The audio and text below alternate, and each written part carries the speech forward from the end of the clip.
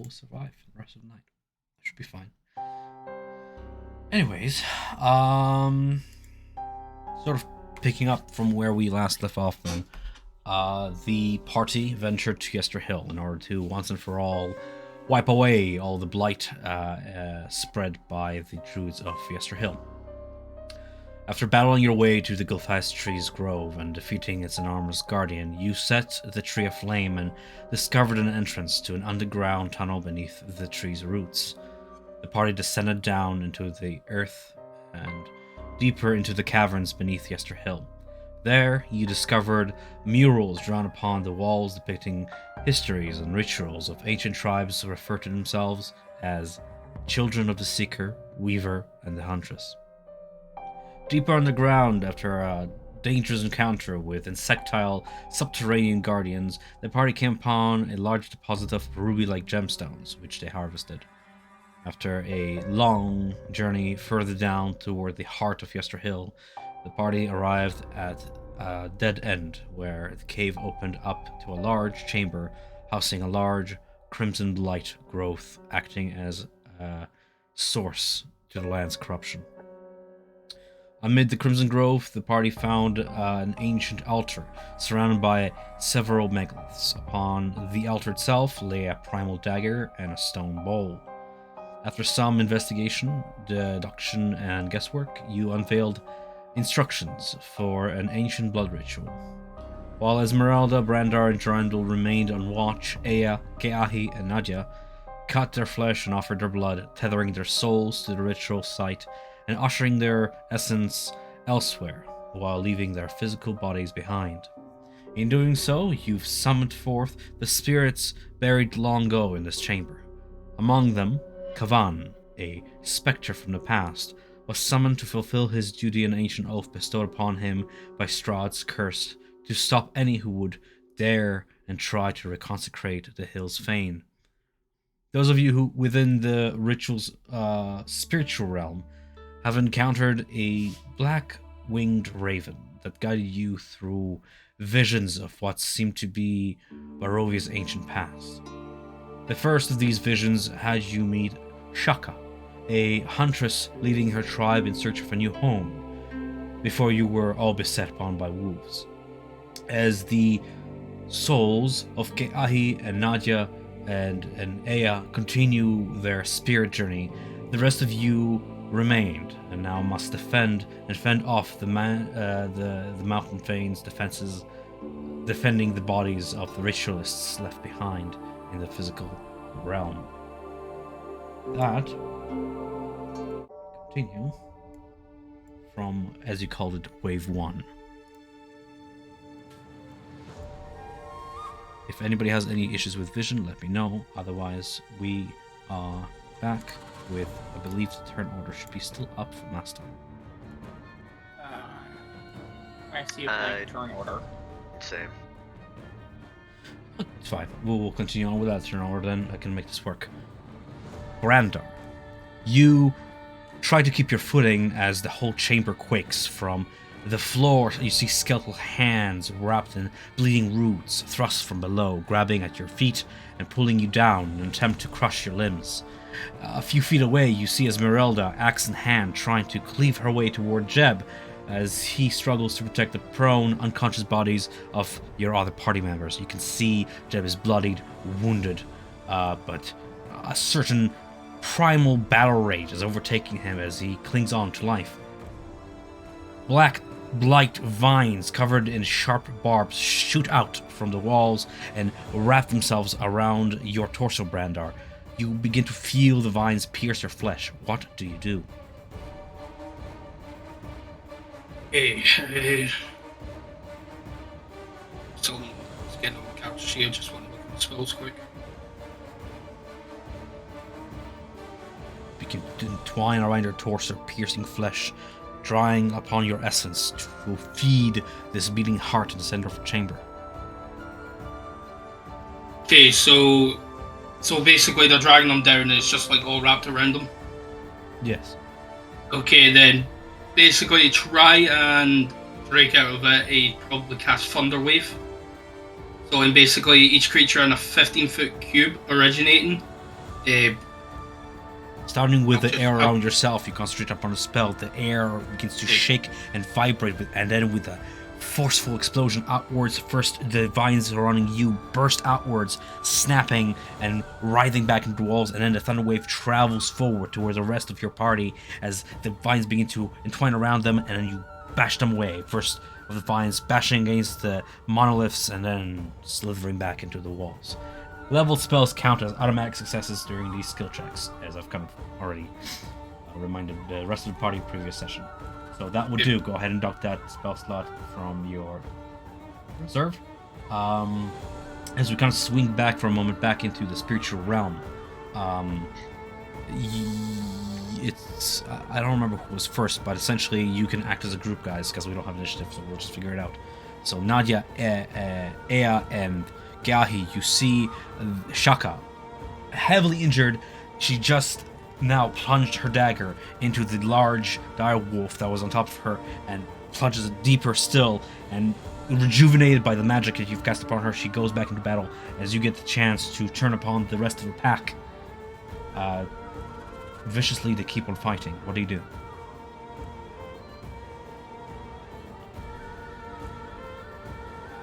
Okay. So I will reach into my pouch, grasp an acorn, and cast Summon Beast. And oh hey, Yeah, I know. there's initiative now. And Gaia is right on top. Look at that. Everything's so convenient. So if we do that, so a box will appear over. I think I can drop it that far out, right? Or yeah, within 90 feet. So yeah, I'll drop a fox there as it appears. So that's my action. I will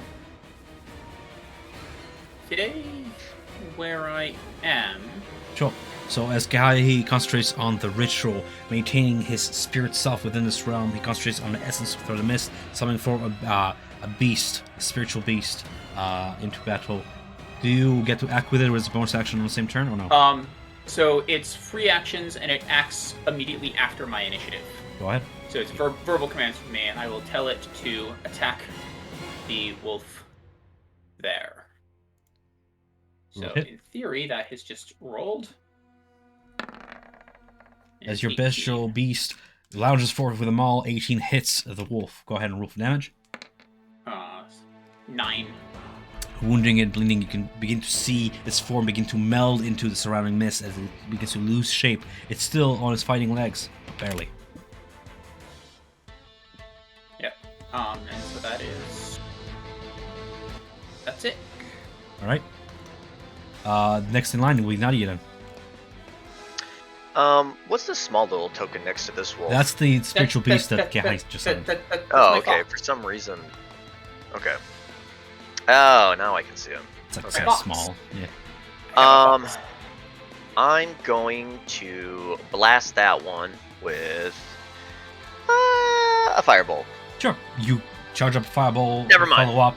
As you do so, the strain of keeping yourself within this realm, having suffered the damage from last time, and maintaining your concentration on both this meditation, perhaps, is a bit too much to concentrate on the spell as it fizzles out of your hand and misses target, unfortunately.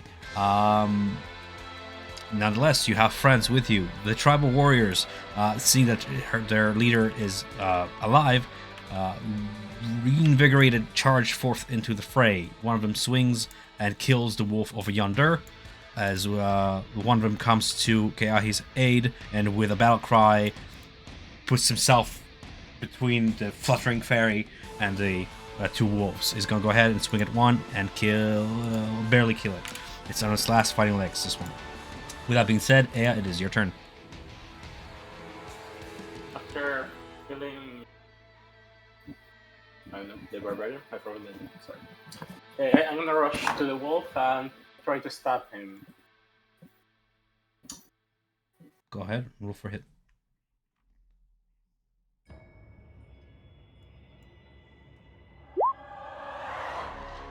While the 24 hits. wolf dodges your first strike, you manage to reorient yourself and bash him from under. Probably causing enough damage to kill him with him maybe only having 2 HP. Just crack him upside the jaw as he begins to poof away into mist or cloud. Disappears.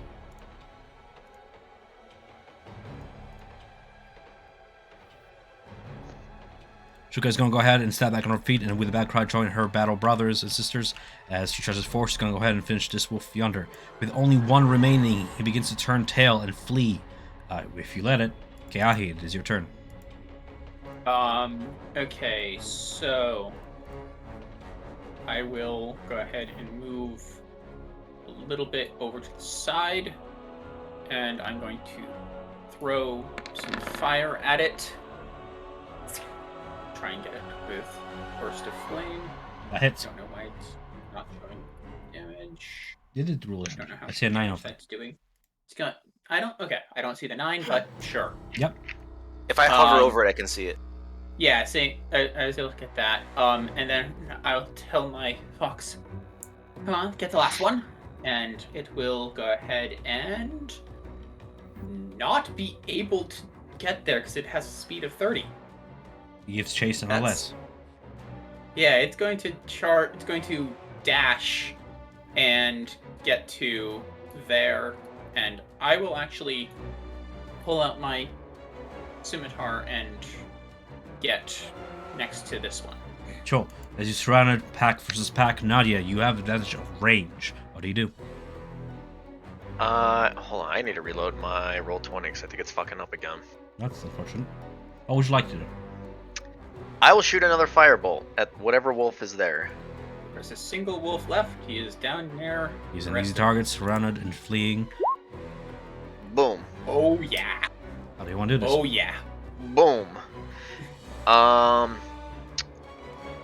Point my point my hand at the wolf, and like this fiery line kind of like pinpoints it, and then a ball of like fiery magma just travels right down through it super quick and just explodes into fire when it hits. Sure thing. Both mist and flame melding into one, as with black smoke the phantoms disappear into memory. And then move there, and that's it. That'll be end of combat. Okay. Shuka lets out a berserker's war cry of victory, lifting and flourishing her axe in one hand while clutching her wounds with the other. A nasty Dao's bite marks her shoulder and bleeds onto her furs, but the woman holds, alive and resolute, thanks to your aid. She sheathes her axe and turns to make sure her people are safe before approaching the 3 of you. She presents a small, smooth stone held in her hand. You see a rune carved upon it, upon the stone resembling a sprouting flower. She says, "The Lady of Sight foretold that we would meet travelers here, beneath the peak of Mount Gakus. On behalf of my people, I thank you for your aid. Here, take this as a token of our thanks. The Seeker guides us to this place. We have traveled far and long to reach this valley, hoping to find shelter, peace, and food aplenty. A home and haven for ourselves and our descendants." She runs a finger through the large raven perched upon a branch nearby. "We will establish camp here for now, but I sense this is where our paths part, travelers. The Seeker has plans for us all." She points into the distance, toward the sound of a bubbling brook. "Travel north, from here until you come to a place where the peaks of 2 pines touch. Pass between them, and the Lady of Sight will guide you to your next destination." With that, the raven caws and takes into the air, looking down at you expectantly as it moves toward that direction. Oops. I would take the stone, turn to Nadia and say, let's head out. Find those trees. Can't imagine we want to stay here particularly long. No, but let's make haste. I want to get out of this dream. Or wherever we're at. I have a question too. Is this kind of like Inception, where if something's happening on the outside, it kind of like shakes? It is very funny world that or you mention whatever. that because I was just about to do something along those lines. As you begin to move forward, you feel a sting of pain, but there's nothing around you. The world shimmers for a moment as if disturbed by something. Every time you take damage on a physical realm, it seems to reflect upon your spiritual self. The tether that you're connected to, the tether that leads back to the spiritual bowl in the material, seems to shudder and flash red angrily every time something happens to your body. Grounds to worry. Yes, sort of like Inception. Okay. Well, I suppose that just means we must be quick. Off we go. And I will start dashing in whatever direction the raven is going. Does anybody do anything else meanwhile? Follow. I would just follow. Sure. You Fire. follow, leaving your recently made allies behind for now. After traveling north for several minutes, soon after fording a small creek, you find a place where two conifer trees growing on opposite slopes of a small gully touch at their peak. A log is laid across the gully between them, forming a symbol of a triangle.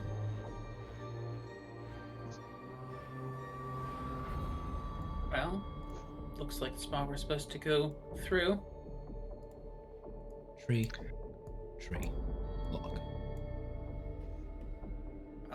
I will motion, have my fox jump up and effectively wrap itself around my shoulders and neck, and I will fly right on through the gap between the trees. As you watch Gahi fly through the gap, he puffs into mist as if passing through some invisible threshold and dissipating.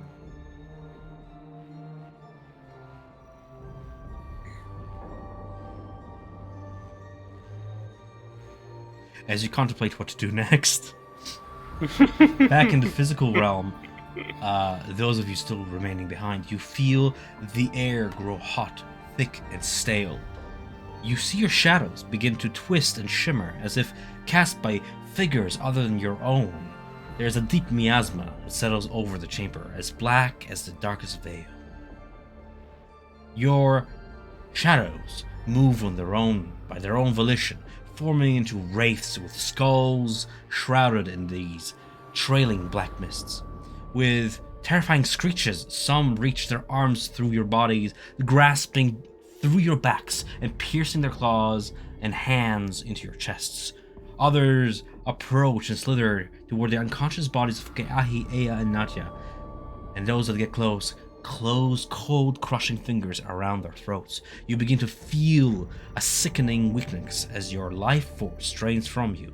You feel something cold running out of your duct and out of the corner of your mouth. This black ichor, unnatural, seeps from your mouths and tear ducts in thick streams that is nearly blinding. What do you do?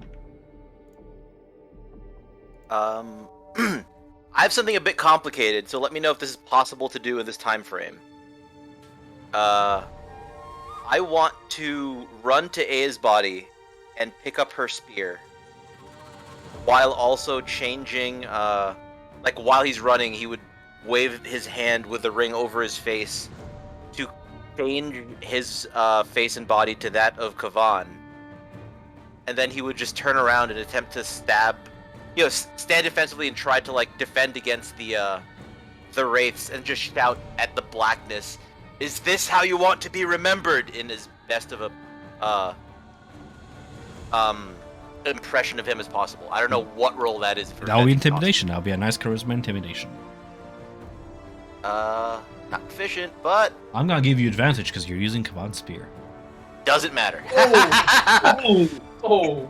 Get the bad ones out of the way. That's all right. As you lift your Actually, spear. no. You know what? I'm gonna inspiration that All right. again, just because I need to not die. I agree. 9. Sucks. But You- at presently, I'm holding the spear and I'm in Kavan's body.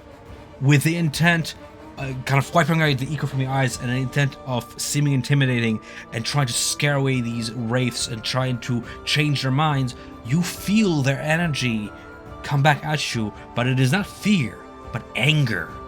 As they begin to lash out towards you and the rest of your party, you feel this necrotic drain. Can I get everybody really to roll me Constitution saving throws, please? Including those of us in the dream? Yes. Should have saved it for that. Those of you who ruled under 14, you feel a cold sensation as you receive 10 necrotic damage, and your max hit points are reduced by that amount. The rest of you take just a 10 without a reduction of the HP. 14 is the threshold. Dream people done, right? Dream people, I'm looking at your rolls and I'm applying it to your temp HP. So Okay. So what do we have for dream people? We have Aya, 22, awesome. Gai, 19, awesome, and Nadia, 13. Only one failed, 2. I'm gonna say that's an overall group success. It seems that donating blood from multiple bodies will help you in this time. I will go ahead and I'm gonna make it half damage then, because there's no max HP to deduct from. Just half damage for you guys. Half time. Because it is, after all, penalty for fail. So those of you in the spiritual realm, you see your feathers flash this black and red color as something begins to drain your life essence away from the spiritual realm, out of this ritual, ever so severing your feather for just a moment before it reconnects itself. How are you holding up there, Jeb? 4. All right. Just quickly, did that take half damage or still full? Well, what did you roll me? 18. You only take the 10 The 10, right? without deducting your max HP. You take damage, you wipe away the E-core, survive the worst of it, and shake it off. All right. As this all happens, this anger then twists into other emotions. You begin to feel, as the spectral wraiths continue their assault, ethereal voices manifest around you and in your very mind, Jeb and Brandar too. You see Esmeralda clutch her ears, trying to shake away the sensation. They whisper your secret insecurities, delivering prophecies of failure and encouraging you to give in to despair. What do you do?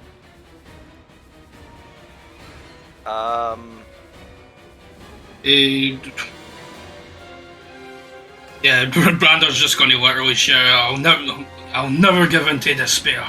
Not as long as I am standing.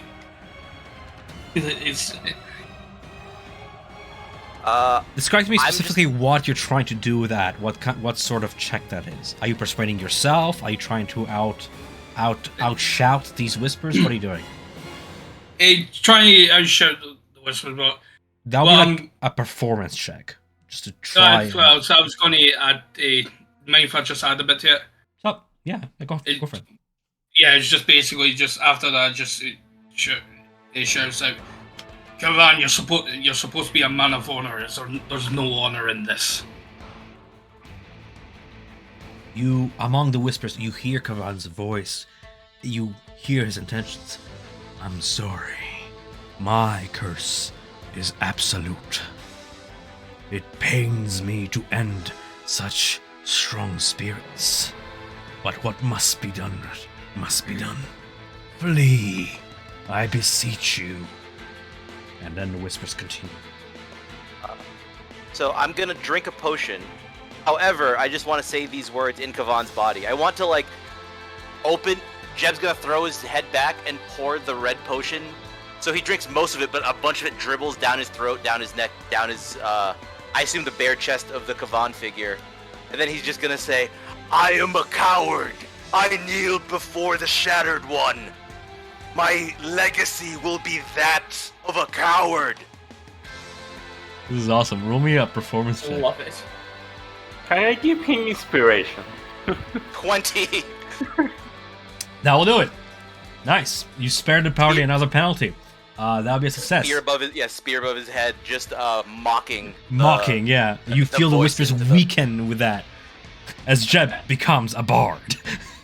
uh, the wraiths meld into the boiling sea of mist, retreating slightly, surrounding the ritual circle, bashing against a protective barrier of it. You see tendrils of dark mist rise from the earth and try and use the desecrated soil as a conduit as they penetrate some of the barrier and lash out toward the bodies in quick motions toward your chest, slashing with these whip-like motions, leaving behind these dark scars across your body. As you try and dodge out of the way to fight this life drain effect, what do?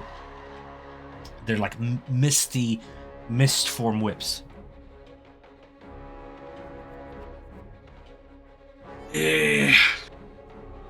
Biggest thing I can do.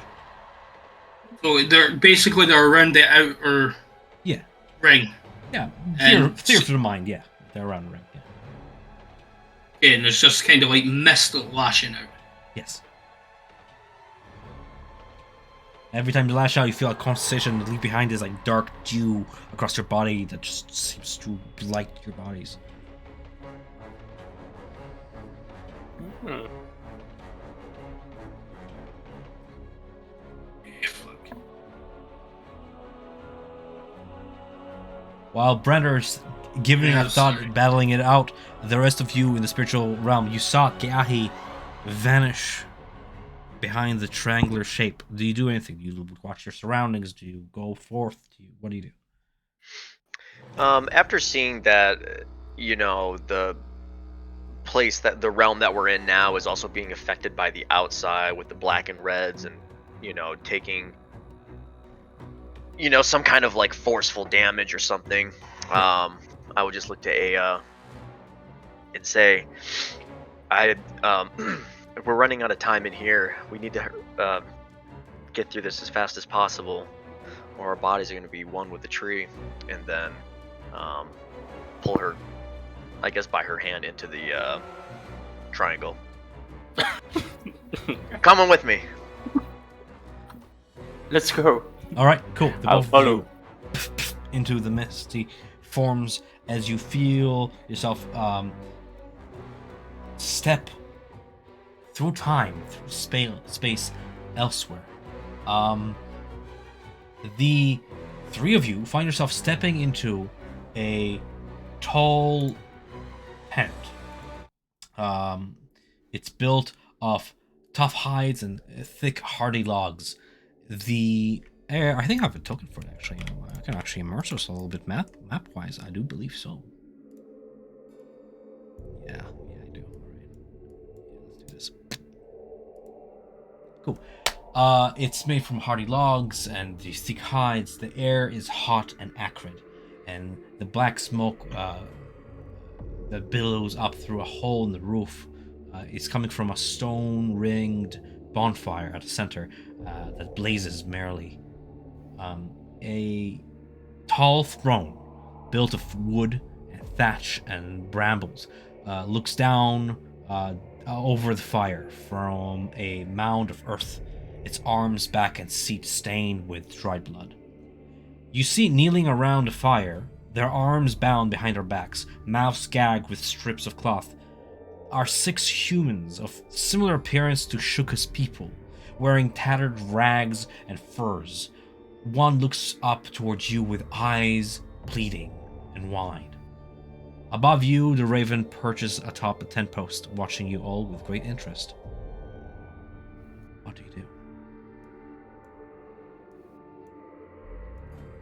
You said there's 6 figures and they're like bleeding from the eyes. They're not bleeding from the eyes. They're bound. Oh. They're bound They're- at the backs. They're gagged with a piece of cloth, and their eyes are wide with not bleeding, pleading, P. Oh, I'm sorry. Yeah, it's okay. I'm humble.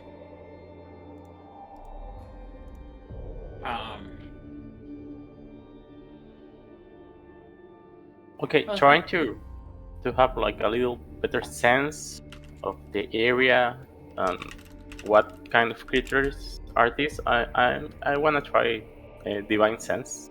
Sure. Uh, It is a very odd sensation using your sense here, for you are reaching through time and space and to a certain degree reality. as your essence penetrates this realm, you can tell that while they're no longer alive anymore, at this point of time, they're humanoids. Bone, flesh, and blood, like you are, they were. Okay. You would know that to some measure they're undead, perhaps through memory, but that's weird because that's me trying to like think of that from D&D rules wise. They were alive at one point, and they are alive at in this memory. Yeah, we're basically viewing back in time when they were alive. Yes, It's a though memory, they not- seem to be on the verge of death. They're exhausted. They're scarred from torture. They're gagged, and they're weak, and they're tired. And the one that looks at you can barely lift his head. Does it look like there's no one else in the room that's like forcing them to stay bound, right? No, they seem to be just bound prisoners. Some of them are bound to posts, some of them are just bound with their hands behind their backs. For one reason or another, they did not attempt to flee yet. Well, I suppose we should probably not leave you bound. After all, everyone should be free.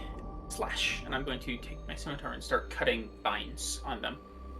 For those of you The bindings off of them. who watch, he cuts the binds and he quickly takes the gag off and says, "Travelers, praise the Seeker. Yes.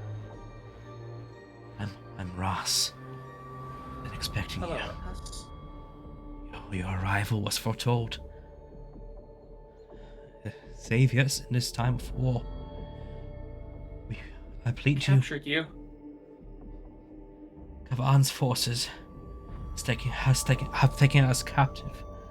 We are prisoners of war to the Blood Drinker. He is a ruthless chieftain who seeks to unite the people of the Balnak Mountains through conquest. He stood against them, and now we're paying for it. But perhaps now's our chance. Kavan is out hunting with his companions. We do not know how soon he is to return. But the tent is unguarded. Yes. He might return soon. It's like one of us is his prey.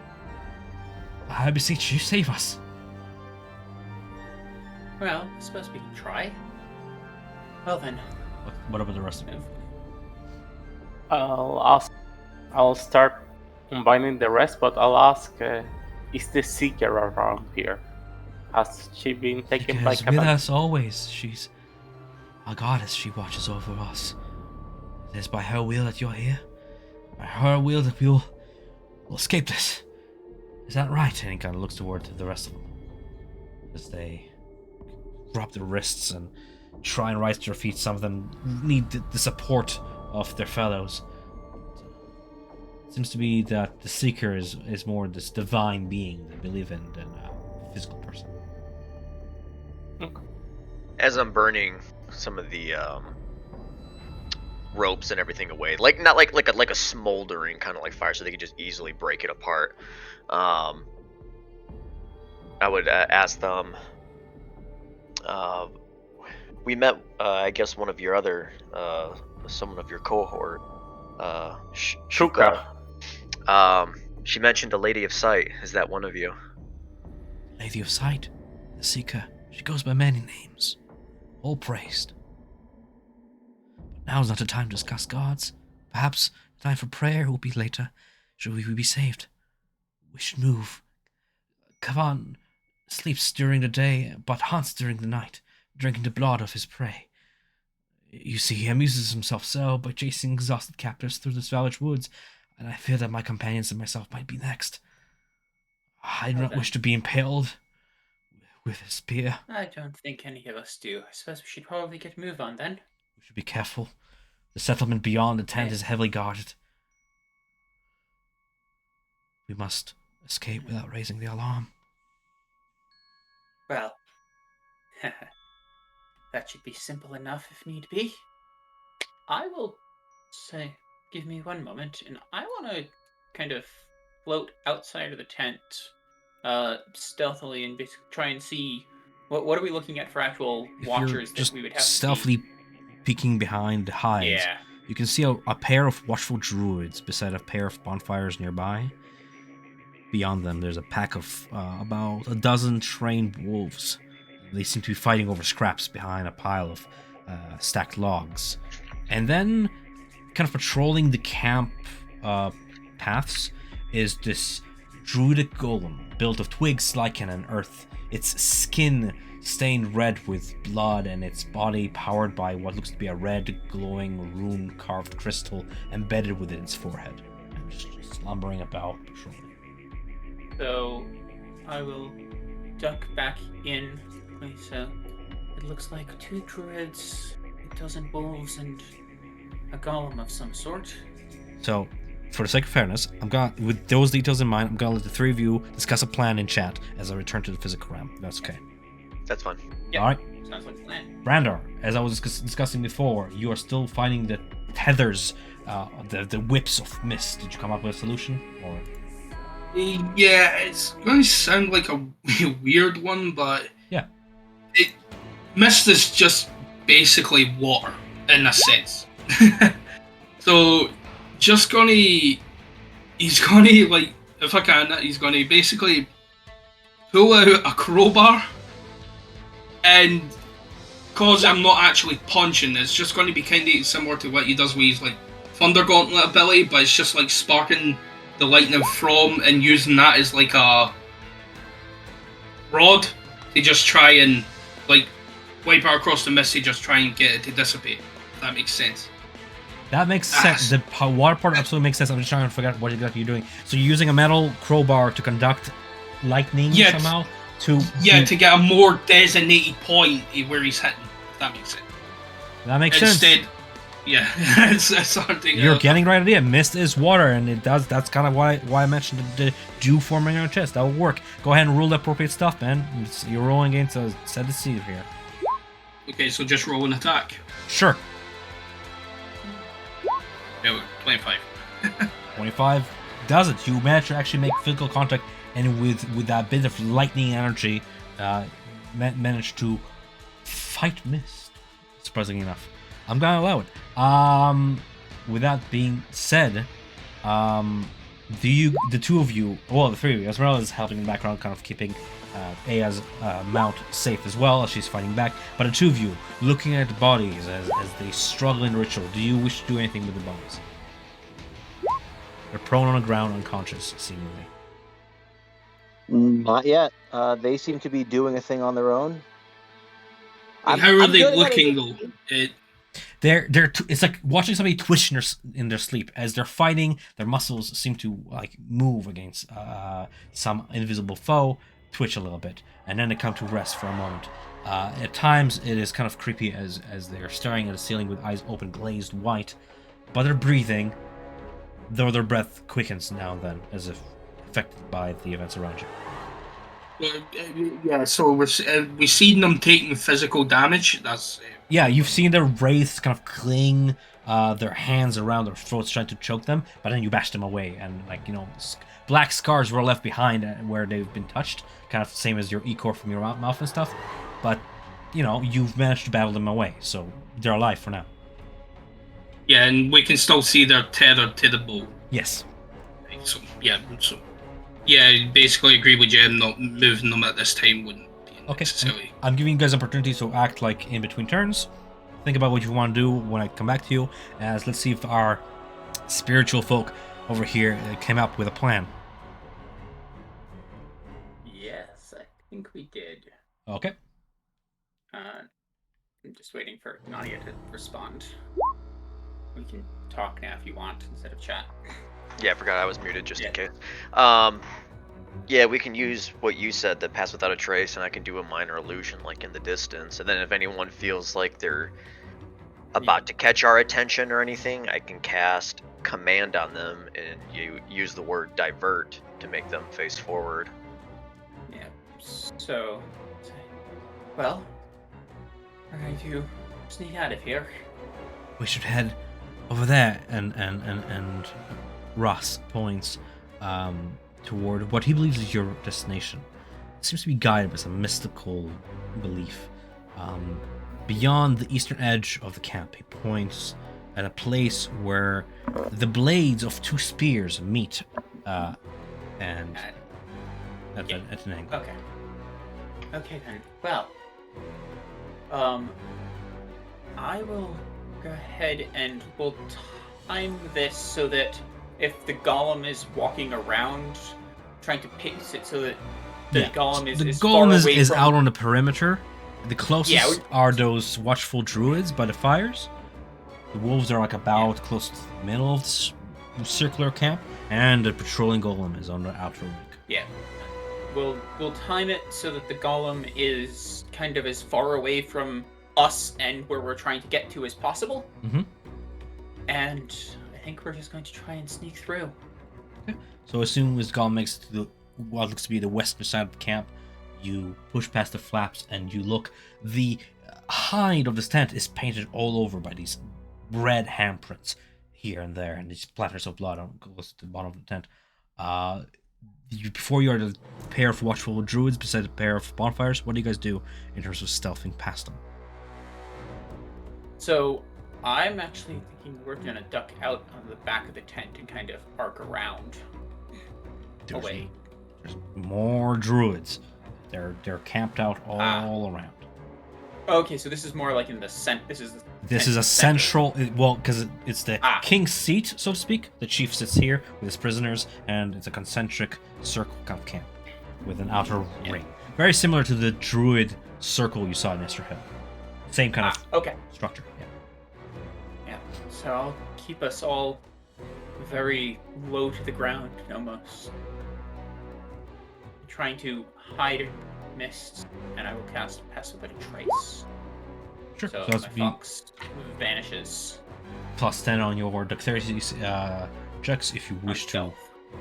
Yeah, dexterity stuff is. Yeah, and so trying to basically try and keep everyone quiet and skirt around and indicate to Nadia to potentially distract the druids in the other direction if they turn towards the druids us. seems to be their attention drawn toward the fires to keep warm during this cold summer night. You feel yourself hidden in the shadows, but thanks to the spell, as the captured forest folk also follow. Some of the more exhausted ones being dragged by their fellow mates, but steadily they kind of follow. Thankfully, you don't need to rush through all your stealth, so they manage to actually keep up. Yeah. If you want to rule me that stealth check, that would be the time. Wish me luck, guys. Oh, that is atrocious. That is atrocious. Natural 120. That is awful.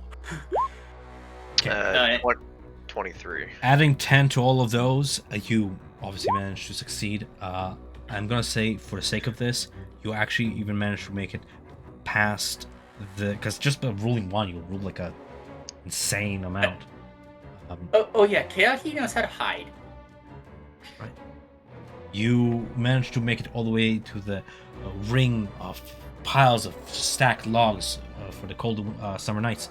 You hear the growl of the wolf packs around as the forest folk try to hush themselves.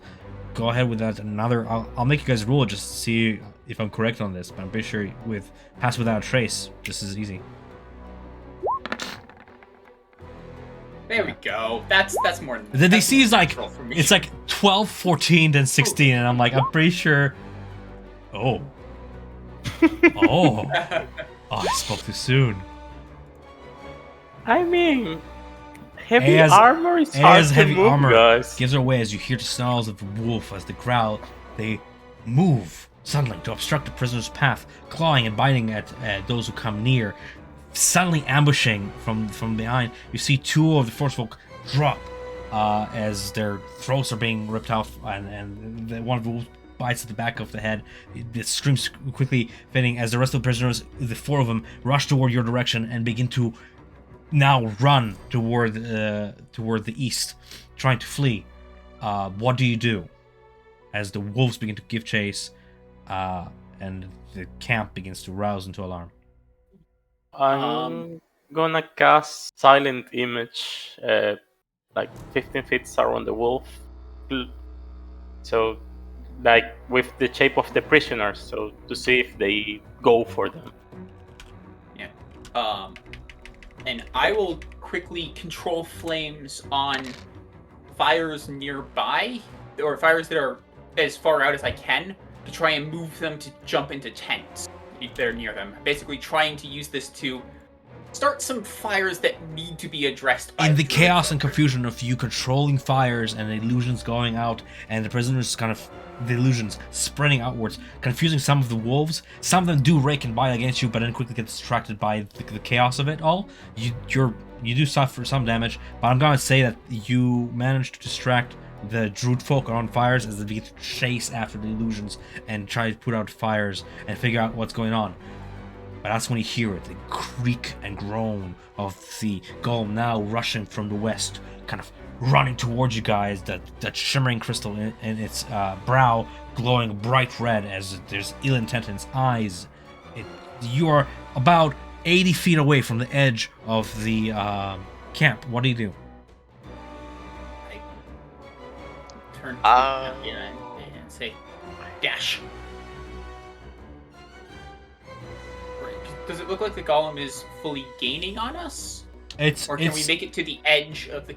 Or could we, if we full out dash... In the time it took you to kind of figure out whether to dash or not, it has gained some distance on you guys. It is now passing past the tent. But yeah, you begin I'll to... cast Yeah. fog cloud to try to between the golem and us, so we gain some time if he gets lost. It disappears behind the fog, and you continue to rush toward the boundary of the camp. Fog cloud, it's 20. Yeah, so it's a like barrier 40? between you and it. You just before it slowly disappears, you see it bash toward the ground, and these writhing vines just leap in and out of the ground in waves in the direction of Nadia. Nadia, you begin to feel these vines try to trip you and entangle your feet. What do you do? Could I just use my tempestuous magic to kind of like leap out of that? Is that like a limited feat? No, it's a bonus action. Does it require you I'll to give you cast a advantage spell? on your like acrobatics check because you're using Okay. message magic. You said at advantage And acrobatics. That will do it. You manage to 15. fly 10 feet into the air, out of the grasp of these vines, as the golem completely gets engulfed in this fog. You manage to reach the eastern boundary of the camp with 4 survivors. You can clearly see a pair of spears planted in the ground at an angle, their blades meeting at a center and forming the rough shape of a triangle again in the ground. The Russ, with the remaining 3 by his side, approach you quickly, look toward the tree line and say, "Thank you." They quickly present something in your hands. They kind of put it in Aya's hands. You can feel it's a similar stone, smooth river stone, with a sunburst upon it. It glows as soft red and yellow in your hand before the druids quickly make it toward the forest line. You hear the flames, the wolves pursue, the sounds of conflict, of wars from time bygone. But fortunately, that's all you can do in this memory, as what awaits you stands before you, the 2 spears. I will grab Aya and Nadia and try and pull them through. I don't know if I will succeed because I'm not particularly strong. I don't know if they're resisting. No, I would just go. This world's starting to turn me upside down. As you try and remain away from the dazing sensations of this world and approach the spears, you turn toward them, and just past them you see a massive, bulky silhouette appearing from the west. This broad-shouldered human man, Kavan. His face and chest marked with elegant splatters of blood. A shard of ember stone glints with crimson light that can be clearly seen tied to a cord that rests against his chest.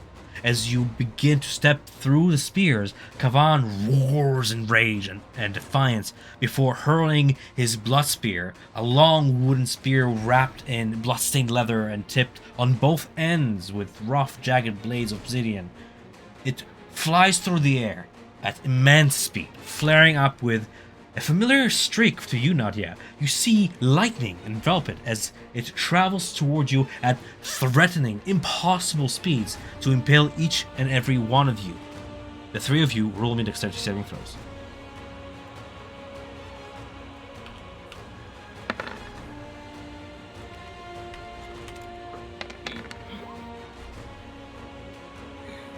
The three of you feel a piercing sensation as the spear pierces all three of you one by one and goes through you, impaling to the ground with a thunderous kaboom of thunder.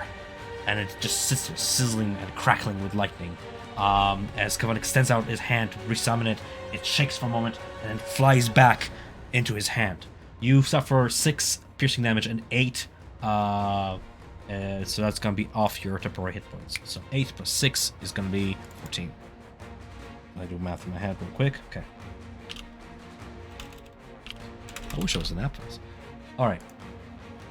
Nonetheless, you clench onto your wounds, and the spears are within arm's reach. As you reach into them, your forms turn to mist, and Kavan vanishes. Those of you in the physical realm, Brandar, Jeb, you feel a cold wind pick up and gust throughout the chamber, howling like a banshee. Spectral strands that imitate grass whip and swirl, driven into a frenzied dance as the gale comes to a crescendo and the dark mist above spirals, becoming a roiling storm. There's clouds forming out of the ceiling of this chamber, and you can see the crack of lightning within, some sort of magic taking place. This Mealstorm's grasp intensified, dark, misty wraiths fly around you, forming into a howling gale that hurls you through the air, slashing with razor-like current. What do you do?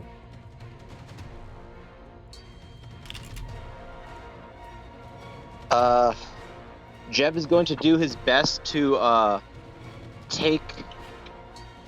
put his back close to one of the standing stones there, the one near the circle, and he's just going to keep doing what he's doing and try to piss Kavan off. I want to do a slide of foot. Let me know if this is too cheesy. There's several the ground's not level. There's a bunch of pebbles and rocks on the ground, right? Sure. What you hope is pebbles and rocks is actually fragments of bone, but will serve the purpose that I bet. Uneven ground is my point, right? So he wants to essentially take the torch that he's had at his side and prop it up at a slight angle on one of the bones, so it's elevated, and he wants to raise the spear over his head with both hands and just shout again, "I am Kavan, I've forsaken the path of the warrior," and kneel before Strahd and attempt to break it over his knee, but miss his knee entirely, but also stomp down at the raised torch to make a snapping sound. So he sees his blood spear be, quote, broken. Roll me performance. I can't fucking fight. This is all I can do. I'll act my way out of combat. I clicked the thing. Come on. Sorry, It's okay, my roll 20 decided to freeze. Look, I'll wait for that roll and I'll let you know what's going on. As this is all happening, in response to Jeb's act, you hear the ethereal voices return, manifest around you, whispering your secret fears, delivering prophecies of torment and agony, and encourage you to surrender for the sake of your own sanity. Once again, Kavan's rage seems to plead with you, and when you don't give in, it forces your hand. What do you do, Brandar? So it's just basically lightning clouds are forming above us. That's what. Yeah. Yeah, you see dark wraiths all around you. They're slashing through the wind, and you see flashes of lightning above you, and these ethereal whispers continue to intensify. Okay. Brandor's going to just rush down to like the bottom pillar here, looking at Esmeralda, trying to tell her to get close, but just like before he reaches it, he's going to stab that crowbar and just kind of use it as a lightning rod to keep the lightning away from them. So it's more, it'll come down in the pole and not them. Roll me Arcana as you're trying to look onto the nature of the spell and trying to gauge where the lightning is going to strike, where to direct your rod, trying to read this magic and get ahead of it. That will do it. You actually manage to catch lightning one after the other into your hand, and the gauntlet conducts it and into your mechanism, into the conductive framework of it, so that way you don't get electrocuted in turn. Yeah. Nice. Unfortunately, Jeb, this seems to be every time you mock Kavan, his anger only intensifies in this barbaric rage that punishes you for it. I roll 3 plus 12. The storm intensifiers around you as a series of wraiths spin around you, slashing again and again, nearly knocking the spear out of a hand as you hear Kavan's voice. You call me a coward. You are unworthy of wielding my weapon. Take off the mask and die. You get dealt 15 damage. I don't think you're standing after that. Oh yeah, no. I go as I see like the wave of stones, and he just says like, "You're not worthy of wielding it." A smirk goes across Jeb's face, and he just smirks as like the slashes go into him. Before he loses consciousness, he just looks up and just says, "Neither are you." And then the face drops. And he falls unconscious. Just slowly flicks off. But nice. Unfortunately, the damage is. Did the superior not give you that extra health? Or did you already take enough for that? Because you drank the superior healing potion, right? Was it? I thought it was a regular. Was it superior? It was superior, my friend. So go ahead and roll an additional 2d4, and we'll see if you actually survive that 15 then. Well, I was at 8. Sorry, it was in the other room. I was at 2d4. Everything's... Yeah, my roll 20 is just a black screen right now, so give me him. I'll help you out, man, dude. It's okay. You mind if I roll for you? Yeah, go right ahead. So that potion would have healed you for an additional 8. Wow, I rolled max. I rolled max dice for you. So you had 16. Awesome. You're at 1 HP left. I have 1. Yeah. So in that case, no. I just Bike it how you had drink after this. I just keep the face. As he slashes, he falls to one knee, and I just look at him. Neither are you. A warrior fights with his blade, not hides behind. And he just spits blood on the ground. Foul magics by the Shattered One. Very nice. I love it. As Brenner continues to channel lightning and trying to misdirect the lightning from hitting the prone bodies on the floor, a series of tidal waves of twisting shadows rise at the edge of the stone circle and bash themselves against the protective shield. You can see it flicker and crack at places, the ethereal silver flame failing at spots as they continue to bash against them, threatening to crush over those of you below.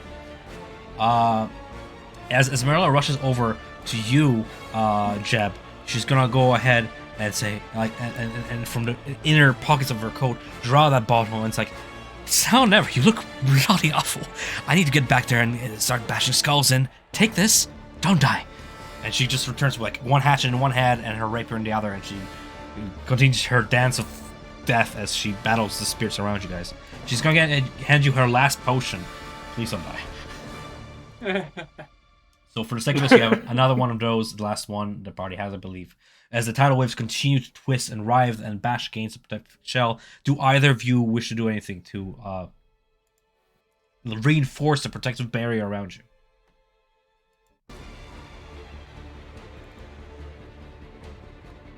Brenner, you still with us? Yeah, I can't really think of anything I could really do when it comes to... these are just basic... These aren't physical beings, are they? They're just... Well, they seem physical. They hurt. They lash against you with their claws and stuff. They're just spectral in the sense of undead. Okay. You watch Critical Roles. You know exactly what you're fighting. Critical Role, the anime series. Remember those like black skull, like the white skulls with the black stuff around them that were grabbing people? Yeah. Wraiths. That shit. They're physical. Yeah. Okay, I get you completely. Then he won't really risk, so basically he's just going to start taking like pop shots towards their skulls with his gun. Just to try and get them back away from the barrier. Oh wait, can things leave the barrier? Can magic leave? Yeah. Or, Magic seems to travel through it. You saw Esmeralda now and then to draw out her crossbow and like fire food bolts outside, trying to do the same thing, just trying to like nail them in their skulls. Yep. There we go. I just rolled an attack if that's what you want me to do. Yeah. A 25 to hit. The gun fires with a flare, hitting the specters. You can go ahead and attack. Again, I believe you have 2 attacks per turn if you so wish. I'm just totaling damage here. I'm going to use that against the DC. That's an 8. That will do it. Alright. Alright, you manage to chase away these tidal shadows as they scatter about. Alright. As you continue to fight in the physical realm, I'm going to return to the spiritual. Where we are at. Alright. The lot of you, the 3 of you, emerge out onto a gray, fog-choked battlefield. The earth is gray as ash. The air is thick, and the stench of copper and rot is about. The ground nearby is littered with bodies. Most wearing leather and hides, but some wearing chainmail and steel plate with devil-horned helmets. Nearby, the charred, tattered husks of tents are scattered about, like battlements that litter the field. You hear the flap of wings as the raven settles atop a pile of bodies nearby, its dark eyes mournful.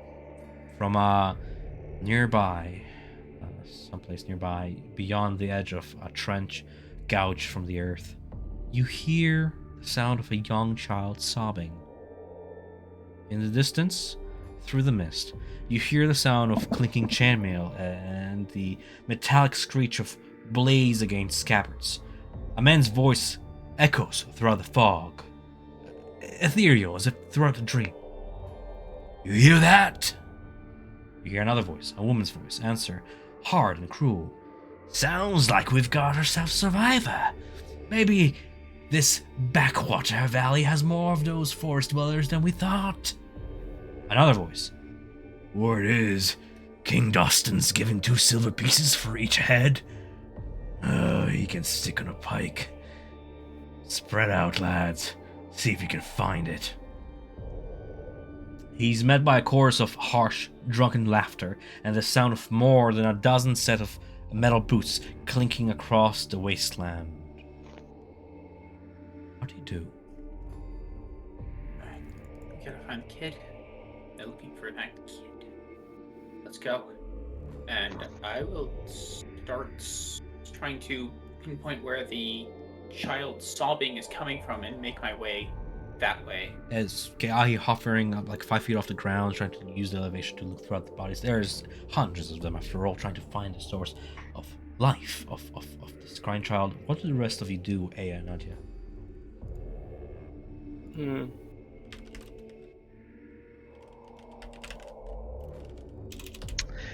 Good question.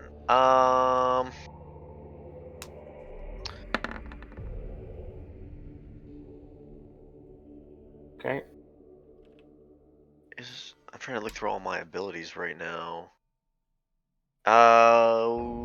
Would there be something either through taumaturgy or minor illusion, just something to grab the guard's attention and lure them away? Well, which one is Opposite. it? Which one are you using? Let's just do beating of drum. All right, let's just do minor illusion. What would you like to do? Let me link it. With all the soldiers and their armor and just their voice and everything, just have a voice off into the distance, or I guess like maybe if there's like a pile of corpses, something behind it, a voice that just kind of sounds like a low and grimy, like, "Wow, over here, some loot." Is that you, Jeremy? Oh, boy, loot. I love me some loot. Could use that. You hear one of the voices say as it begins to trail a little bit away from the sound of crying. As the first voice says, "Don't get distracted. Find the child. Leave none alive. We could use the prisoners. We could use their knowledge to find a Fane. Ah, screw him. He can go wherever he likes." And they continue to draw. You managed to distract one of them. Perhaps a few more that did not speak. Gahi, kind of fluttering around, you find a child. She, it appears to be a human child. Injured. She has a streak of blood coming down one of her eyes, and she's holding onto one of her arms as the other arm is placed upon a body before her. She's clutching the corpse of what appears to be her mother, which holds a spear in one hand and bears multiple arrow wounds across her torso. This child cries and pleads for her mother to wake up, flee with her, drawing the soldier's attention closer with her cries. I will flutter over and put my finger against my lips. Shh. They're coming for us. We have to hide. And I will try and take. I will try and take the child's hand and basically try and guide them away. And if they start making sign, I'm going to effectively try and cover their mouth to try and keep them quiet. We have to get out of here. Child looks panicked, wide-eyed. Aya, you're watching this happen as you catch up, along with Nadia. You watch the hand go over and her eyes go wild as she emits a small scream, but then gets stifled. I will also make sure that my wings are visible to her, so that it's clear that I am not what would just attack her people. I mean, she's still fearful. I mean, you can imagine what she's going through. I know, but her cries stifle as she becomes frightened, essentially. While Kiaji is trying to calm him, I'm gonna offer him the good berry. It's a girl. Like, eat this. It will make you feel better. Whispering, by the way, not yelling.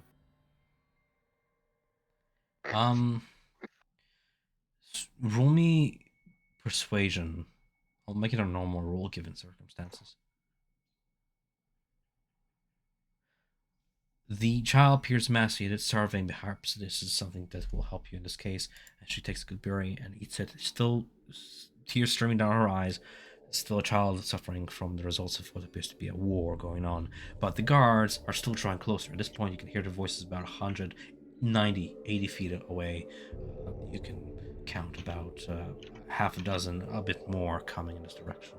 Searching, you can just see their silhouettes begin to appear out of the mist, one by one. What do you do? There like pile of bodies around the area? Like it's a mountains? battlefield. Yes, it's a battlefield. Okay. I'll start creating like a wall of bodies that is like 15 feet surrounding us, so try to hide inside of it. That's quite a wall you're trying to do, and they're gonna be here in about 20-ish seconds. I don't think you'll manage to do a 15-foot wall, but you'll manage to pile a few bodies and create a sort of like a shield to cover yourself. I'll turn to and say, did illusions before. Now might be a time to try that as we get out of here. I mean, I could minor illusion again, a 5 foot within a 5 foot cube, 5 wide, 5 high, a bunch of bodies slain, like broken boards, wheels, or, wagon wheels or something. Okay. But if needed to, I could also cast a second, or a first level fog cloud to kind of get seen. Let's see if we can't hide for a bit and then make a break for it. We've still got my hidden nature. You hear the sound of clanking of boots now, 60, 50 feet, as some of the guards begin to become frustrated. I just heard it. Where is it? Where are you? They're kind of beginning to get frustrated. The sound has stopped, looking about, searching in this thick fog. What do you guys do?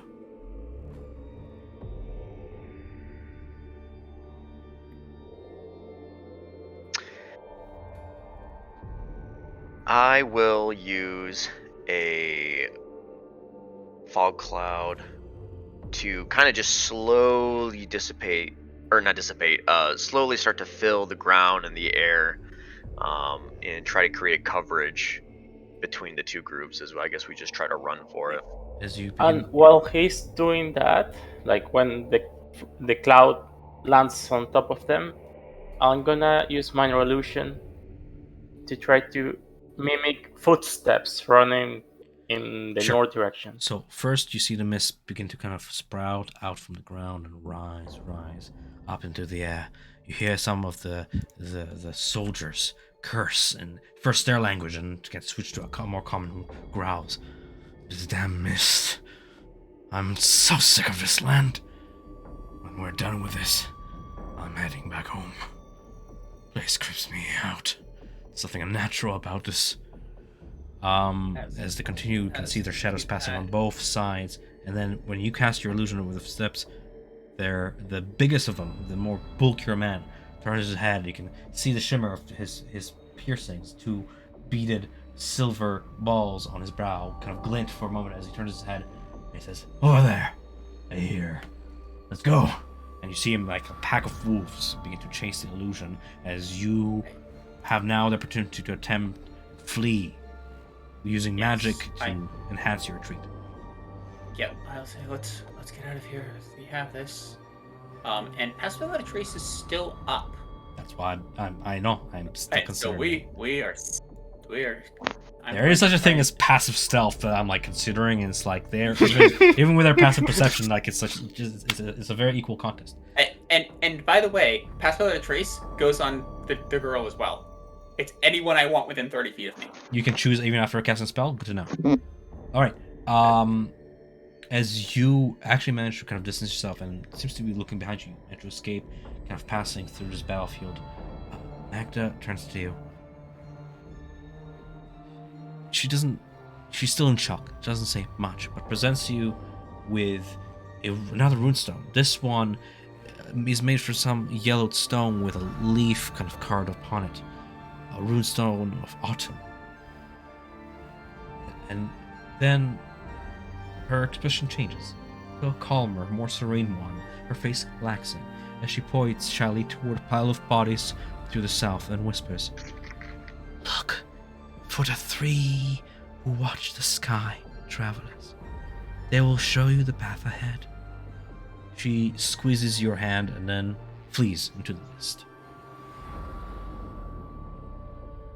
As you look toward that direction, kind of navigating the pile of bodies, you soon find a trio of corpses laid on their backs, their eyes open toward the grey sky above. Their bloodied forms lie in a rough, triangular shape around an empty grave.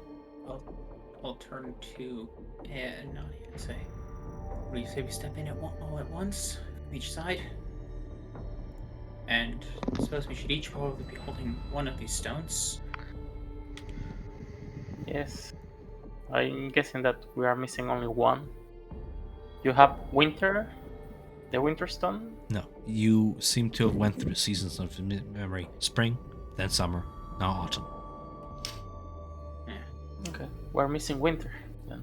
Well then, into the cold. I'm so glad you guys didn't fight the guards. That would have been a big fight.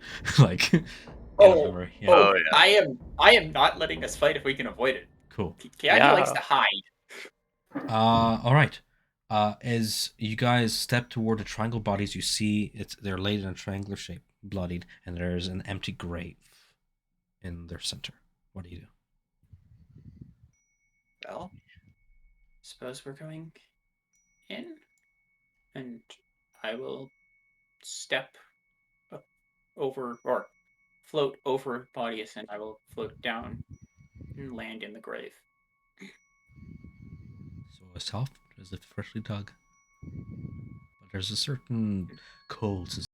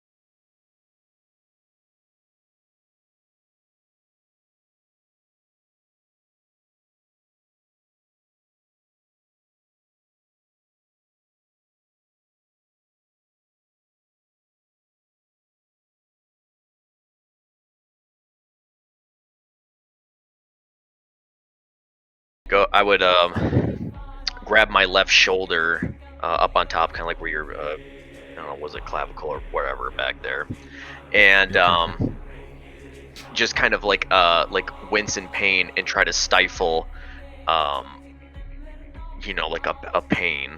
As you're trying to stifle the pain and the memories coming back, for just a moment, the grave flickers and gets disturbed and ripples like a dream collapsing. And for just a brief moment, you look up skyward and you see and smell Jeb in your proximity, and you see the chamber again. Like, for a moment, your eyes unglaze, you return to reality, and your tether weakens. You are given choice of coming back or calming your mind back into meditation, into the ritual. You're experiencing a kick, essentially. Oof. The choice is yours. If you wake up, you will see Strahd cradling you, biting your neck. You see Strahd cradling you and biting you, which is even more adding to this fucking panic. If it was kind of like in that way, honestly, I think I would try to fight it off and stay in the dream, just because if that's what's bringing me back in, then I want to stay away from that. But he's feasting on your body. But I feel like if I it's finally realized the where it's like- heaviness of what Jeb is doing. I was like, I'm describing Jeb's smell for some reason. This is weird. I'm like, it's fucking Strahd biting you. Jeff's about to get a fucking chromatic orb right to the face when I come back. Well, do you fucking deny it and Yeah. just stay in the dream? Either this is my magnum opus though. So either way, it works, right? Either I quote drink It's her blood fucking and she genius to the takes it. point where, it's where I'm amazing. gonna let you succeed the check. I just want to see what Nadia does in this. Because if she This is wakes up, amazing. we have an extra party member in the waking world. If she stays asleep, Strahd's having a snack, which sells it to Kavan. There's no lose. Genius. Big boy Love brain. I love it. Nah, I actually think I would try to stay in the dream to try to finish this, and I feel like if I was to finish this, whatever in the dream, whatever was happening back in the other world, technically, would cease. As if a target of like a phantasmal force spell, you're trying to shake away and rationalize away your fear, try and shake it off and return to the calm meditative state of dream. I must finish this ritual. I came so far, I can't fail now. You return back to the cold. Back in the material realm, you see around you, Jeb, and around you, Brandar, veins of ice spring from the frozen ground, forming plates of frost that lock you frozen. And they begin to climb up your clothes, up your boots, Yep. up your membrane, and just lock you in the shell. What do you do? Yeah, as a reaction for myself, would that be since it's like kind of turn order, would that be what you use a reaction and an action still? This is kind of like it's a skill check. The Okay. action economy doesn't really act in tandem here. Just describe to me Yeah. what you do, and I'll figure it out. Alright, so basically first I was just going to use reaction to cast absorb elements to pretty much reduce down any coldness or anything that's hitting his body. Is absorb elements a level spell? Yeah. That will work. Deducted from your But- spells as you begin. Yep. Yeah, but it is counted as a reaction. Yeah. No, that's fine. You react to your surroundings. That's fine. Yeah. You cast a spell. Same as casting a shield, really, and you absorb the cold and in turn them kind of use your body to shield perhaps one of your friends, as well as Jeb shields the others, and Esmeralda shields the third from this prison of frost. A hail storm begins to form. Jagged hailstones the size of fists begin to pound upon your backs from above. Do you do anything to react to this as you continue to absorb elements? Other hand, I'll just shoot around and be basically casting firebolts towards them, trying to bust them into water before they even hit. Okay, Firebolt being cantripped, I'm gonna give you Yeah. advantage on your Arcana check as you're trying to again read the spell and just sort of hit the bolts as they're coming down, snap them out of the air and protect your fellows. Wait a second. Isn't rolling. Do it. There we go, 13. Unfortunately, you suffer in your efforts. This much slashing damage and an additional this much of cold damage for an 11 total. But your absorbing elements, is that lasting effect? Yeah, so I'll just read it quickly. Duration's a round, so it's technically a round. So for a whole round. So absorb elements is in response to one attack. Yeah, unfortunately, it's not gonna absorb this one. For a round. Yeah, you held it, and you get pounded by the second attack for a total of 11 damage. Yeah. And in terms of our ritual hit points, I don't think you grabbed the last part, yeah, or Aya's hit dice that were dropped into there.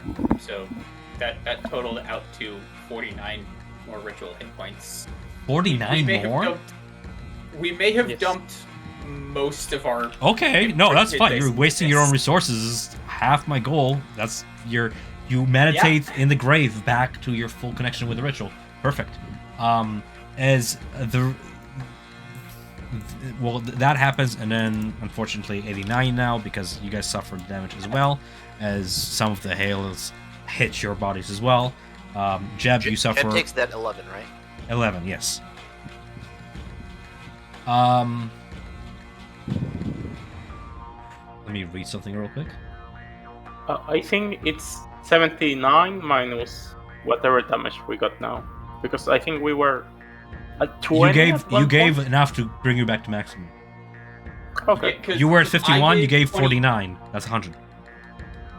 Oh. Yeah, because I had given 28. It's all good.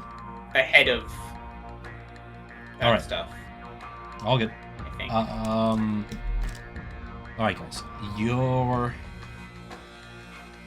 Your eyes flicker open. Post your meditation, and you find yourselves once more in the shallow grave.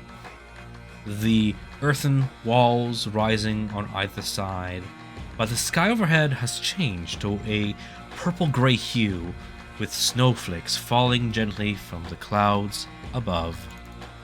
I have a snow fact that I really, really like. I'm gonna put it on a map now. Also, the child's not with you guys. Sorry, I forgot to remove that token, but there it is.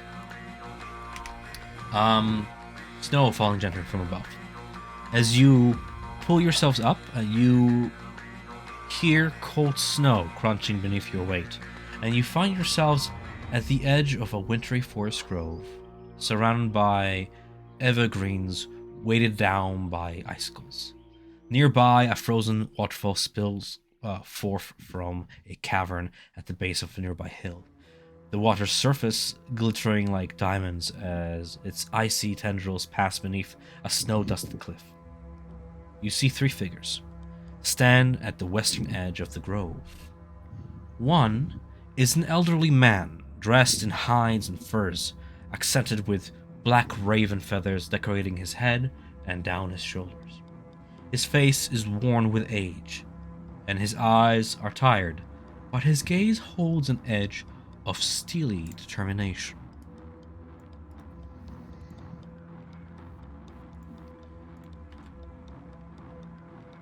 The second figure is that of a bipedal humanoid with green insectile chitin covering his body. A pair of translucent matted wings are folded across its back, and it stands upon thin, plantigrade legs. Plantigrade is like when your knees fold the wrong way. Yeah.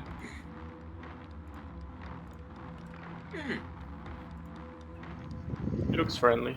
The third figure, it has like faded chitin and almost like a droop to its eyes, and it stands half crooked. You can assume that it's almost as old as the man, if not older. The third figure is immersed in a large water bubble that hugs its smooth, almost serpentine form. Its head is frilled and has catfish-like whiskers. The creature breathes using a set of gills at its neck. Its hands are webbed, and it holds onto a long spear that it leans upon. Its torso is akin to a man's, but the bottom half of its body ends at a lengthy tail and a coital fin.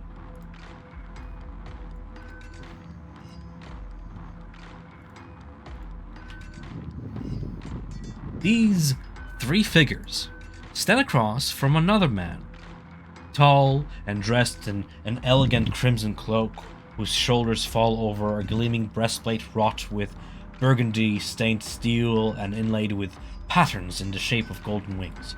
He bears a black widow's peak and a pair of piercing, familiar eyes.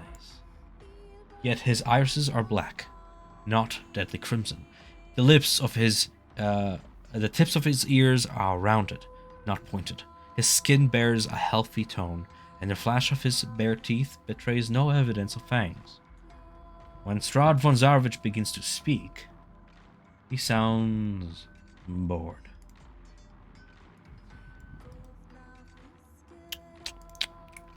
I need to get some water. But the tone of his voice betrays an unmistakable hunger. Your gods must be impressed with the fealty you show their memory, but you cannot hide their powers from me forever. What good is a dead goddess who abandons your people to the mercy of outsiders, when a future king, protector, stands before you now? King Dostron's tyranny left your ancestors broken and lost. My rule shall rise you up from the power and statue to the power of statue you deserve. Tell me where I can find the Seeker's Eye, and so master the power of her fame, and I shall grant you, the servants of the ladies of Sight, the same protection I have granted the two other tribes. The three figures before him exchange silent glances. Then one, the tall insectile creature, speaks with a feminine voice that seems to rattle through her moving mandibles. Our Amber Keepers have suffered long enough under the boot of those beyond the valley. A gale of vengeance brews among my hives. If this outsider would help us take back what is ours, I would stand with him. The second figure, leaning against its spear, speaks next with a voice deep and as flowing as the waters that surround it. You speak of storms, Amber Weaver, but our people have suffered the tempest for far too long. They shake their head. We've been worn thin from centuries of cruelty. If this outsider offers sanctuary and the chance to rebuild what has been broken, I would receive his offer. The third figure, the wizened man whose hair is decorated with black feathers, gives a crackling bark of laughter. As intriguing concept, Tove. That may be so for the earth colors and the spear fishes. But the minds of the Skyseers are not yet made up. We know not the stranger, nor have we received visions of the Seeker's will. He asks much, but our old ways are precious to us. He bares his teeth and turns his gaze toward the three of you.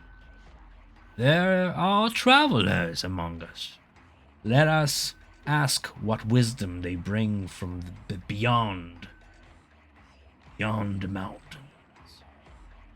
Who is this outsider who comes to us bringing peace wrapped in war? He says he's a conqueror, a prince, and a mage of great wisdom. He has waged war upon the warriors of Silva and ranged near the peak of Mount Gakis. Should we give him what he seeks? What do you do? He's powerful. Yes. But cursed. Blight upon the land. Under his rule, the land will suffer. greatly. Forever.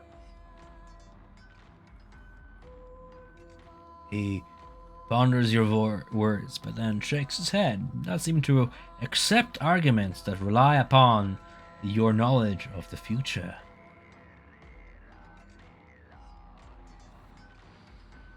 He kind of swiftly rejects them, kind of noting that the Seeker has shared no vision of that which you speak of.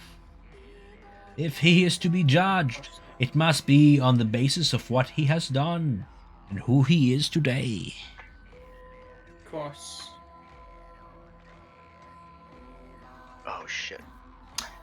By how Strahd looks, by this time, did he kill his brother? He I looks mean, we have alive. seen the mem- Okay, so no. I cannot answer your question, but he looks alive. I described him as looking Okay. alive. I'm reloading Roll20 real quick, but I'll approach a little bit towards next to You can use Kyahi. theater of the mind. Yeah, and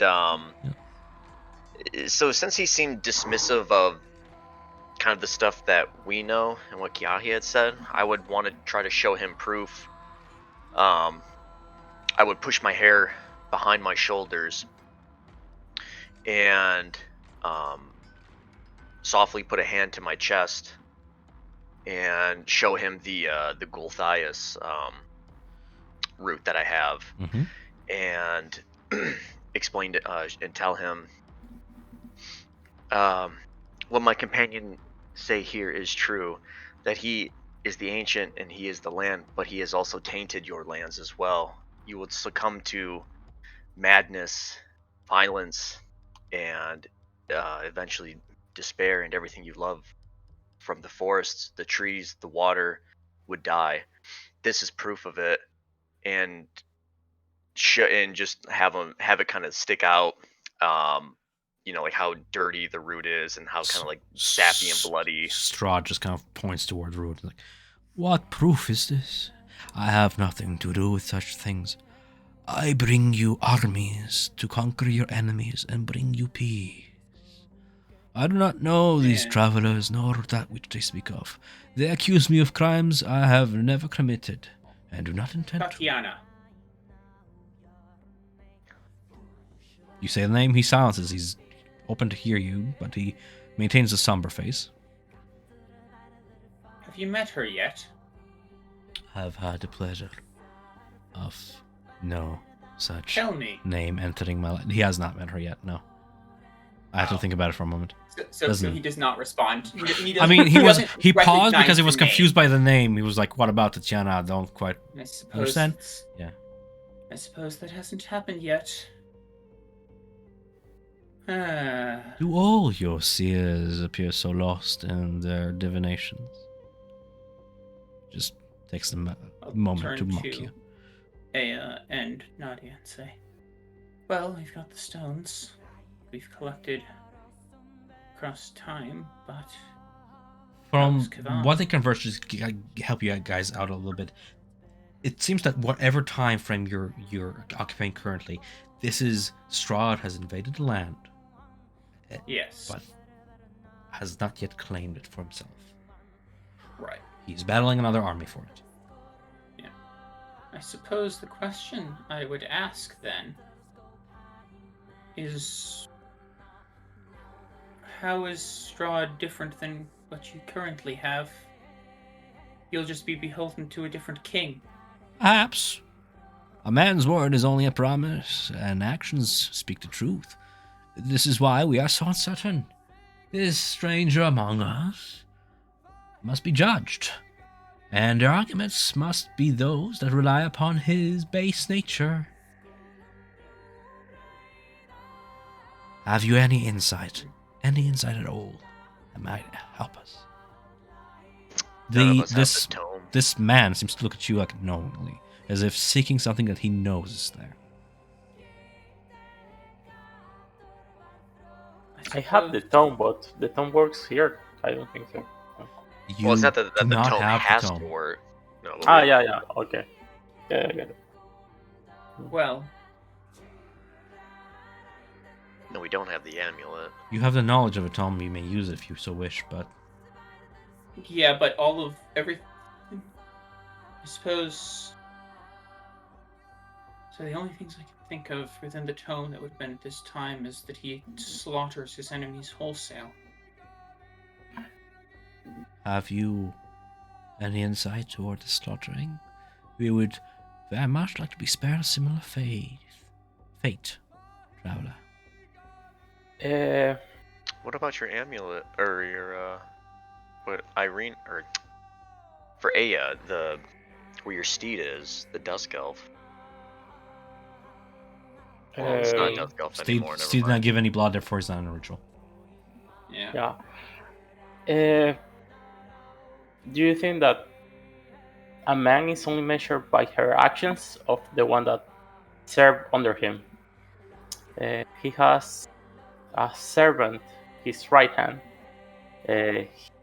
He kills prisoners of war when they are surrendered. They gave up their arms. Rahadin simply performs his duties as well as any servant would.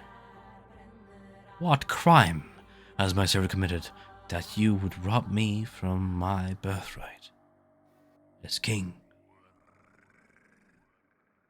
Well, I suppose there's the question. Were you born to be a king? That does not answer my question.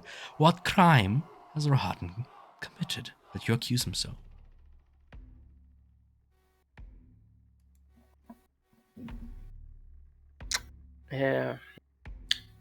During the siege of the Silver Dragons, most of the guards inside the keep gave up, and you offer them life if they surrender. And when they did, Rahadin slayed them immediately. Strahd, for the first time, appears to be lost in his words. Perhaps this younger, more juvenile version of him is not yet experienced or refined in the art of rebuttal. He actually appears to stammer in his words. You've caught him. You've caught him with what is equivalent to one success in this. Thank you. The elder says, I see. So a man does not hold on to promise. That is concerning. He said it. Yeah. Do you guys have anything else that might help you? I'm pretty much giving you an opportunity to strengthen your... I don't have anything physical that could show. Yeah, I'm trying. And everything we've said they dismissed. Yeah, everything that I'm thinking of is post this in time, and so it doesn't help. The slaughter of the Order of the Silver Dragon and the desecration of Argimar's corpse. It is true then. Concerning his cruelty, his ambition, and his fear of loss. That is a mark of a man. We should be cautious. Not see this, Ragnax. Do you not see this, Tova? The two don't appear convinced, but the man, the elderly man, reflects upon your words for a moment. Enough, he says. And with that, time in the grove falls to a halt, slows down. All grow still as the figures beside him stand as still as statues. Strahd's motion stop as well, though a flicker of crimson fury is kindled in his eyes as you, after all, caught him on his word. Halvor meets your eyes. It is good to know that the Lady of Sight has borne you to us this day, though I fear it has come too late for my companions, and perhaps for myself. What has occurred, but there is hope. He reaches into his cloak and removes a small smooth stone carved with a rune that resembles a snowflake, and he holds it to you. The outsider shall find the earth colors and the spearfishers. You will find them, both tribes, and their keys sufficient to open his path to the mountain's heart. But so long as mine remains beyond his grasp, his dominion shall be incomplete. Take it with you to unlock the way, and perhaps one day its bearers will guide you in the war against the Great Shadow. Thank you. A grey ending. After a prolonged period of time, eventually the figures dissipate away, and you As he's Yeah. going, I'll say, I owe you a debt. you can repay it. Save my people. I have seen it. The darkness. Through the years. I've had my doubts. Perhaps we failed to convince my brethren this day. So help the future see the truth. Strahd begins to vanish to mist. The I will. fishfolk vanishes to mist. Ragnar vanishes. Only Halvar remains. Help them see. And with that, unless you want to tell him anything else, What's your name? Alvar. He kind of introduced himself as the head of the Oracle caste of tribes of the Ladies 3. He is the leader of the Sky Seers, a human faction worshipping the Seeker. These were the head of the Warrior and the Ember Weaving caste of the tribes of the Ladies 3. The Earth Colors that were led by Hisek, a warlike and vengeful leader. The Kraul, who worshipped the Weaver, and Tovu, the head of the fish, the spearfishes. Those who crave stability, the Merrow faction, worshipping the Huntress. We were destined to protect our people, but we failed. I'll just post in chat so those of you who would like to take notes can take notes. I fear that our paths diverge from here. Mine belongs in the past, but you yet have a future. Change it for the better. He turns, pulls his hood up, and with a very smooth motion, you see two black wings sprout from his back, and slowly he morphs into a giant raven that lifts up and flies into the distance. I will turn to Naya and Aya and say, we should probably get out of here. I'm assuming we need to use these stones with the altar back in the real world. You look around, and you hear the sound of rustling wing fade.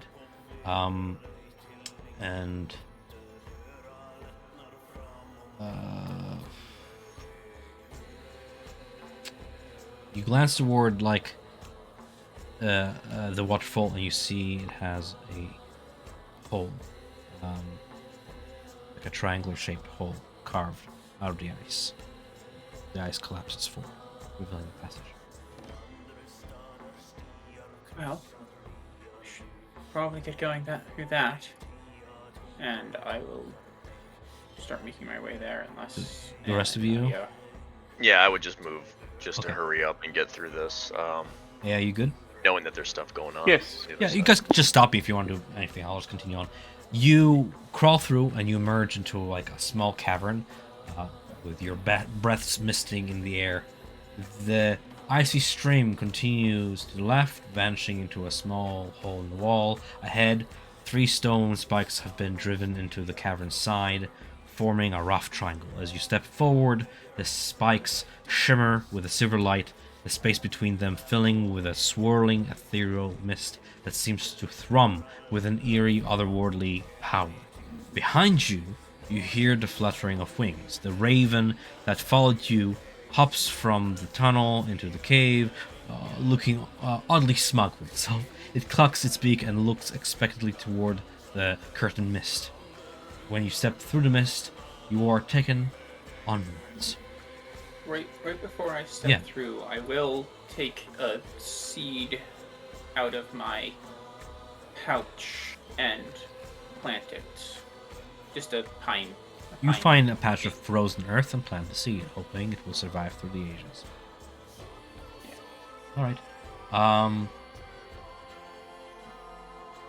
Back in the physical realm.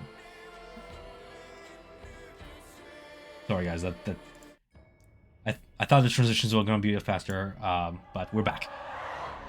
Back in physical realm, Brander and Jeb. You see the black mist suffocating the chamber's ceiling boils with tines of lightning flashing like daggers. The wind screams, billowing down in a cyclone of shrieking rage, and leaving in its wake 5 ethereal figures that come down from the ceiling, one after the other, taking their place on the floor. The 5 figures are wrought with this icy mist. Blood-red runes run across their fog-like forms, glimmering with hostile power. The tallest among them bears a recognized visage, Kavan. He hefts an ethereal spear that glows with scarlet light and speaks, his deep voice reverberating throughout the chamber. This task brings me no joy. Forgive us, but it is time for the trial to come to its end. Behind him, 4 ethereal warriors stare grimly forward, tightening their grip on their weapons. Jeb, you feel the spear within your grasp shake and vibrate. You try your hardest to hold on, but the magical connection between it and its original master is too much as it bursts out of your grasp and into that of Kavan, as I put him on the map. Can I Yes. can I just pretend like as it like comes out of my hand as Strahd, as I feel like the pull, like I'm gonna play it up and I like throw it at him like like it was Strahd's doing, and I just smirk and say, "Yes, like the dog you are. Kill these idiots. Kill these fools. Show me your loyalty."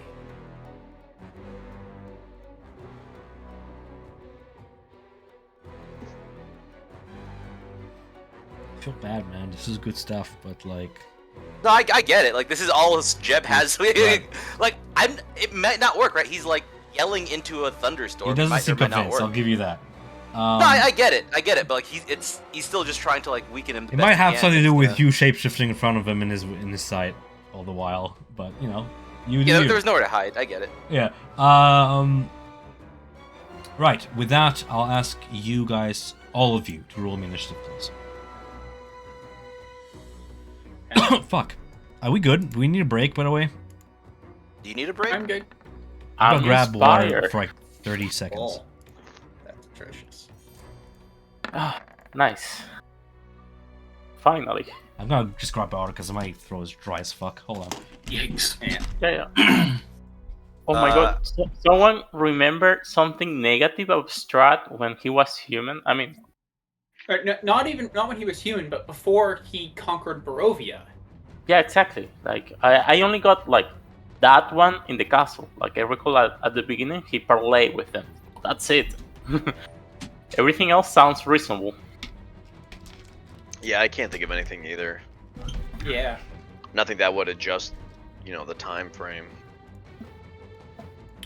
The only thing I could think of is if we had the tome on us, we would just easily point to, oh hey, look at all this stuff. This is like You got a fun. great success, meaning that you got one fail, one success, and it kind of got the great ending. You can't use anything from the future because Right. We can't. you prove can't it. persuade It's somebody not- with I saw it in the future. Like that's as good as proof as any. I don't know. It was good. It's just like, wow. It was like a lot of RAM in my brain trying to look for something. It's giving you guys an Yeah. opportunity to like judge Strahd by what he did before he became a vampire to see was he evil even before then, or did vampirism make him evil? That's the whole point of the exercise. Oh, he was evil before he became a vampire. It's just he was. Do you think so? I disagree. I think Right, because he was still human back in the dinners that we had with him, Yes. right? In the dinner with Tatiana, he was human still. Yes. Yeah. Ah, then yeah, evil. Sorry. Yeah, no, it wasn't turning into a vampire that made him evil. It's just like I remember, like I'm dead, something like that, and I was like, yeah, he did like the pact, so he's now undead. Okay. You're half right, but I'm not gonna tell you where you're wrong because that's spoilers. Sure. I'll keep a skeptic mind. Yeah. I Because will. There's more to it. I think the problem is that you guys did not go through the Tome of Strahd for too far ahead to get all the right answers, but you did pretty good. It wasn't a failure. Nobody suffered a penalty, so overall not bad. Oh, and It would have sucked if he just said, "Oh, you're wrong. Power word kill." No. Yeah. Okay, so because Nadia is on top of this round, we're gonna start with the spiritual realm real quick. You step forth from the mist and emerge at a familiar surrounding. You look around Nadia because you've been looking around this entire time, and you recognize it to be Yester Hill, but a little bit in the past. It's not a Yester Hill you know. There's no mold-covered cairns littering its slopes. There's no ring of black stone atop its peak. The copse of dead trees is nowhere to be seen, has vanished.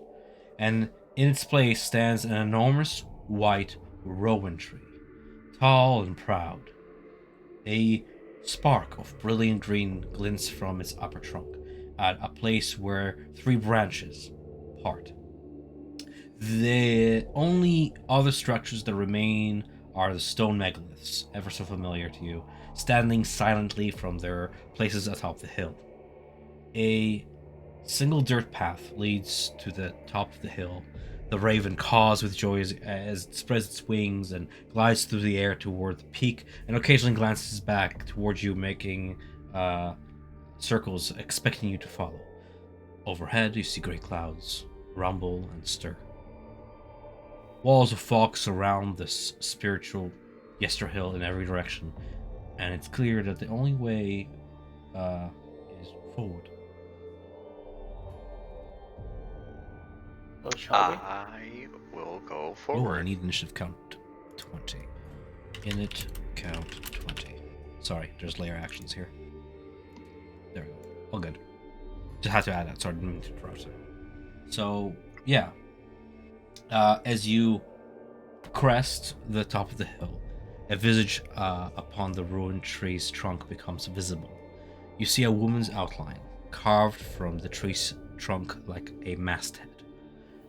Vines fall from her head like hair coiling upon the ground far below. The carving's eyes are closed, but a bright green spark shines from her forehead, beckoning to you. The raven lands upon the carving's massive shoulder and looks up toward the spark, cawing up with quiet reverence. What do you do? I will start to approach. And is this like a symbol that's visible, or is that like what you already said? No, it's just a map. Oh, okay. The tree is a white rowan tree. I just didn't have a map for it, so I just Okay, that's fine. Photoshop one. No, I'll actually go and start. Well, I gotta reload, but I'll start moving towards the tree. Theater of the And mind. It's fine. Don't worry yeah, about I'm gonna clicking. start just moving towards the tree, motioning to the others. Just a small little shoulder, like, "Hey, come on." The tree And is humongous. You can see the now overbearing, like, woman carving looking down, the glint in her forehead, and her hair streams downwards to spiny growths. And I'll just start to, I guess, make my way up top. Climbing? See, yeah. Like the vines? No, just walking up the side of the tree. Sure, true. The rest of you? I thought we were great for initiative. I would fly up as well, and I would be. Yeah, this is a bit confusing. You know what? I had Okay. you guys roll initiative ahead of time to make this more convenient for myself, but for now we'll just picture. Okay. Okay, that's cool then. Yeah, I would fly on up as well and start looking for somewhere that the stones that we have would fit. You look onto the forehead of the maiden. Within the carved woman's forehead lies a small, 2-foot wide hollow bored into the pale wood. The wood within glimmers like moonlight, and a brilliant emerald mote of light hovers at its center, resembling a shimmering eye. 4 pale roots bar the opening of this hollow in a hash shape. A small socket forming in each place where the roots cross. The 4 sockets depict respectively runes resembling a blooming flower, a rising sun, a falling leaf, and a simple snowflake.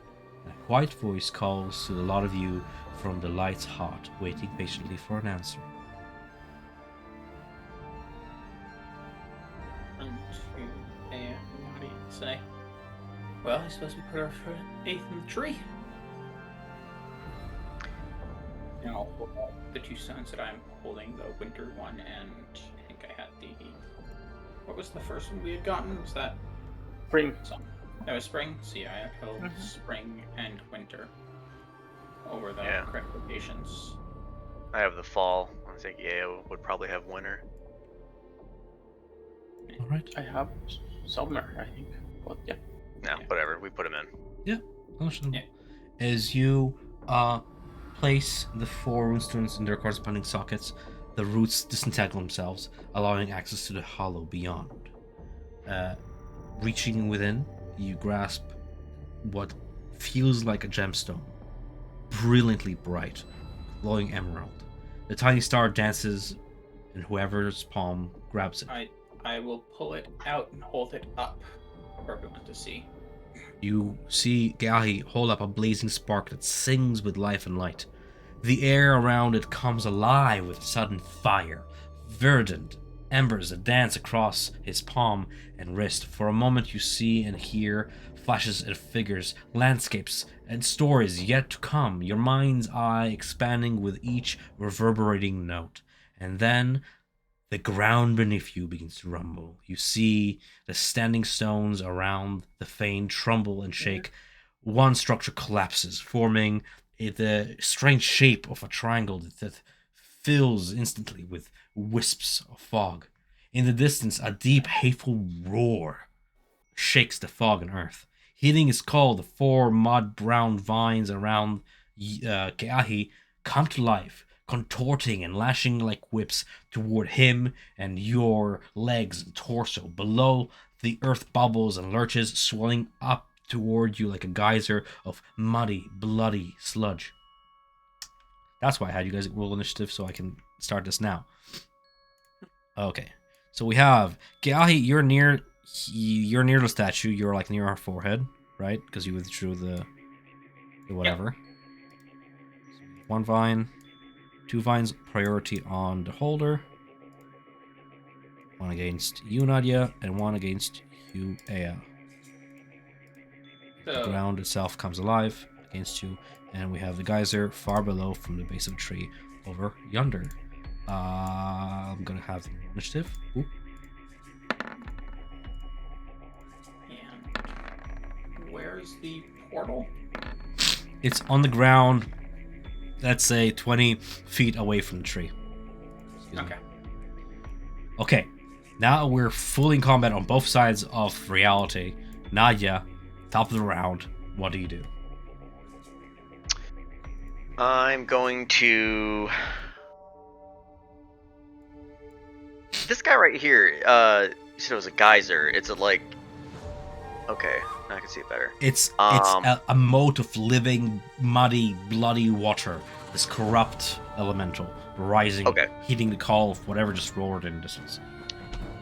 Could I use destroy water on that? I think you fucking can. Hold on. Really? I know cold spells work. I shouldn't say more. I'll allow it. What? I don't have there's no damage or anything. It's just more of like a utility thing. What's the size of it? What's the size of the effect? 5x5? 30. You can insert 30 feet by 30 feet by 30 feet of water. Not the range, the size.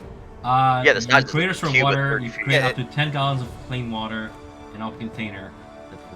30 For foot, 10 gallons 30 feet cube. of fog. Destroy fog. Unfortunately, Destroy. Oh. it's 10 gallons of water.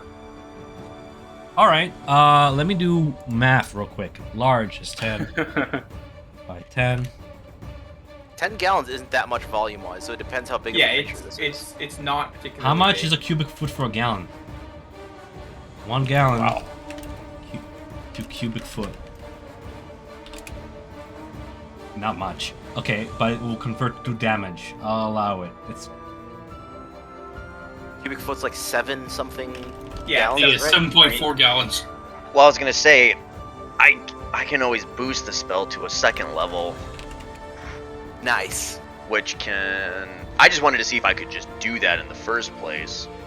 Let me just. You'd look be this looking up. at it. This you couldn't. Oh my god.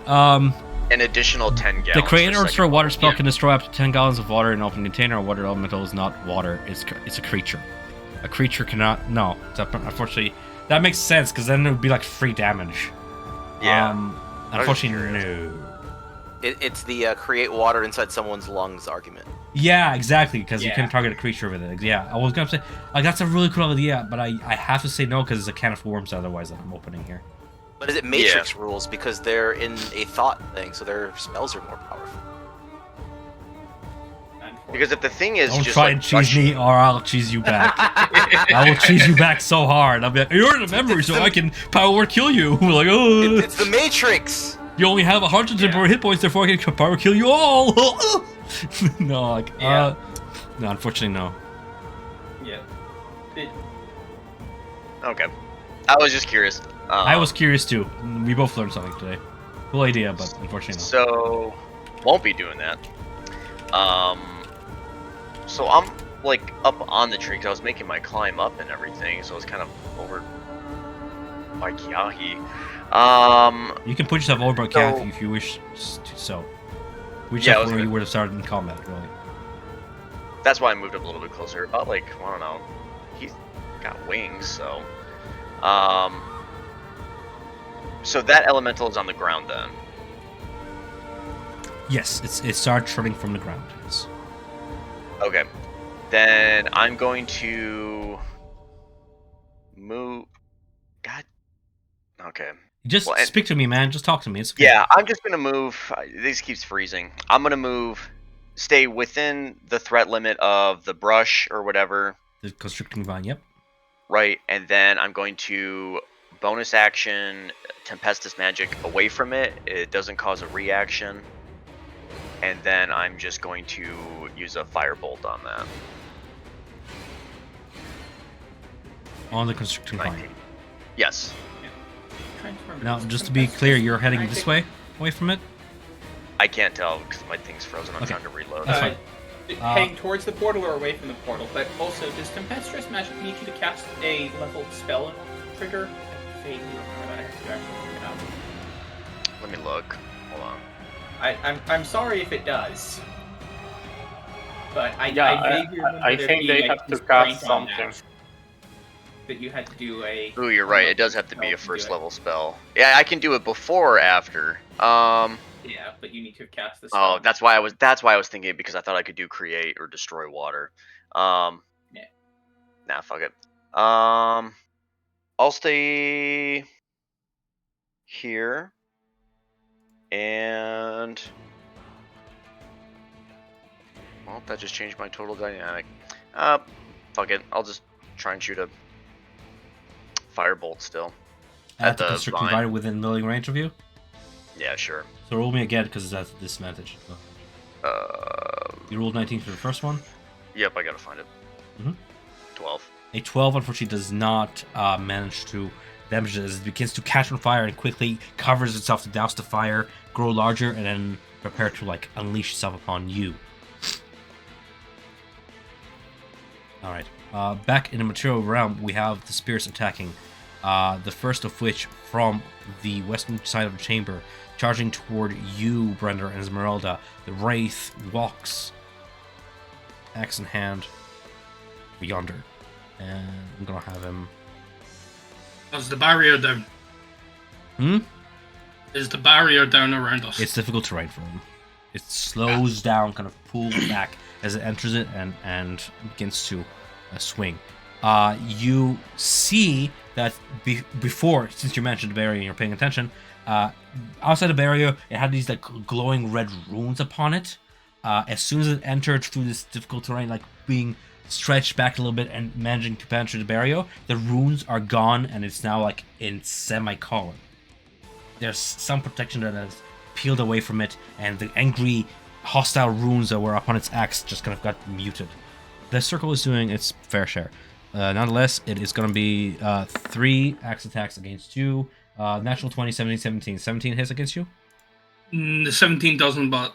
Does not. Natural 20 will be a total of 10 slashing damage with its axe as it engages you in combat. Over on the spiritual realm side, we have the vine right next to Yukihahi over on your left. As it bulges out from the tree and becomes alive, it is going to attempt to constrict you. That'll be a 23 to hit. That hits. So that will hit you for a total of 14 bludgeoning damage as it grapples you in place, restraining you. So not just your speed, but also restrained. Oh, and I have to roll poison, but apparently he's not in there. Oh, at the start of each of his turns. So as it begins to restrain you, you begin to see these thorns pierce your skin and seep out this poisonous, stinging sap. So that's that. You are restrained by the vine. Thank you for putting that icon on you. Alright, then we have Kavan over yonder in the material realm. He's going to go ahead and grasp his spear.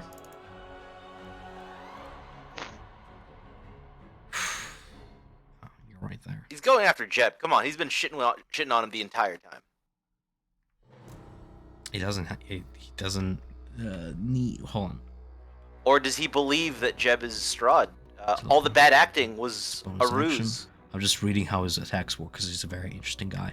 Oh, okay, I'm gonna keep your fucking sheet open then. Okay, cool. I didn't realize he has legendary actions. This motherfucker's loaded. Alright. Also, Strahd can change form, so him changing form in front of him... There's reasons to not believe he's Strahd, but him changing form in front of him might not be one of them. Stop crying, I'm not prioritizing you as target. He has a task at hand.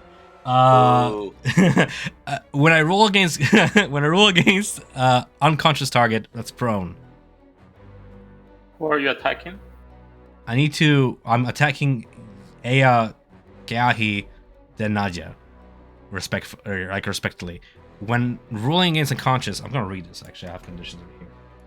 Yeah, it's advantage. It's like if they are prone. Unconscious, Well, if they're prone, it's incapacitated. It's a critical.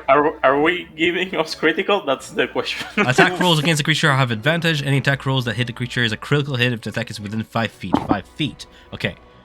Ooh, okay.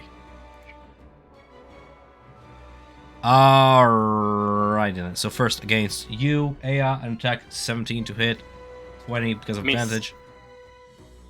Alright.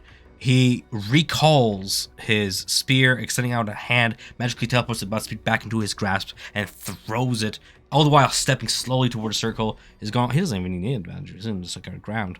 He's going to go ahead and throw a blood spear again against Geahi. That will be 28 to hit. Geahi, That you hits. receive 7 necrotic damage. Okay. Right, I'm just reading how the effects work. Cool boss.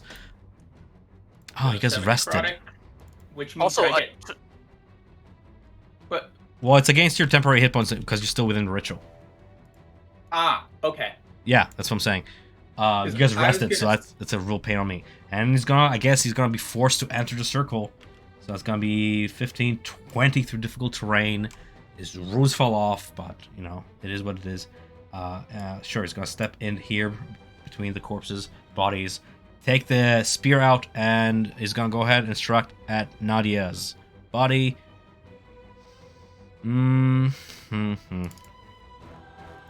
Good. Bear with me, guys. Every session I'm learning new characters. You're fine. Natural 20 Oof. against, and it's a Well, critical. it was critical, almost. True. Just rolled the natural 20 for me. So that's going to be 16 against your temporary hit points for the ritual as you begin to feel the same pain and the tether weakening on the other side. 82 minus 16 is... Okay. Hey, when you got a sec, could you... Or, you know what, I can stop Yeah, the what's up? fog effect. I'm just trying to... It keeps crashing sometimes for me, so I'm trying to turn off Do you want me to whatever I turn do. off the fog? Is that what's doing it to you? If you don't mind, because it's on the If- background. If that's what's fucking you up, I'll remove it.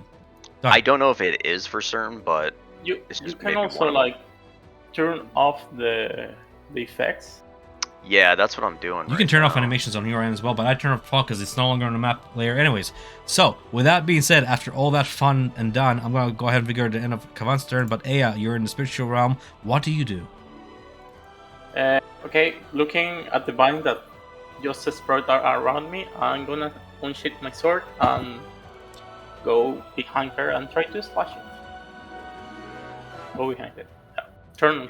Okay, you choose to fight the constricting vines as the ground begins to writhe around you and come alive. Again, I mentioned the portal. Geahi, you're still grasping that crystal. Yeah, You can so I have that communicate with each crystal other, in my remember. hand. I'll say, get out, get to the portal, get out. Got myself and Nadia out of here. Make it to the portal. Something's going on the other side. Yeah, roll to hit. Okay. If you're rolling to hit, it is. I don't know. I'm just waiting for it. Yeah. I mean, I say I was gonna hit. A 17 I heard and a 20 Kathy hit. now. Both hit. Give me a total damage. 7 and 6, 13 damage. Slashing damage. Hearing Keahi, I'm gonna attempt to run into a portal or near the portal. I guess it could invite an opportunity attack. Yeah, And- I'm just doing its health first because I'm juggling a lot of things. Yeah. Okay, and then you run next to the portal.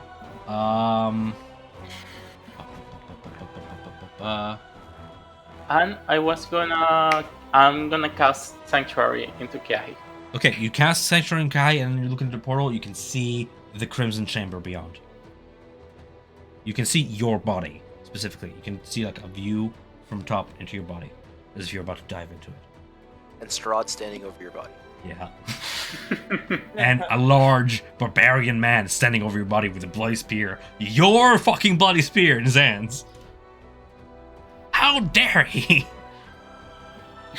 Alright, if that's the end of the turn, with that Sanctuary cast, it's gonna be go ahead with Jeb's turn. Or I should say Strahd's turn. Strahd is just gonna keep just talking shit. Good, you lapdog. And then steady aim. Okay. Steady aim, short sword stab. Just just like, I'm not done with that one. She tastes delicious. Stab with advantage. You're a weird one, Jeb. Alright. That go through? Are you stabbing Stab Nadia? Kavan. Nadia? No, Kavan. Oh, okay. He's saying he's Yeah, okay. saying like So he's go- not done with that one. Okay. So 24 24 Is- hits, come on. with this plus sneak attack. You, yeah. you don't get a sneak Uh, attack because the target is incapacitated. Your ally is incapacitated. No, steady aim, which means I have advantage on the attack, which means I have sneak you're a attack. sneaky one, Mr. Grinch. All right, cool. Yep, and then he's just gonna talk shit and to And get hit. good, know your place. Like Emperor Palpatine. Good. Good. Do it.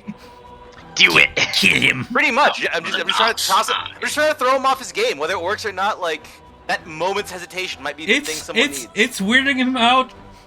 He's trying to be like, I must fulfill my curse, and like, what the hell Yes, is you going must on? fulfill your curse. I'll get to you in a moment. Like, I'll first your friends, then you. You have spirit. I like that. Get the warrior back in him. All right. With that being said, I believe your mount gets to act on its own will, but Yes. what would it do?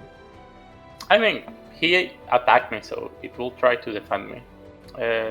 It Yeah. will run a little backwards to get some space, and it will crash against him, trying to run him with the antlers. Okay, roll me dexterity save, please, for her. As Sure. you approach the wall, remember those grasping roots? They come alive, and they grasp at her. Oof, that's 6. She actually gets grappled here, as she backs into. Okay. It's like a layer thing. Like you can attempt to escape on her. This really sucks, but you did know it was there. She's grasped. It is what it is. She's gonna attempt to escape. Okay. If she can. On the beginning of her next turn. Next turn. Okay, It's sorry. it's like a trap in the Slayer. I'm surprised you went there, but okay. Power of the danger. All right. Anyways, we have the vine over yonder by Nadia. It will attempt to constrict you, Nadia. Rolling to hit. I got a 11. I believe you managed to actually dex out of the way out there because you have insane amount of AC now. Yep. Yeah, so you managed to dex out of the way. It's staying in its little area, writhing angrily. I don't think they have movement speed. It does. It begins to slowly climb up the tree. We're talking 5 feet over 6 seconds.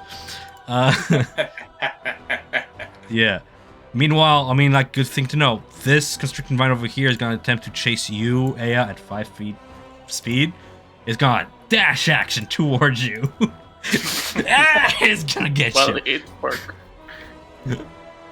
And then we have the constricting vine over yonder. Crow's gonna go ahead and flutter nearby. Constricting vine attack against Keahi. I roll a 9 to hit. I don't think that hits. That doesn't hit, but technically And you it has need to Sanctuary. roll a wisdom save ahead of that because Sanctuary. True. Let's see how wise vines are. Probably not that. Not 20. Oh, gee. that Well, they know their stuff, okay? meets beat. Did I meet beat? I Yeah, made bet it is. into a miss. I have 14 DC. Made beat into a miss. All right. Before Keahi takes turn, I think there's something here. Rituals. I have a lot of mechanics of this. Just bear with me here. You're good. Oh, yeah. I understand. All good. Initial You're right, content in the simultaneously first round. fight. You see the raven fly toward you, Keahi. Its claws outstretched as it tries to duck out of the way of the vines, but its claws are outstretched toward the seeker's eye. It caws with a panic, and you can hear the eye's song change to a pleading, eager tone. The eye almost tugs toward the raven's claws, as if eager to be released toward it. But what do you do?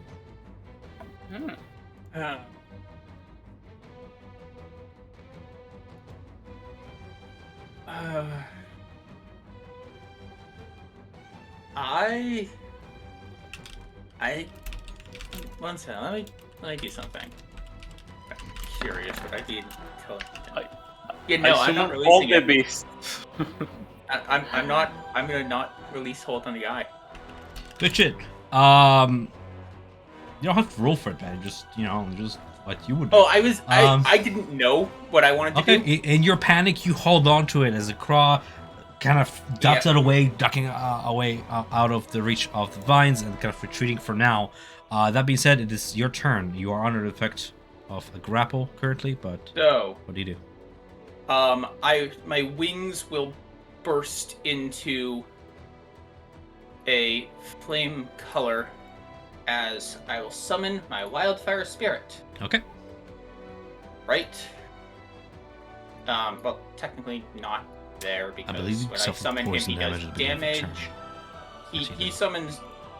Oh yeah, I take poison damage. I roll for it. It's fine. At the start of each of its turns, while it's restrained this way. If I'm gonna restrict from Do I panic. do I do a save at all or? Oh, well, you receive 26 poison damage. It's just concentration save. You get, you don't get a save against it, and it's against your temporary hit points. Remember. So. Okay. So I will make the wildfire spirit appear, right there because. Yep. The wildfire spirit on spawn sorry for the double click. On spawn, each creature within 10 feet of the spirit Both of other these? than you. Yep. I will position. I'm trying to position it such that it doesn't catch Nadia. So if I have to only catch catch the top That'd be vine like next this. to me, It's like yeah, this-ish, yeah. yeah. Yep. I don't particularly. I don't know which of the vines it would catch. I'm not super concerned with that. Both of them, not Nadia. Gotcha. Dexterity for one closest to you, and dexterity to one closest to Nadia. 11 and 4. I believe that's both fail. 4 fire damage each. Tom, I have a question, sorry. I have answers. Are these vine blights for any reason? Can we see like... They don't seem blighted. They just seem like nature is rising against you. Okay. So, bonus action, I will command my wildfire spirit to fly to a location and then fiery teleport. So, I'm going to fly to right there. I'm then going to trigger fiery teleport. So, both myself and Nadia and the wildfire spirit can teleport 15 feet in any direction we choose to a spot that I can see. Technically, it's a direction you choose, but I'll allow it. It's really I control where they appear. Yeah. Creatures of your choice, then that creature appears. Really? Yeah. I thought it was spaces I can see, but they get to choose. I'll allow how we were doing it before. I just want to give you like an FYI if you ever play a Wildfire Spirit again. I didn't know that. I thought it was I can see, but they get It's to all. choose. It's all right. So now yep, you get I to will leap go as well. 15 feet this way in the air as well. Okay. I'm up 15 feet in the air. Hovering, you see the bubbling geyser just kind of writhe towards you upwards. Yep. Yep, so. Okay. And the wildfire spirit will be joining me here, and I'll set up my stuff. Also, I'm pretty sure that drops sanctuary and the grapple, because I'm now no longer in Definitely the grapple. range. Okay. So that's it. That's because With that being it, then we have unfortunately. Rander's turn then. Okay. Oh, simply as he's going to be attacking this guy. Oh yeah, he's freaky looking. So yeah, just going to. Yeah, actually, one second, I'm just going to read over something quick. Sure. Actually, I'm just going to this time just taking 2 shots with the pepper box. All right, it's gonna be blank range. I don't think you have firearm feat to the point where you ignore that blank range penalty, but you can. True. That'd be what happens is disadvantage, isn't it? Yeah, it's disadvantage at melee range because you're trying. Okay, to no, instead going to fight with your gauntlets. Yep. All right, Thunderglots, go forth. I'm going to be cheeky for a moment. Technically, I just absorbed a lot of lightning there. An on-attack rolls against target other than the Brandar. Right, nice. So as you bash it, 19 hits. Let me just look up real quick. Resistances, if any. Your attacks, are they magical or not? Yeah, they do count as magical. They count as magical. So Yeah, it deals a full force of it as you feel the impact, and the sparks of lightning fly off your gauntlets as they impact for 8 thunder damage against the spectre. You can see the misty form of it kind of reform from the impact as it lifts its axe to retaliate. But I believe you get a second attack on your turn. Yeah, I do. Okay. I'll just do Thunder Gauntlet again. 10 that time. Esmeralda is going to roll low advantage. I know it, so it's fine. She doesn't miss her turn. That's all I care about. Cool. That would be a miss. 10, unfortunately, you go to punch it, and it for a moment turns like incorporeal as your fist goes through it and then back, and it just reforms. Don't you add an extra d6 because of absorb elements? Oh yeah, absorb the elements, so I'll have an extra d6 for the first one. D6. Which will add cold damage. Cold damage? Yeah. Okay. I'll just roll 1d6. Go for it. As the 3. as you absorb the element and the magic forms around it, your gauntlet becomes frosted with ice, and with your punch, the ice shatters against the form, and then it gets just absorbed into mist, having no effect. These things are immune to cold damage. They're from, like, if you look at them, they're off the cold. Wherever this Kavan's tribe was, they're off the mountains. They're off the cold. They live in it, and even in death, they receive a certain boon that protects them from this cold magic. But you learned. You fight your enemy, you learn. Then we have the Geyser next. As it begins to rise quickly towards Yuke-Ahi, it churns. Now, churn is going to be 24 to hit against Yuke-Ahi. If Suckers is large or smaller, it makes a DC 14 strength saving throw or be grappled. So go ahead. Strength save. No. Unfortunately, you are grappled by it. As you're grappled by it, you are restrained, and you're unable to breathe as it begins to churn around you and swallow you within it.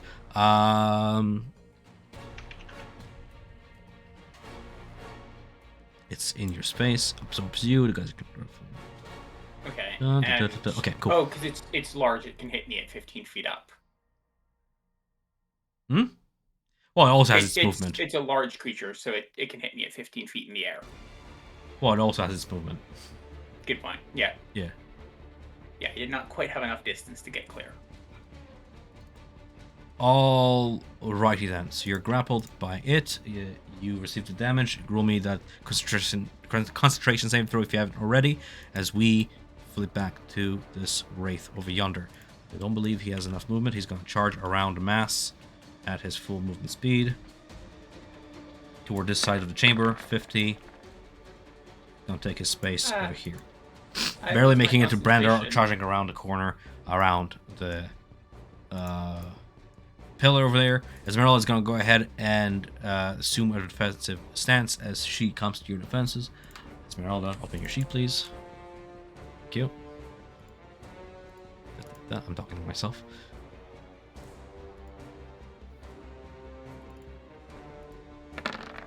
Rolling damage. Then we have the rest of the wraiths closing in on the prone people on the ground.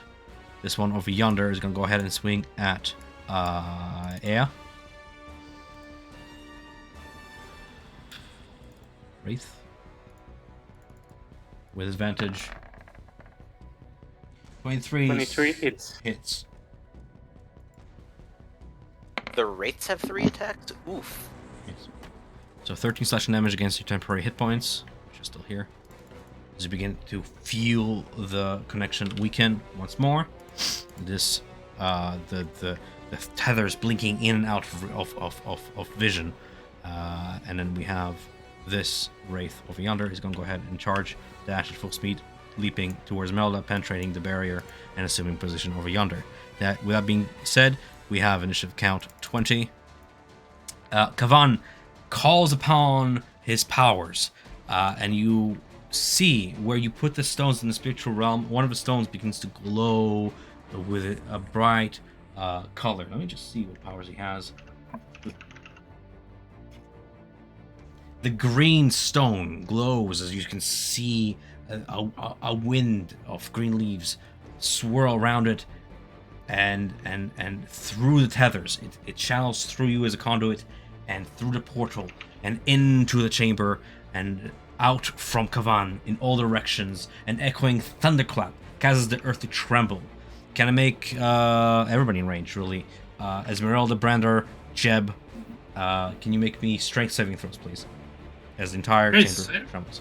How big is the range? Oh, it's a cone, isn't it? Ah, right, fair. What'd you say it was? Strength saving throw, please. Jeb, you fall prone to the ground. You managed to stay on your feet, and then Esmeralda will roll as well. She's an ally. As we have Nadia, you take your turn. Yeah, I'm just having some fucking problems with Roll20 now. You want one of us to stream for you? I will. Yeah, try giving it a go, because I'm gonna have to... I'm trying to use Firefox and set up my stuff through there. But Firefox always being a has fish. issues with Roll20, as one of my players was the same. Yeah, I mean, I always use Chrome, but then that's kind of just being a piece of shit right now. And then so I was gonna try Firefox with everything, but I have to get all that set up, so I'm not gonna try. But I'm just gonna keep reloading Roll20. But what I'm gonna do, I'm just gonna try to head straight through the portal. So I'm actually gonna cast. What do I have? You are not I'm gonna within cast. melee range of any enemy because you managed to teleport away from them. Right. But I am going to cast mirror image on myself, obviously.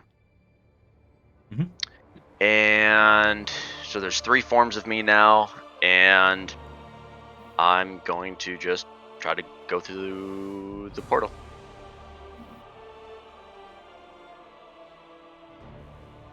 You head through portal, and as your flesh touches it, the cold sensation returns as the numbness of meditation dissipates away, and you awaken back in the material realm. You're prone on the ground, but awake, no longer incapacitated. Can I use the remaining movement to stand up? I have 35 movement, so to. Yep. Okay, so I'll do that. And I'm waiting for this to reload. Kavan is within 5 feet of you. You see him angrily stab at the bodies on the ground, and there are several wraiths within 10 to 15 feet of you as your allies fight for their lives. Okay. Fuck 'em. I'm going to go for a feigned bite attack. Okay, cool. So like this doesn't want to work anymore. That's cool. Oh, that's. Oh, Jesus Christ. You want me to roll it? Oh, because Yeah, if you can do a fanged bite attack for me. Yeah.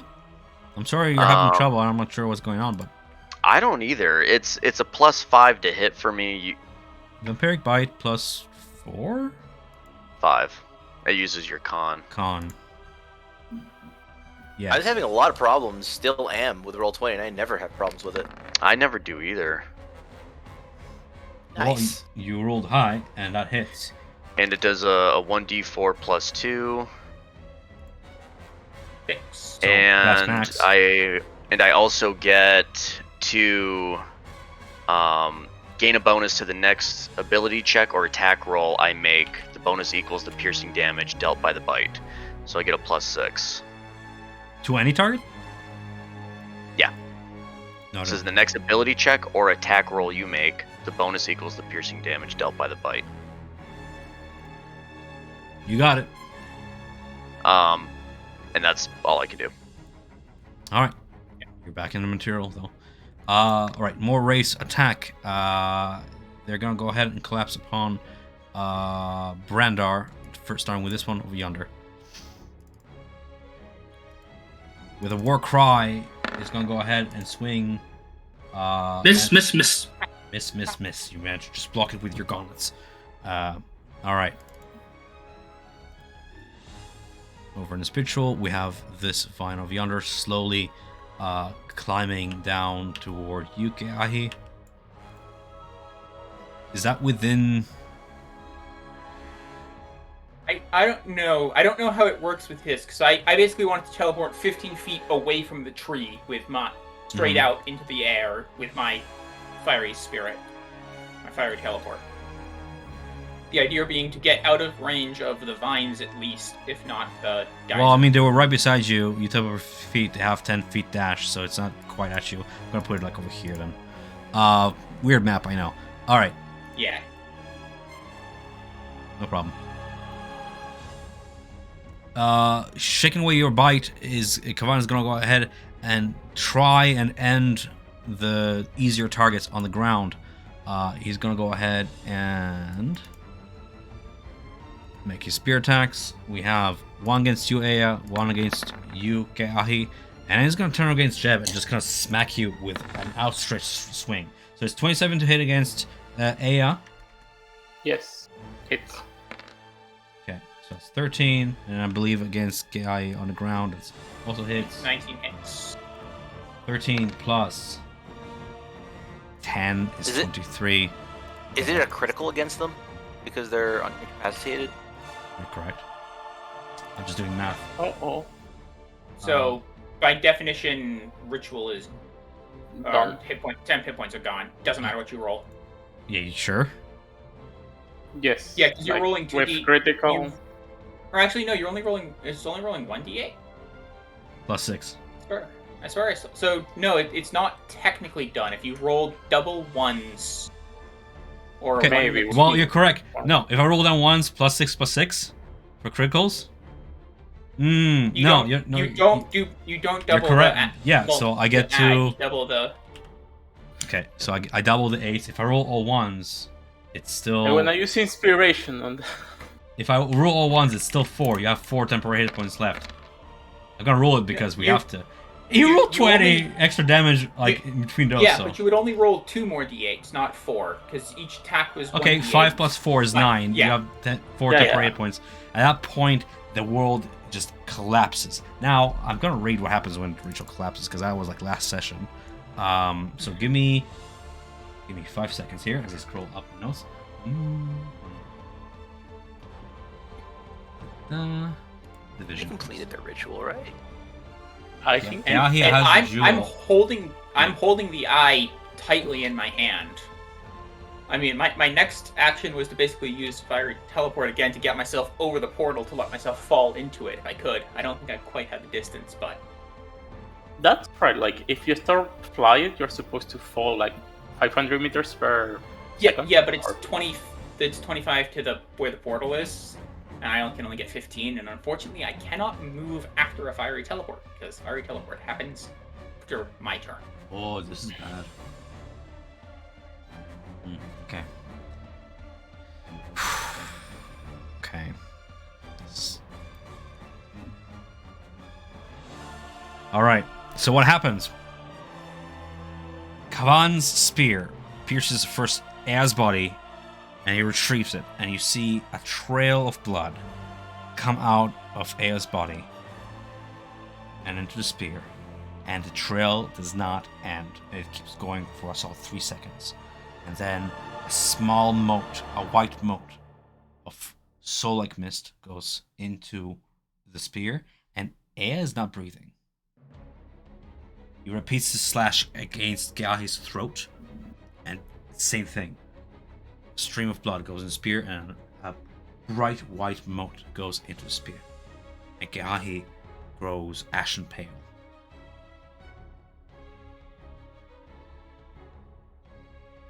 We'll come back to that. Aya, roll me a death save. Sure. This is bad. Hey! Is that like is that 2 successes? Yes. Oh No. my god, it's No. amazing. I thought a No. 20 is you wake up at 20s 1. pop. 20s pop at 1. 20s pop? Yeah. You have no idea how fucking lucky you are. Holy shit. Okay. I think. As the mote is about to go into spear, it resists. You cling on to life. You for a moment, everything flashed white. You're not sure what happened. The dream collapsed on you as the fog began to close in, and then you pop back into the material world. Is she stable or is she at like 1 health? She's at 1. He's at 1 health. Oh my He's god. awake at 1. You are awake at 1 health. Prone on the So ground. I was dead, literally. Okay. Yeah, you were like literally dying. Okay. Okay, but You you forgot to roll damage for popping Jeb in the face, which might still knock him out. I did not forget. I just want to deal with 2 players almost dying. I'm sorry. I was like, holy! I read the fucking the consequences of dropping to 0 HP, and I was like, oh! I was like, two in 1. 26 to hit then. Against Jeb, that'll be a total of 8 necrotic damage against you, Jeb. Okay. Okay, and Kavan still receives the temporary hit Okay. points. So I get to roll So, for that. With that being said, technically, Jeb, it is your turn. Sorry, what? Technically, Kiahi has died, right? No, Gahi is dying. No, I mean I hit 0. Yeah, that's what I meant. He's unconscious, like, he's Then going Wildfire Spirit's gone. Wildfire Spirit drops if I hit 0. So essentially, what happens is, for a moment, everything is fine. You're fighting, and then you feel the tether snap, and everything just goes fugue white. For the time being, you're just in this like realm of nothingness where you're dangling on the strings of fate.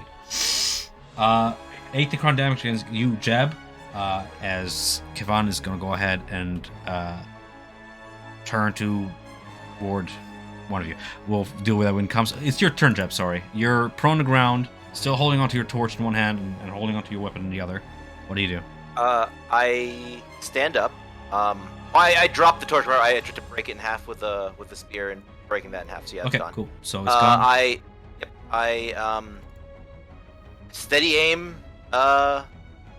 short sword. I just wipe the blood off. I remembered you being a better fighter. Stab. 20 to hit. 20 hits. 19 total silver damage. Silver, okay. Like That's it. entering Jimmy Neutron zone, you know? Over here. So remember, if you're doing math for hit points, you can just do minus 19. Oh, you're right. But I also have temporary hit points from absorbing Gahi's blood and stuff. So I had to like do that math. But it's okay. You, for a moment, you saw like this sheath of blood form like these like glowing red tattoos across his arm and like illuminating the handprints on his chest and like invigorating him. And as soon as you hit him, you just kind of like you made it go away. You made the extra vitality go away. That being said, do you use your movement to get up? Oh yeah. I stood up. Okay, and then steady aim stab. So I have 15 feet of movement. I'm gonna stay right there. And All I just tell him, leave my concubine alone. Gesturing to Nadia. Cheeky. Nadia's awake to hear this. Yeah. Well, I'm just trying to keep him off balance at this point. You're a vampire, so I'm hoping like makes sense in his head. True. All right. Your mount there. Yeah. What does it do? Okay. It will try to defend me again, but Nadia's in the way, so she'll try to go It's against also this guy. restrained. You it's not difficult terrain. You have to escape the grass. So it's at beginning of your turn, athletics or strength. Athletics. Okay. That does it. That's an action, right? Or No, it's just beginning of your turn. okay. She'll try to run to this guy. I'm pushing out of the way. Shove action, shove attack. Yeah, chop It'd action. be your athletics against his. So strength versus strength. Oh my god. As he stands ground. Oh, even. What happens when even? Meets beats defensive, right? But no, but AC. Right, AC met, meets beats you hit. Saving throw meets beats you saved.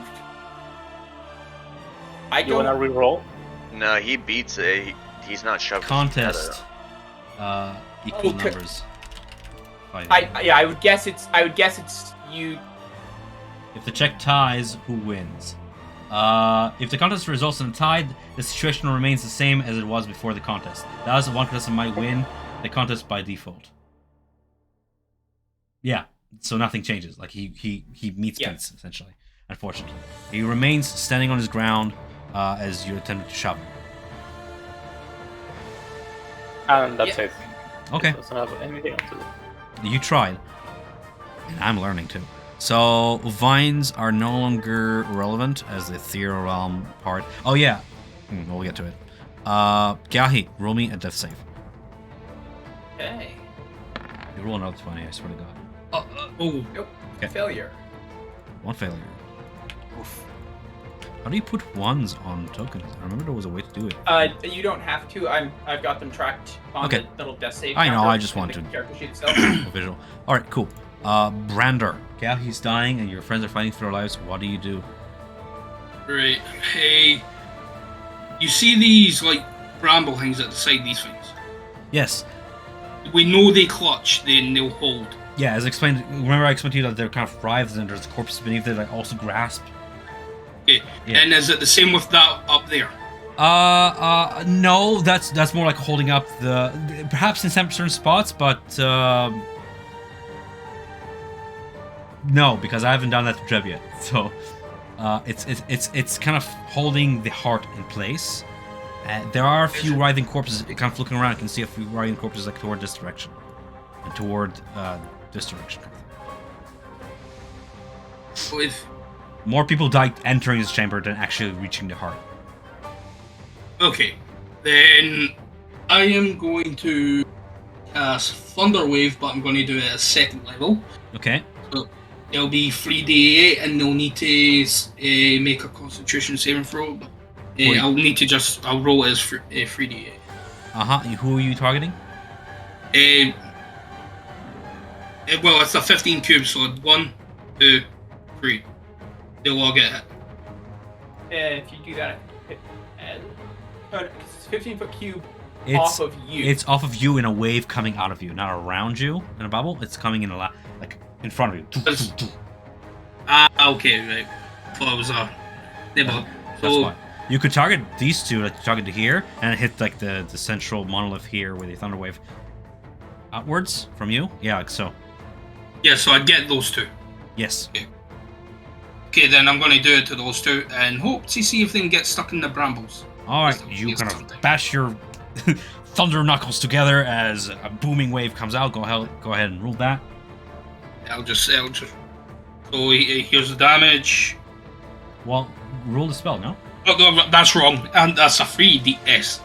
Well, it's the thing is, when I'm clicking on my spell, it's not letting me cast higher for some reason. Okay, that's fine. So I'll roll that again because that was a mess up. Thunder wave. I'll I'll just ask you after the session to look into that so you can actually fix it because it's much more convenient.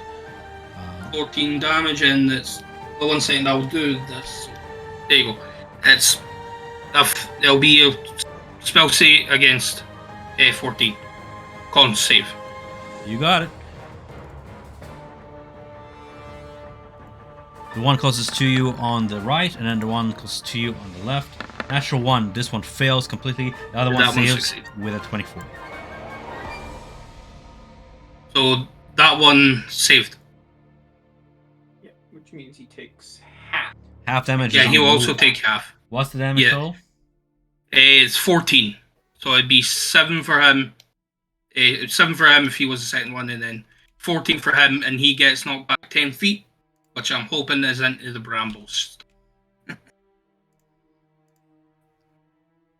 It doesn't work when I enter minus 14. Doesn't work So for me. it's in the little bubble. Yeah, in the bubble, I'm entering minus 14, and it doesn't work. So I'll just keep doing what I was doing, just because otherwise we'll be losing time. I'm not sure what's going on. But it's fine. I can do quick math. I've been doing this for a while. It's good practice. And he gets shoved away from Esmeralda. She's going to go ahead and take an opportunity. Can you take an opportunity to attack if you're prone? Just prod him in the knees? You can, but you With disadvantage. forced movement doesn't trigger opportunity attack. Hmm, Opportunity attack is only if you use your movement. that sucks. You don't want that as an option because otherwise there is real nasty that can get built in. Okay. And Yeah. just as a little, I don't guess like free thing, he's just going to shout, "They're out. You can stop." Take a van. He's just going to shout that out loud. They're out. You can stop? Yeah. So basically, he's stopped. He's stopped the ritual. So it's still any need to kill. So that's basically Well, what he's saying. they keep going for some reason. Perhaps you can deduce Yeah, what it is, but they keep going. Then that would be Okay. the end of the turn. All right, the end of your turn. Where's my turn order? It's so great when you delete 4 of my foes in one, almost dying. This will be this wraith over here that you almost knocked back. It's gonna go ahead and attack you there, Brander.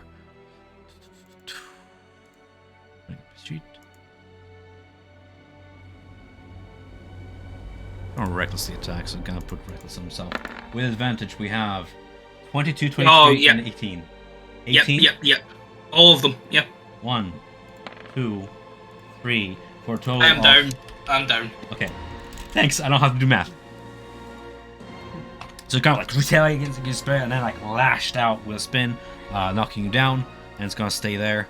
Trying to finish you off. Alright then. Esmeralda is gonna use her half movement to get up. And come to your defense. I mean, she moves, she dies.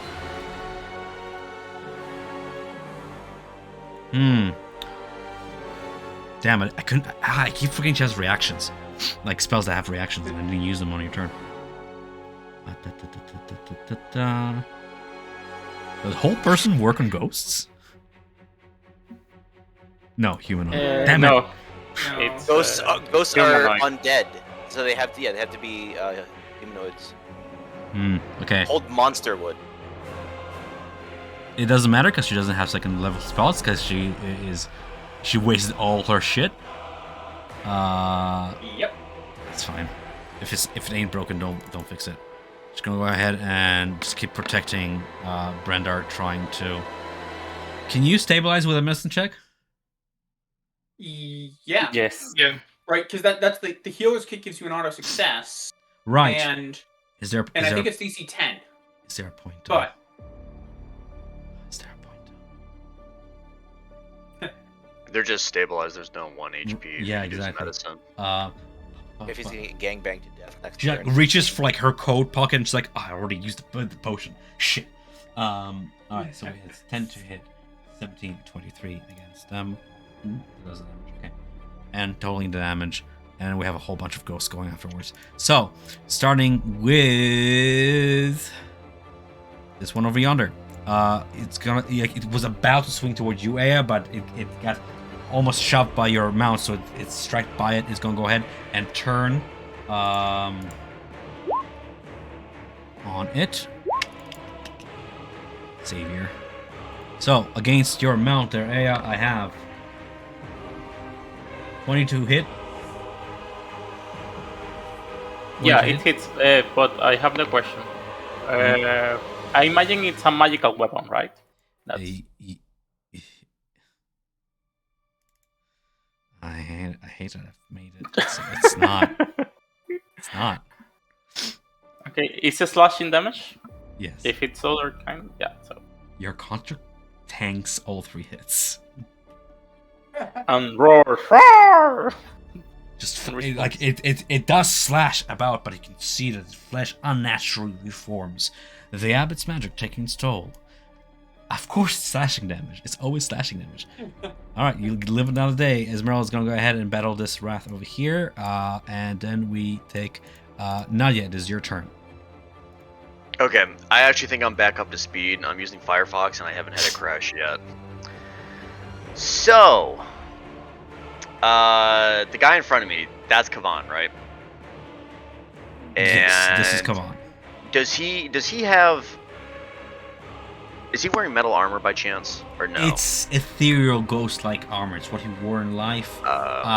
It's more like at the shoulders, fur-lined, and a metal belt. But his chest is bare with like his handprints upon his chest, and his arms are bare, and he has like these fur cuffs.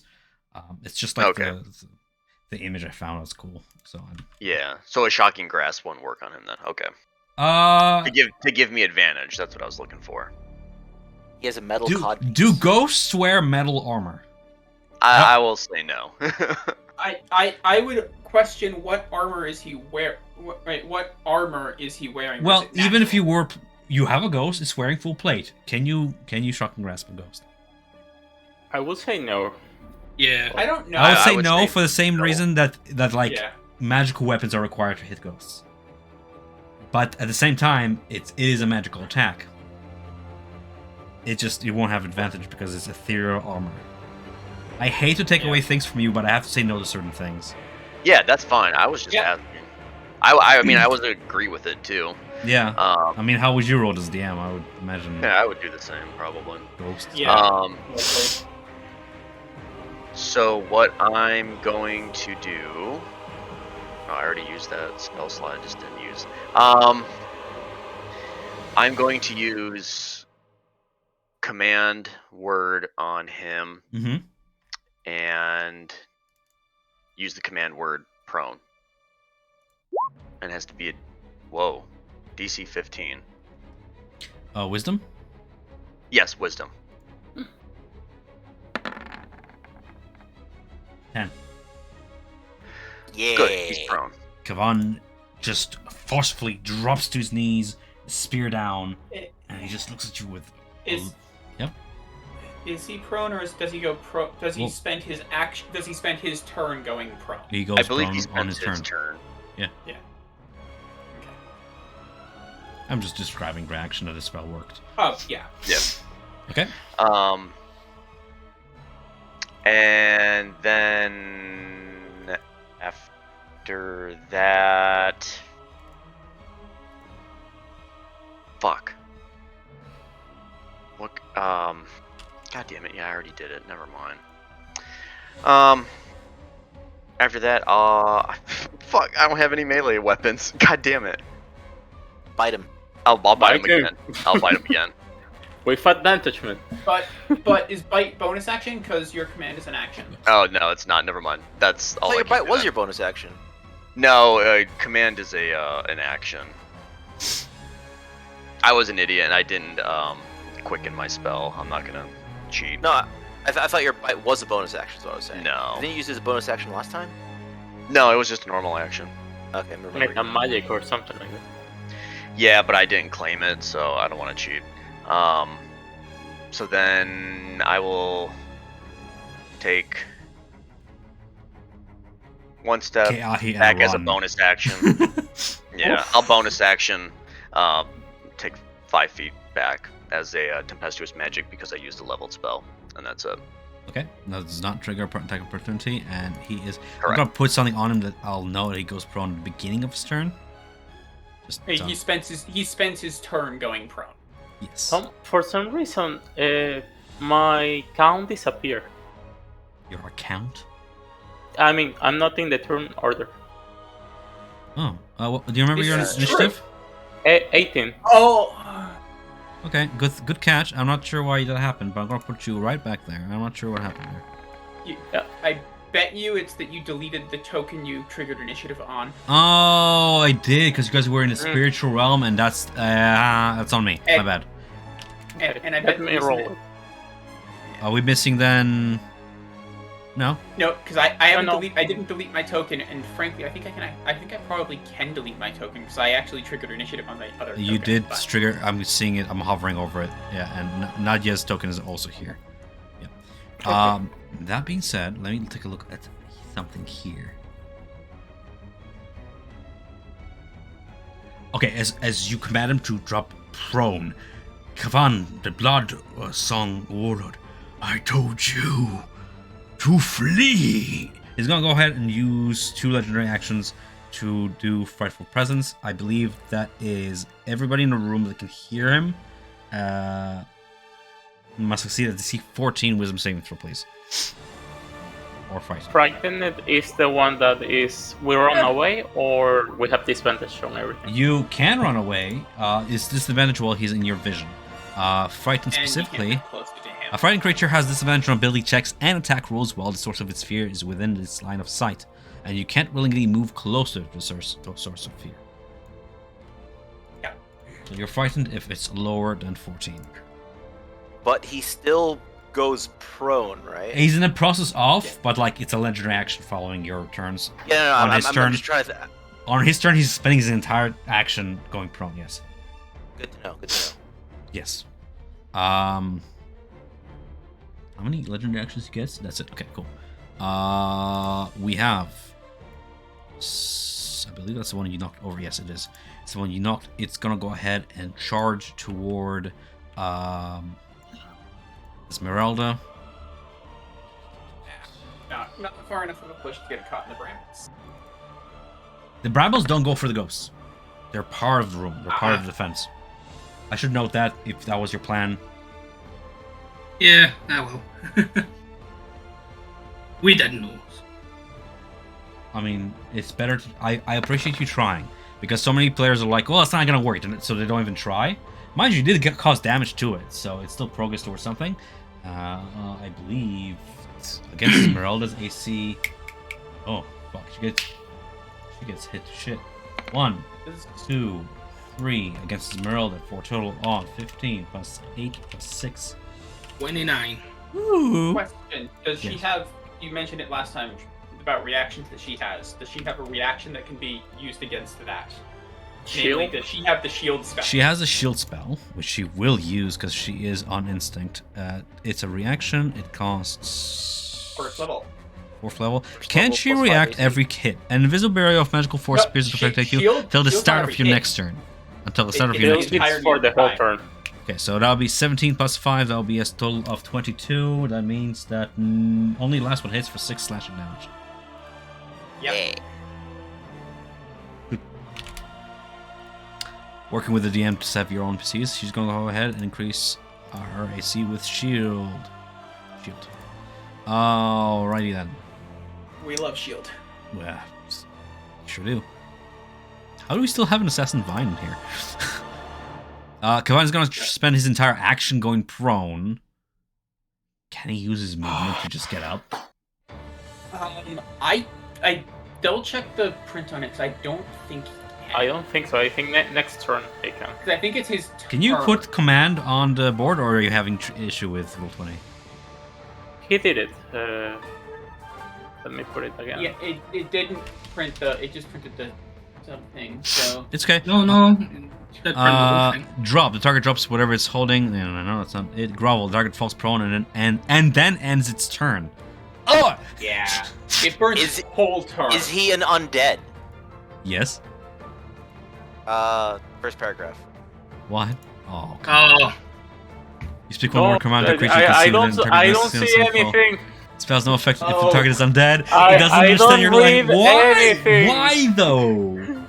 Why can you not command undead? Because it's just a separate spell. They have no so Well- they have no will of their own. but they They're do. mindless. They're mindless, shambling zombies. You could That's not you could explanation. argue that like this undead has enough wherewithal This to be sucks. This sucks. As a DM, I'm saying this. This sucks. influenced. You could always say otherwise if he has enough wherewithal to be influenced. Because they're talking about like I will. skeletons Okay. and zombies. I will. Not intelligent. I will compromise. You get it this turn, but going forward, now that we know. Now that we, my dog Yeah. scared me. It came in We're still forward. gonna die anyways. It's fine. It's go. You're gonna get a turn. I'll give it to you. You deserve it. Yeah. Fucking Christ. Yeah, because that's one that Nadia would know that command doesn't work against undead. Because Nadia has probably encountered undead before and tried to use command. Yeah. I- Question mark? I miss a. We need a cleric, guys. Sure do. I think we're going to all be rolling up new characters in a minute, so 5 cleric party. A cleric party. I'm gonna say, because the circle appears to be countering desecrated ground and it's that powerful, I'm gonna give you this one. So with the use of your command, you can see with the might of the circle spell around you, it makes him prone and he's gonna end his turn. Make the most out of it because I'm not doing this again. AF with 1 HP, still prone. What do you do, my man? Holding the stab wound that I just got that killed me, I grab the potion from my head, I and grab the poison and I drink it, and I end it all here and now. yeah, and I give it to Keahik. Shock all that. So You have a potion on you? yeah, superior healing potion. Didn't we just use that? No, that was given by Esmeralda Okay. to yeah. So you're using the one from the abbot, yeah? Yeah, but into Keahik, not me. Okay, so it's gonna be your entire action to do that. You're Yes, applying it to somebody else. up. Okay. Alright, cool. Yeah. Superior heal poison is 8d4 plus 8. Okay. And after I gave it to Keahik, do something! And I slapped his face, okay?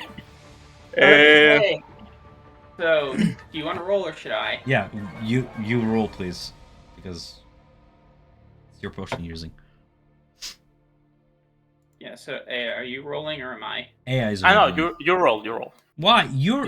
Somebody roll. I don't you're care. It's the using same the potion. generator. Just somebody roll. Okay. How many d8? 4 d8. 4 plus 8. Minimum 16. Okay, I realized I was muted most of the time. Fuck. Oh. But I agreed with everything. 84 plus 21. 8, so that'll be 21. That was 48, but sure, 21. Oh, well, then another 48. Wait, what the fuck? What'd you roll? 48? Yeah. Yeah, well, you're It's missing wrong. another 48. Okay. 84. Oh, sorry. Fun. Got it. Yeah. 32. 32. Okay. Bruh. Okay, thank you. I don't know what happened, but yeah. All okay. I see is where'd the other 48 go? You're panicking. It's fine. Alright, so Yeah, Gahi, exactly. back up into the living realm as you see the moat of the white moat of soulfire kind of go out of the spear and back into his body. Okay. Not rejoining the dead today. Yeah, that was your action. What do you do? Yeah. Bonus action. Right. I'm gonna. Come on, guys. We have to rid the land of this, and I hold my holy symbol and channel divinity. Okay. I cannot Channel- find it. Give me a second. Turn the tide. So everyone gets 1d6 plus charisma modifier. Turn the tide. Go ahead and roll it. No more than half. Damn. Oh yeah. Oh fuck. It doesn't work. I like have more. I have more than half.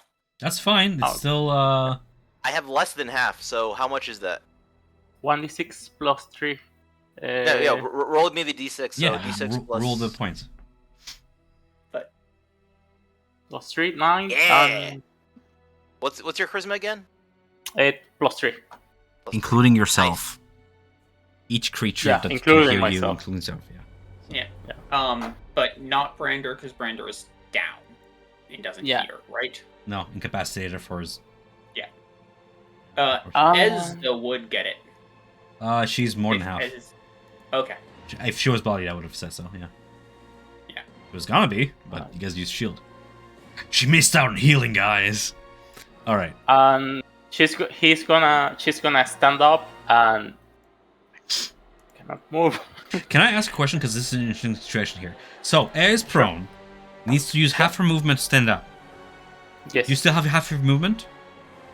Yes. You can theoretically mount your mount. I was thinking on that, but like the rock The is in option's the there. way. That would Yeah. also mean he would leave. The rock is because- in the way only because graphical. It's not really in the way.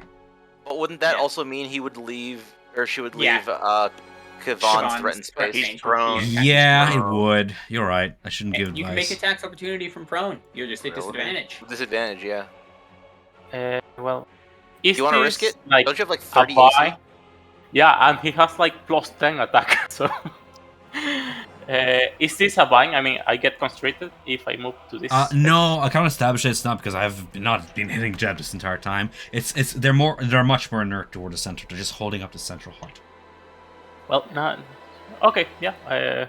I'll stay here. Okay, Aya, at the end of your turn, you turn the tide, and with this resurgence of inspiring vitality, roll me an intelligence check for memory. We have it. I'm pretty smart, guys. Okay. Pretty smart. I typed in Aya, and it showed me Gahi first because Gahi has an EA in his name. What a pain.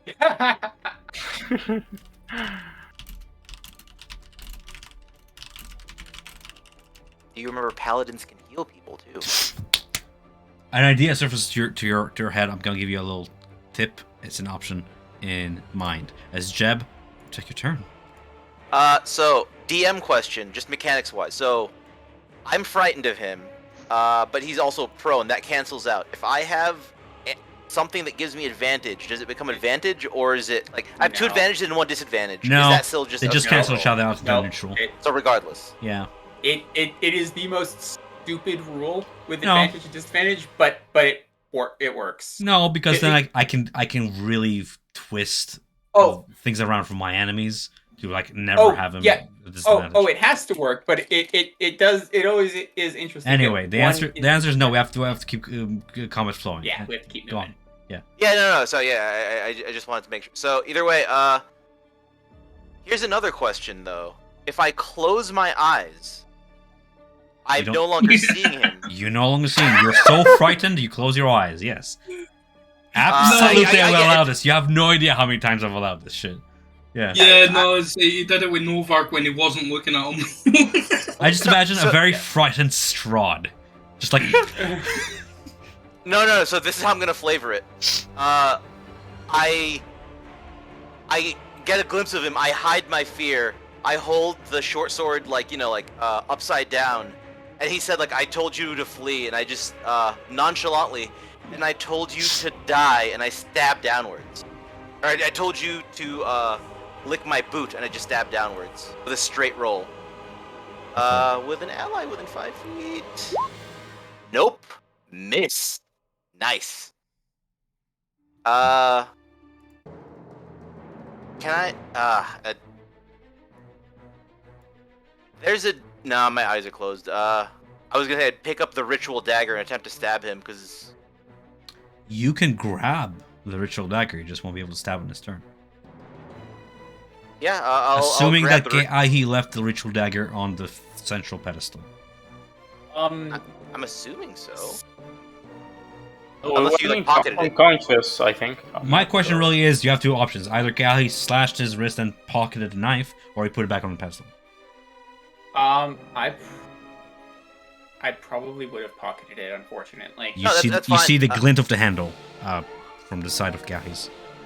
In that case, I would just shout at Kiahi, who's just come to consciousness. Child, make yourself useful. Now is the time. The help action. Child. All right. Awesome. Oh God, you help actioned me.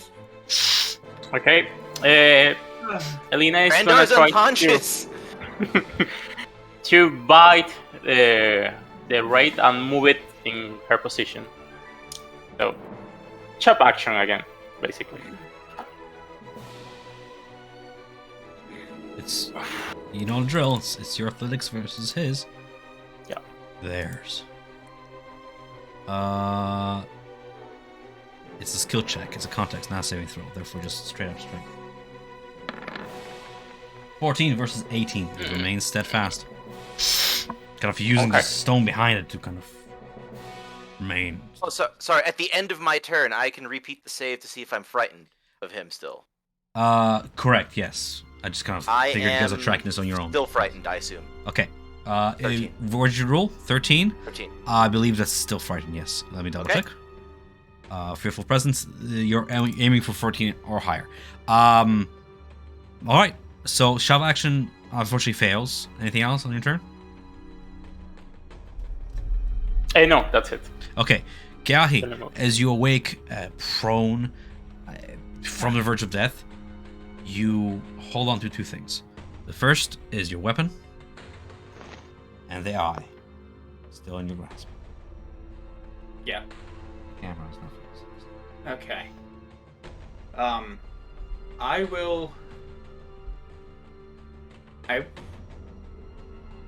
Is the eye? Is it glowing? Yeah, Now, it's or- glowing and singing throughout this battle, yes. It's active. Okay. So. It is a gemstone with a literal eye engraving upon it. And you've seen the symbol before, very recently. You've seen this exact same eye symbol before. Oh. Can we see the symbol of the eye for any reason, or there I'm is no? trying to. If you would look at the... Player is. Yeah. Player is trying to remember where I've seen this eye symbol before. You can Is roll it on the intelligence from amulet? memory if you want. Yeah, I'll do that. It's gonna be. I'd give you the great, opportunity to, like, see if you're clever. I think I know where it is. Yeah, he is not clever. It On the was amulet? somewhere in this chamber. You've seen Ah, this symbol right. before. Oh. It was okay. in the druidic symbols upon the murals and the walls when you walked in here, and it was a repeating symbol of the Seeker, and you've seen this in this chamber somewhere. Okay. Okay. So, somewhat panicking, trying to understand what's going on. Kia, he sees Brander being down, I'm assuming? Of course. He's within like 50 feet of you and he's on the ground bleeding. Yep. Because that thing isn't blocking enough. Okay. So, seeing that, wings will burst into flame again. And I will summon my wildfire spirit. Okay. Again. With my second thing. So, 1 second. Wildfire spirit. I believe I want to summon it right there, because that should be within 10 feet of the two guys. Correct. But not catching Ez, right? Correct. Still catching Ez, because circles are squares in D&D. God. So I can't place it in a way to catch those two without catching Ez, can I? Unfortunately. Okay, well I will place it then here to just catch that one. Okay. So spawn.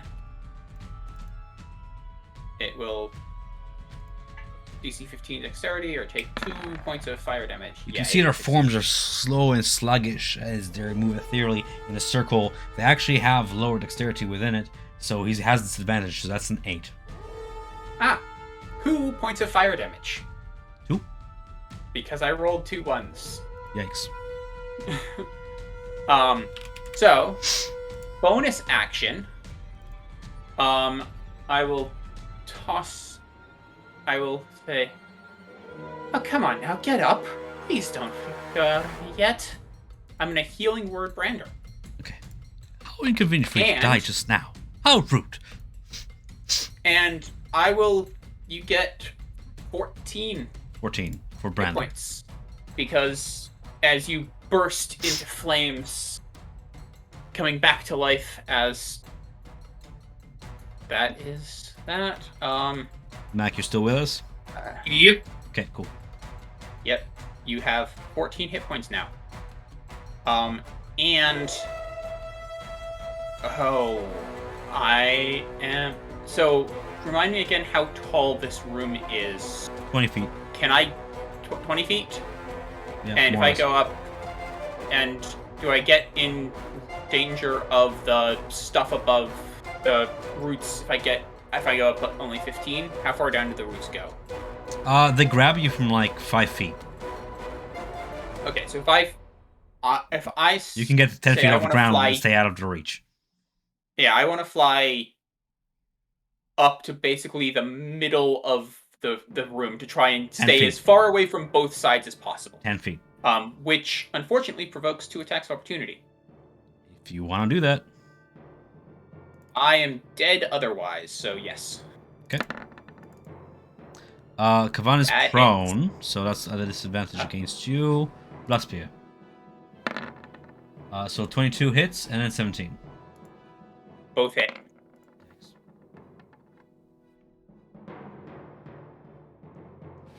So that It's, is minus 15.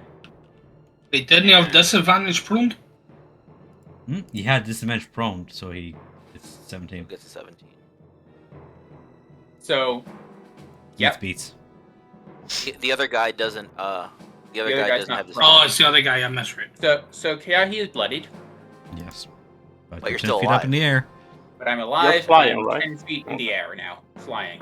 And Esmeralda is so happy to see Brander is on his feet back into his suit. Back for some more kick-assing. But what do you do? Hey, well, since hello, Omar, and I'm trying to start indeed.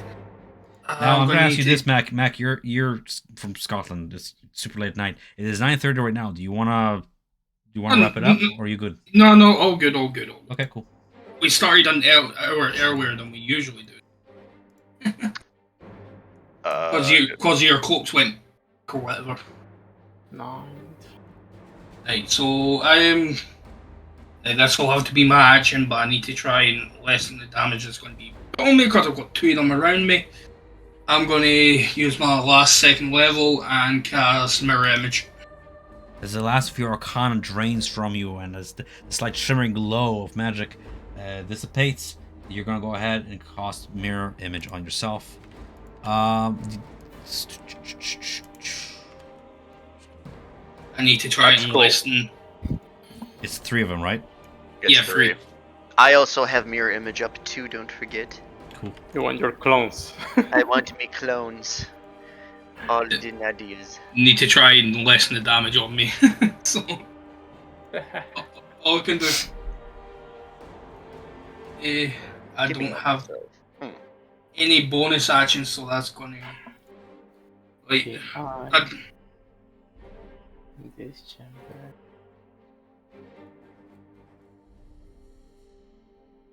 So that will have to be the end of my turn. I've not got any bonus actions. Okay, so that might actually save you, because this wraith over here is going to go ahead and try and swing at you while you have your mirror up.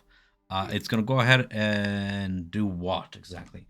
Illusion replicates yourself appear in your space until the spell ends. Duplicates move with you and mimic your actions, shifting positions, so it's impossible to track your real image. You can use your action to dismiss the illusion each time a creature targets you with an attack. During the spells, roll a d20 to determine whether the attack instead targets one of your duplicates. Roll me a d20. And question, Brenda, are you out of defensive field uses? Because defensive field is a bonus action. Defensive field? Brander finds a big glowing That's red like button in his suit. Huh. That's one of the big powers of your armor, of your guardian armor.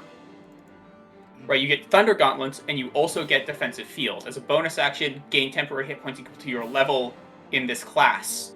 Oh my god. You lose them if you doff the armor. You can use this bonus action a number of times equal to your proficiency bonus. You regain all uses at a long rest. Okay, I didn't know about that, my bad. They still have to hit him, though. They still have to hit him before it goes for a duplicate. So if a 15 doesn't hit, it doesn't even go for a duplicate. It has to hit his He AC has to first. roll a d20 for me to even see if I hit him. No. No, it needs to, so they make the attack, and if the attack hits his AC, then you see if I it goes target for the duplicate. him, you roll It's a 10. d20. The duplicate ACs are 10 plus Dex. If you hit that, then it wipes the duplicate. Oh, I misunderstood that. Each time a creature Okay, targets that's- you with an attack, roll a d20. That's why I said, Brander, roll me a d20. I misunderstood. So it to determine whether the attack instead targets one of your duplicates. If you have 3 duplicates, you must roll a 6 or higher to change the targets. So it doesn't change. So it hits me, or it still is. 15 against your AC though. That's a miss. Right, there you go. So again, it targets you with the second attack. Roll me a d20. It's mirror image.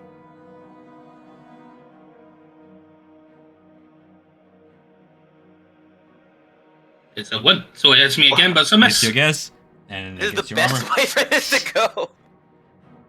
Okay, now I hope it misses me. Yeah. Roll 6 or higher. On this time! Not 20! Hey! It hits one of your duplicates instead with a 20 to hit. I think that hits its AC, correct? Yeah, it's 10 plus Dex. So Yeah. on hit it just dissipates, right? Yes, Yeah. on hit dissipates. So and one of the branders dissipates away. And it looks confused at his axes and tries to figure out which one is the real one, gets frustrated with it. Alright, but it's saving you. Mirror image is a great spell. Esmeralda is gonna go ahead and she doesn't need to hold an action for a reaction spell, so let's kick some ass. I'm not gonna solve your puzzle for you, so I'm just gonna attack. Yep. Oh. 10. Ooh, fucking Christ. Esmeralda is losing ground, and she no longer has her shield spell. Alrighty then. You can recast her shield spell. As a Assuming reaction. you can As a recast reaction. one. Yeah, that's what I was saying. She's probably gonna recast it. Yeah, but I'm more worried about you guys. She's more worried about you guys. She can escape. She can turn tail and escape. So we have this Wraith going first. Yeah, you're out of reach. Yep. And to escape. You're not 10 feet high, sorry. I'm 10 feet up in the air. He's 10 feet flying. He got bloody for it. The creature's not gonna attack your mount again because it doesn't cast any damage. So unfortunately, you're the only morsel remaining, my friend. Aya, against you, we have 25. Oh my! 8. TPK. TPK. And 16 against your armor class of... It's only 1 25. hits for 11 slashing. I'm down. Just like cleaves you on your shoulder and brings you down. Oh, Oh, damn. This is harrowing. I've got ideas. I've got plans. Hopefully, maybe. And it's not gonna enter the zone We of... get Not yet, that. Hopefully you should get ideas. I kind of hinted on it. I now know what I'm supposed to do with this. I think I know where Top the of the eye is. round. Surrounded with owls. Okay. That's so not what I'm. That's not the spell I'm casting. If I cast the big spell. I don't Oh, know. Save us, man. Save us.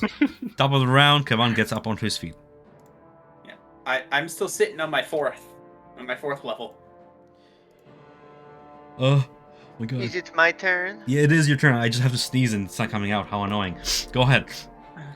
Look into a bright light. Okay, I made my fright save. How does that work?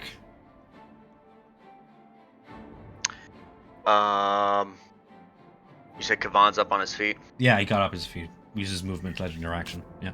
Cool, I'm gonna use a chromatic orb 2nd level at him. You look around as you start charging your spell, considering your odds. The battle of the tide is turning against you steadily. Your friend's getting bloodied, dying. Maybe bashing your head against the wall is that solution here, but you charge your spell if you want. What are you trying to tell me? I'm trying to tell you that none of these fucking targets are bloody yet. Yes.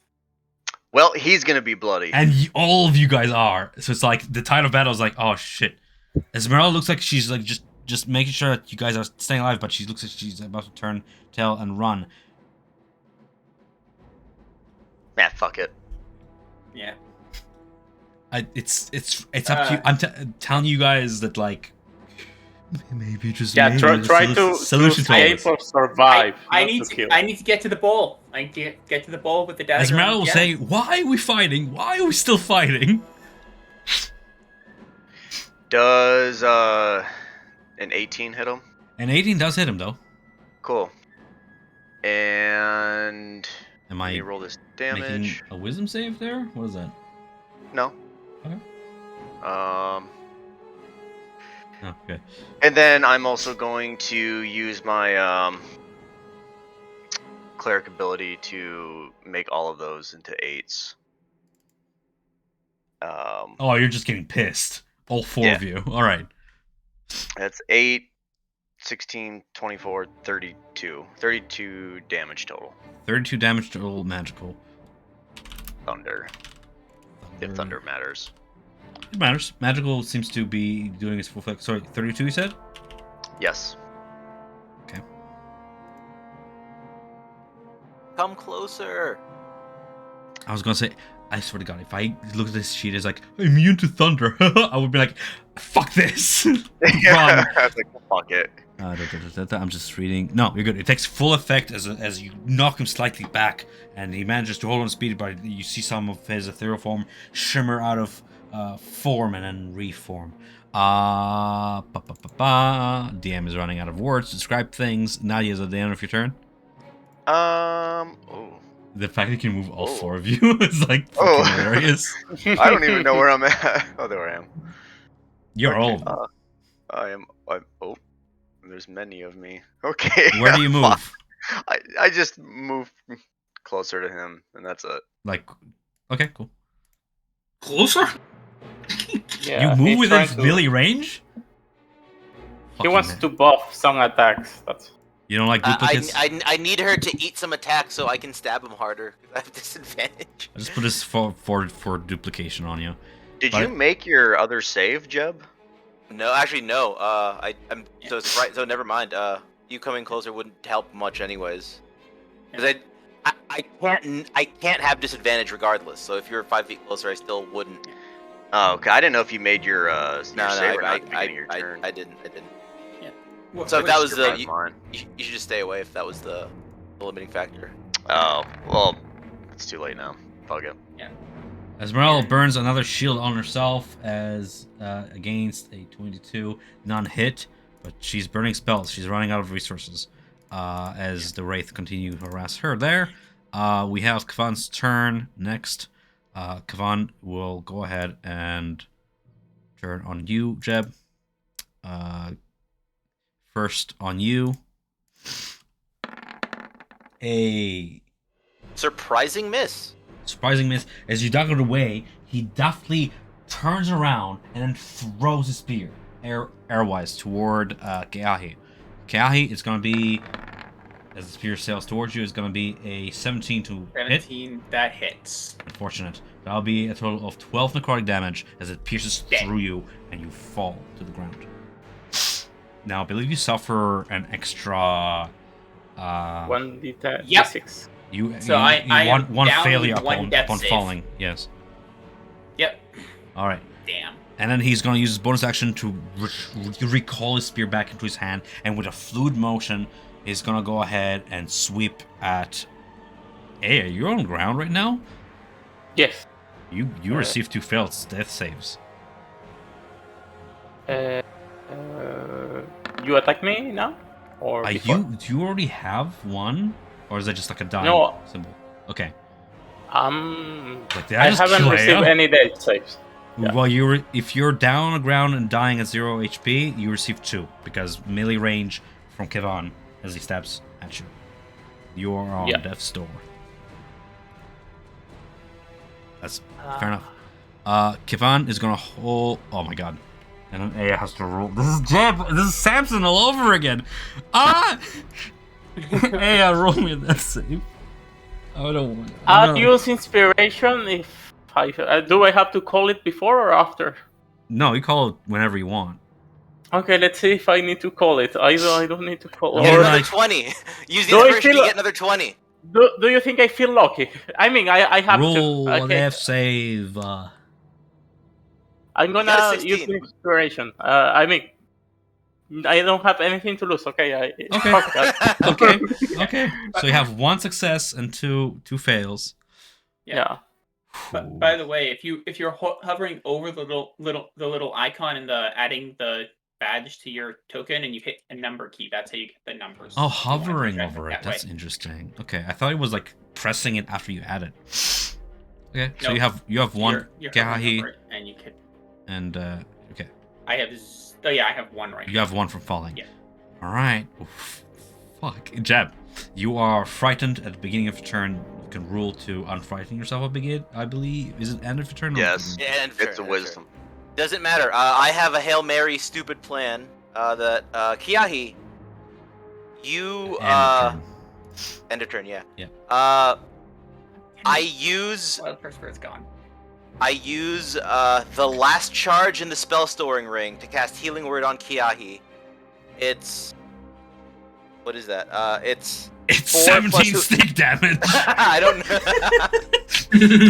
Sneak heal. Who gave me that healing word? Was it Brandar? Because it's whoever's mod it is who cast it into the ring. I just I forgot. think that was KI, because Yeah, I he don't gave have you the healing heal, word. yeah. Oh, so yeah, you gave me burning hands and healing word. It's come full Burning circle. hands. It heals you for 4 plus your wisdom mod. Okay, so that's 8 health. And I am going to Champion just bouncing in and out of the death mode.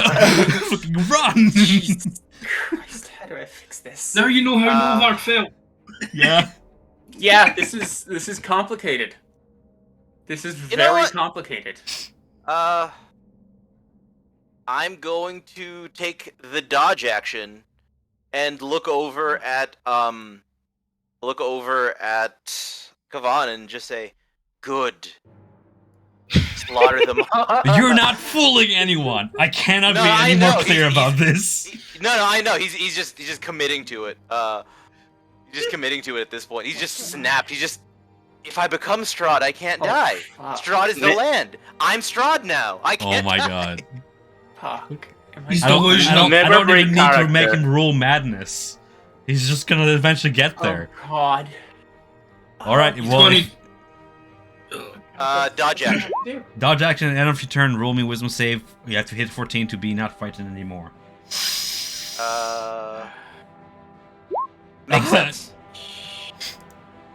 Makes sense. I'm the land now. Everybody's mad here, Alice. All right. Yeah. Bullshit! Okay, bullshit, show it. Okay, she's gonna try to show it again. Oh. Why are you trying to shove? Just he's gotta walk back to you. Yes, but it's Yeah, and if you shove it, it Come on. lands next to Keahi. Okay. But- Next to me. no, Okay. that's. I mean, Hot dice. Hot dice. Okay. Well, he gets oh shoved. my god. Okay. 5 feet but, in the direction away from her. So I'm guessing you want to Yeah. shove here. But I was gonna say like if I could put her here without being grappled. Huh? On this point, without being grappled, so You he want can him go here? to the. No, I want him here in this point. Oh, here. Yeah. Yeah, shoved. Yeah. You were here though. Okay. Yep. Yeah, and she's gonna move here to try to close that space. Well, I'll Keahi, allow it. just do the mirror for Sideways me. swipe. Yeah. Oh God. Okay. So. Fuck. Because if I do what I think I need to do, God, I have two options to do. Option 1 is save Aya. Option 2 is possibly end this fight. Unfortunately, see- they are mutually exclusive. If you end the fight, you save Aya. Yeah. But Aya has 2 death saves. But doesn't she have a success too? So she's up. No. No, but if we can stop this, Yeah. then you can help her Because the moment it stops. I think I just need to get over to the bowl with the gem and the dagger, because the bowl's where the eye is. What do ritual. you do on your turn, man? Pressure's on. Oh God. So if I wanted to try and cut my hand and do blood offering with gem and the bowl, that's an action, right? Sure. It's like interact with an object. Yeah. So that's an action. Okay. So, oh God, I gotta do it. Bonus action, healing word, 3rd level on myself. That's a third? If you cut your hand, you were gonna die, right? It's the fact that I have to get away from. No, you would still be in Kazan's range. You Oh, will be in his yeah, area. no, because that doesn't leave. Yeah, so actually, never mind that. I didn't read that right at all. That's sorry. fine. That's You- why If I that's pushed okay- him. he would be smart enough to figure it out. It's fine. Yeah, I would move to there. I'm gonna Yeah. take gem and the ritual dagger, cut my hand and put blood and the gem in the bowl. Say, please work. As And you say, please work. Flame. Immediately, like this silvery flame burst outwards from the central dais, around the 4 monoliths, around the ring, and you see all 5 wraiths just dissipate backwards, like be pushed back, and their forms melt away out of the circle. As the flames continue on, you begin to feel the searing sensation go up your arm. As I'm feeling that, I will actually use that bonus action healing word, and I'm gonna hit Aya with it. So I'll just use the same At the same 3rd level time, healing word. Aya, you gasp for breath as you see the bright glow come from the central of the circle as Kavan's form begins to meld off and the entire chamber begins to quake, and you feel, as you rise to your feet, you feel something reverberate at your side where you keep your pack. You look over and you see the staff is cracking, and it is clinging to you, and it's penetrating your skin with this familiar tendrils of it, trying to desperately use your vitality to sustain itself from these flames. What do you do? Trying to grapple me, I hold it with a hand and I start to crush it. And as soon as I am able to break one of the roots getting into my leg, I'm gonna slam it against the floor. So you reap out the roots, and you flatten, and you crack it against the floor, smashing it time and time again against its flames as they begin to burn it. You begin to hear a massive scream build up from the staff itself. The flames, the staff, all this combined. The ritual completes. As the flames spread throughout the entire chamber, the staff breaks, and in that moment, the heart clenches and collapses onto itself, writhing. You can see from the ceiling this crimson sap seeping, bleeding, as the entire place begins to collapse. As Esmeralda kind of bashes away the two wraiths away from her, looks at Keahi, and kind of moves closer toward him and just braces for what's to come. Oh my god. Well, guys almost died. Fucking poor. Yep. I forgot Bull had the eye in it. Well, good thing. I mean, it was a close, super close one. Yep. I was trying to. I just never had the opportunity to actually utilize my 4th level spell slot that I still have. I think what murdered us was the tether when we lost connection. Yeah, That was brutal. I mean, I was full health. Coming in as dead hurt because that changed what I could get done. One by So one. I actually. Yeah. Oh, go ahead. No. One by one, the wraiths dissipate away. The silver-white mists blaze with emerald light. The earth seems to shudder, and the dark void, now filled with luminous energy, widens and thins until a sliver of green light, straight as an arrow, stretches across the circle horizontally.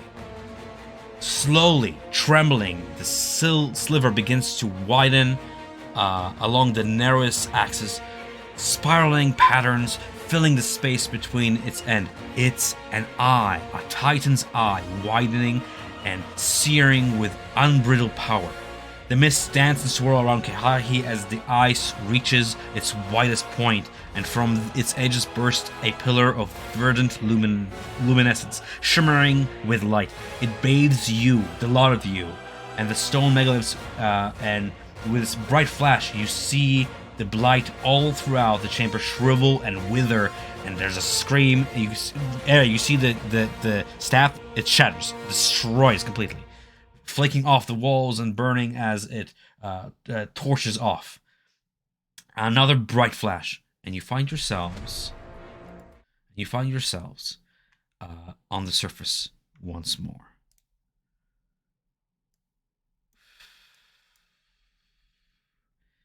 In the Gulthias Grove. One by one, just bear with me, one by one, the stone megaliths burst from the ground nearby, rising from the earth to form a ring around the Gulthias tree, which smolders from within, still ignited by your flames, but now even more intense with this verdant fire that's coming from beneath its roots.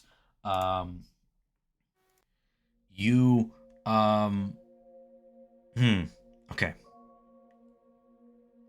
Keahi, in your inner eye, you can see the roots of the mountain, of Mount Gukis to the south and Mount Baratok to the north, entwining leagues beneath the soil, choked with darkness and ichor. You can feel the dark, hateful thing constricting them, an ash-gray root forged of corruption and baleful pride, now writhing beneath the light of the eye and bleeding black.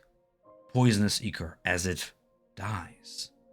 You follow in your mind's eye a tunnel that runs through the earth for miles and miles until it reaches a mighty fortress of black stone, a tower spire that pierce the storm skies, and a pair of familiar burning crimson eyes that bore into your soul. And then the eye blinks, and the root is severed from the mountain. You hear Strahd's cry of rage and fury echo in your ear, and the roots of the mountain breathe like a living thing, the miasma within their veins burning away beneath the eye's unblinking gaze. The sense of Strahd's enraged consciousness vanishes, replaced with a burning warmth that runs from the center of your forehead deep into the very core of your being.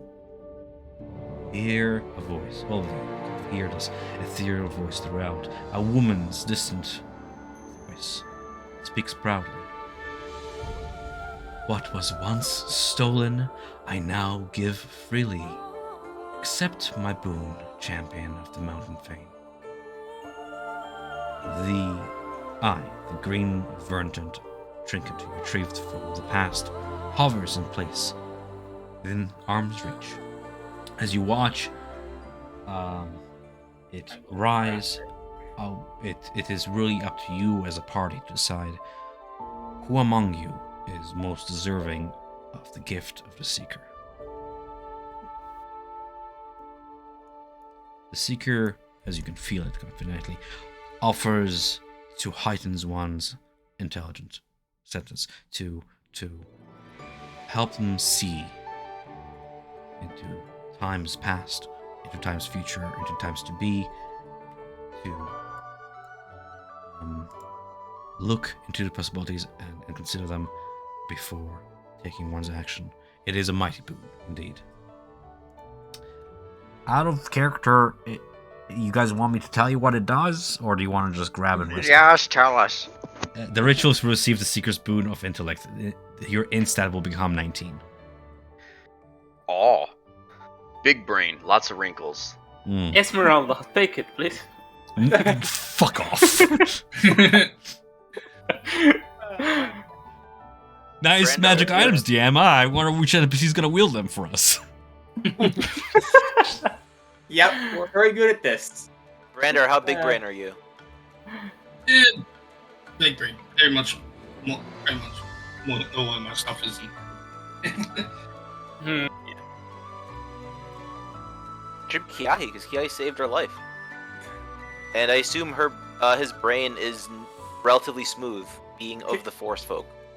Yeah, Keahu's not particularly book smart. Should we roll for it? Was this just a boon, or is it an actual item to attune to? It's a boon. Boom. Yeah, Oh, what did you say? It gives It's a god's boon. It makes that it makes your 19. Yeah. int 19. Solid. I don't know. That's So pretty theoretically, with an ASI, it could be raised if yes, brain like armor boy over here. right now my int is 17. I'm sorry, Strahd. I'm so sorry. You were Why? like, when will I get a band of intellect? And it was like, you're close to it. No, I was saying that for my backup. Yeah, that's what I'm saying. I'm sorry you just miss out on this. Oh well. Jeb's alive. Surprisingly somehow. Somehow, surprisingly, I was trying. I mean, since you put foot on the hill, you are dying. Well, Brandon, why don't you just take it then? If you're at 17, get to 19. And dude. Yeah. Else? In character, I will say Kiahi or Nadia. We venture into the other realm together. You're right. I deserve it.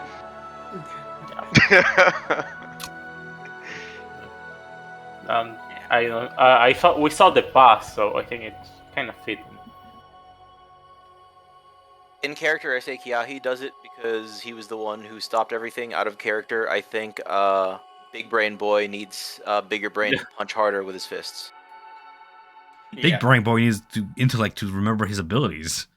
How about that? Exactly. That's true. Yeah, I'm gonna give you homework, Mac.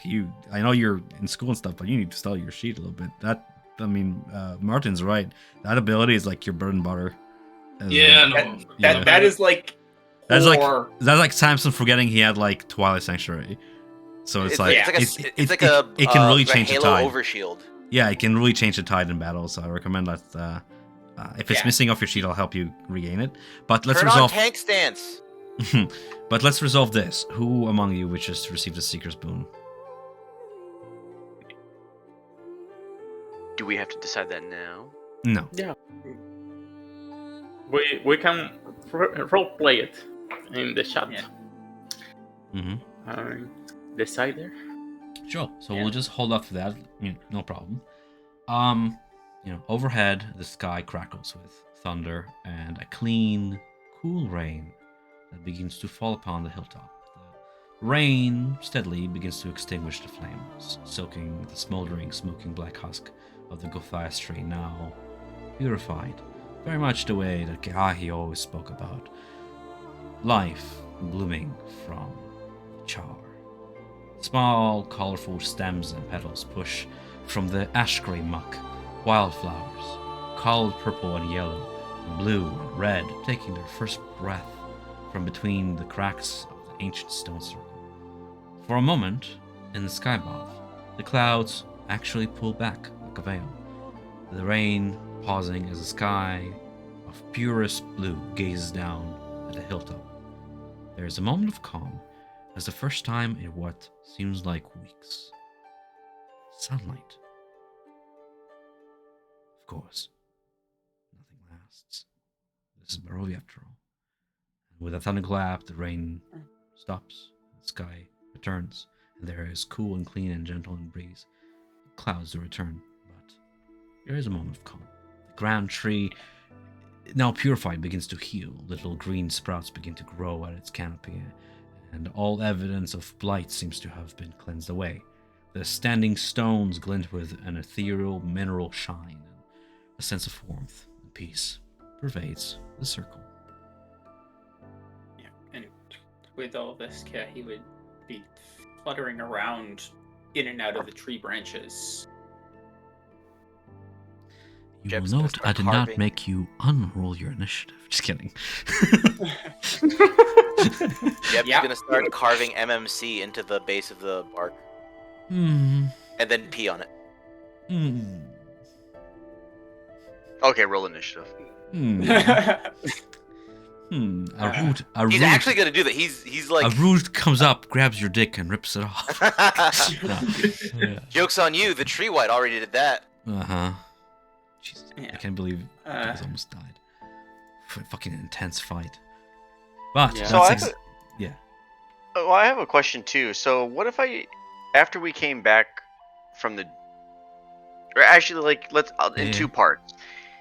Whether I had done it before or after going into the dream sequence and everything, what if I just like killed that Guthias root that's on my chest? Would that just end everything? The Gothastral and chest is still alive. Right, but I'm saying if I just walked into like, oh, there's the big like evil heart Mhm. blight thing. If I had just said like, okay, I'm just gonna like destroy my root. I don't think your root affects other blights, does Yeah, it? your root It doesn't. does. What? It does? Okay, well let's look at your item Or is that because the staff? I remember the staff being exclusively a nuke. But let me look at the magic item, and I'll be able to answer the question too. Where are magic items? Why am I having a hard time with this? Okay. Think Yeah, it's the adrenaline. It's still. Yeah. I'm shaking. Oh, I Guthias agree. root. You have the root of Guthias does have bite blane. Yeah. Bite. While you're attuned to Hang on. dependent blights and other evil plants are now hostile to you, dependent is crushed or burned to the ashes. Its swoop releases a terrible inhuman scream that can be heard 300 feet. So I kind of told this to only Aya because I had a brain fart moment where like she has a staff and therefore she can destroy. But if you would have destroyed your Gothias root, it would have destroyed the central heart and made the entire chamber collapse. With us, and then like we couldn't have like escaped. It would have been a or skill check to get out, yes, and then you would have had to like run.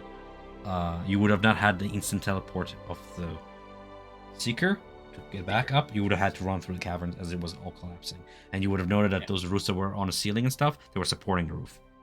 So if you kill within 300 feet, and if we look at the map, because we can, if we look at the Yesterhill map, I believe 300 feet is 300 feet most of the mountain. from the right? heart. Let me just put the maps as they are to scale. Oops, as they are to scale, right? So if you guys were like here, yeah, like 300 feet is like up to here. Yeah, that this brings entire down- cavern would have collapsed, and you would have had to like run back. Make sense? we would have been fine. Yeah, but you I would have mean- not consecrated Fane then, and that would have been a great ending. It would have That's why I didn't try to destroy it at the Yeah. beginning. essentially. I think I can say it now because we're at this like kind of first time in Curse of Strahd. I actually gave you guys a happy ending because I felt like you guys deserve it, more or less. Because you guys were like, "Oh, Volaki felt like bad," and I was like, "I agree," because that's Barovia. But essentially, that can be the good bad ending, the great ending of you don't consecrate Fane, and you will still have Blight in Barovia because there's somewhere else which I described that was the source of it. But you know, Keahi consecrating the Fane, he destroyed it. One. No, it's I Keahi. was gonna do that as a backup just in case, like, if Kiahi and Aya were to go down, I would sort of been like, well, this is it. Yeah, I mean, either keep your tools or use Yeah. them. Use them. I- You know, you never know. I'm giving you guys the option. I'm just a world, you know, man. I'm just reacting. Oh yeah. No, it's okay. Yeah. Yeah, but does that answer your question? Yeah, I was just curious. Uh-huh. I didn't know if it was just like an overthinking thing where it was just like created this like really elaborate thing, and then you just walk in like a player. It's like, oh yeah, I just destroyed my magic item. And it's like, oh fuck, I didn't think about that. No, I thought about it. I had to collapse. Okay, I was just Still curious. count. I was just like, it's a Yeah. very Unga solution. It's a very like caveman solution. Like Yeah, we don't hit- care hit about what with you prepare for us, DM kind of thing. Yeah. Boonga Yeah. boonga. Unga bunga, I'm gonna Yeah. destroy my item. Well- oh, blight. You know, like, but it Yeah. is your campaign as much as it is mine. No, I was just curious. Well. That was my last ditch effort. Yeah. Can I give it the boom to Elena so she's smart now? I mean, Awaken the mount until she gets unsummoned, and then I'll have to read the DMG about supernatural gifts because I'm pretty sure you can't just give your horse a supernatural gift. No, I was joking. But I'm loving the idea of like I think you can an give awaken. it to this horse, but then when she resummons the horse, it'll just be stupid again. No, it's the same horse. Yeah. She can specifically dismiss Elena. She can resummon Okay, the same mount every time, of course. Well, I will look at everyone. Yeah. Well, that went. I suppose that went. Although Oh, we're not done I yet. like this environment much better. Should probably move though. You Saw Strahd. He was not happy. Jeb's just gonna say, yes, that was very unpleasant. Yeah, I guess dinner might be cancelled. he's still disguised as Strahd. Oh yeah, no, like I'm not dropping this now. Like he's fucking snapped. Well, where should Yeah. we need somewhere to go. I And think is that Kavan that I see? Yeah, you see Kavan standing, spear in hand, by one of the steps. Not hostile, just watching. Flame up in hand. Fair enough. Hello there. Are you still bound? He doesn't reply right away. His helmed head is looking toward a tree. And even though his eyes are undead and unnaturally eerie, there's a certain resignation in his gaze, a certain peace. Takes off his helm. His hair falls back his shoulders. What'd you ask him just now? Still bound. No. I, to some measure, have fulfilled my duty. As regrettable as it is, I am sorry. Thank It's you only for freeing me from stab Starswell. wound or 3. You must understand, we all face mighty evil. It is beyond me or you. His will is strong. I couldn't Yes. fight it, but there is strength in you. Perhaps I did not get the chance for a just life, and I did not get to make amends while alive. perhaps we can make it amend death. He looks down at his spear and then offers it forward. I will bestow upon you my strength, in the hopes that you can defeat this evil. While I am free from Strahd's curse, none of the dead are truly free. While we are in these dark realms, we are trapped in the mist, but kill the heart, and you cleanse away the corruption. Yes. We learned that here. Strahd is the heart.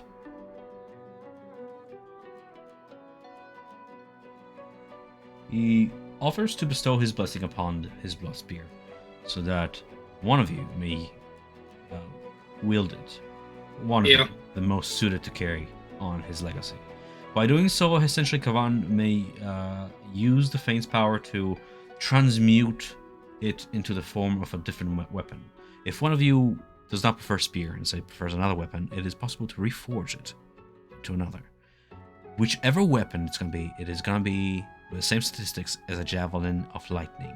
Essentially, if it's a thrown weapon, once you throw it, it streaks with lightning, and it can then return to you.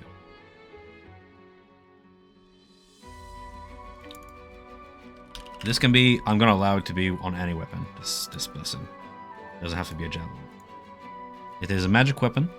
When you hurl it and speak its command word, it transforms into a bolt of lightning, forming a line 5 feet wide that extends from you to 120 feet. Insanity.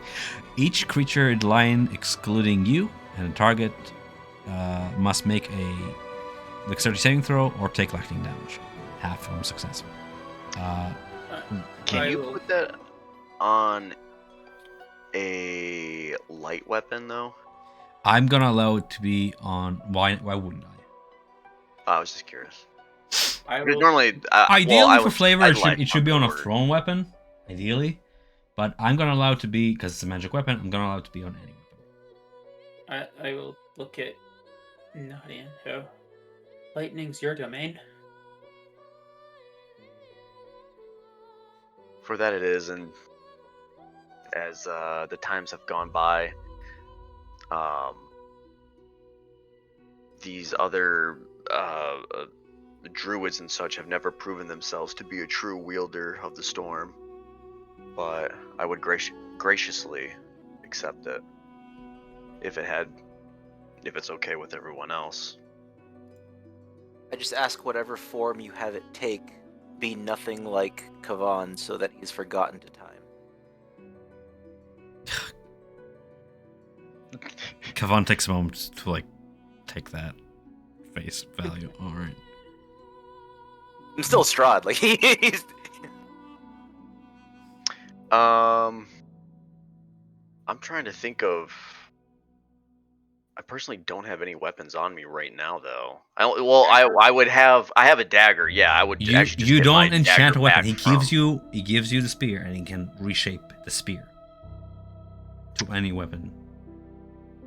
Well, what's a good thrown weapon? I don't know anything about throw weapons. He's No, make any like- weapon into the give the stats of the javelin. Yeah.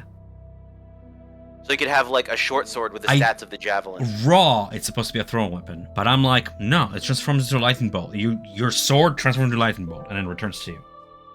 It's a magic weapon. It's that badass. You throw lightning, and it comes back to your hand.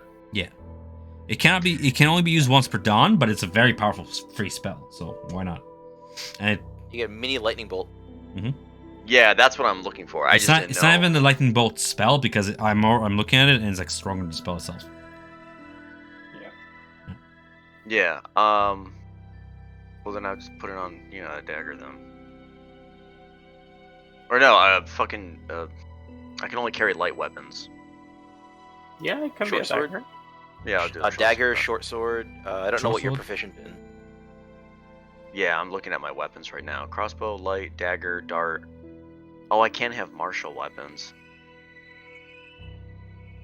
But I'm I need to be assuming able the to stats throw. of a javelin supersede the martial proficiencies.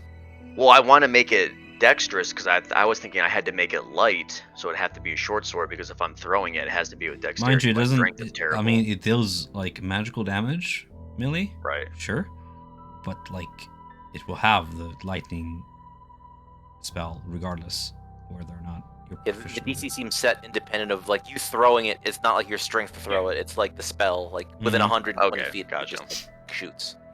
It can be Thor's hammer for all I care. What weapon do you want to be able to produce lightning bolts from? Just make it a short sword then.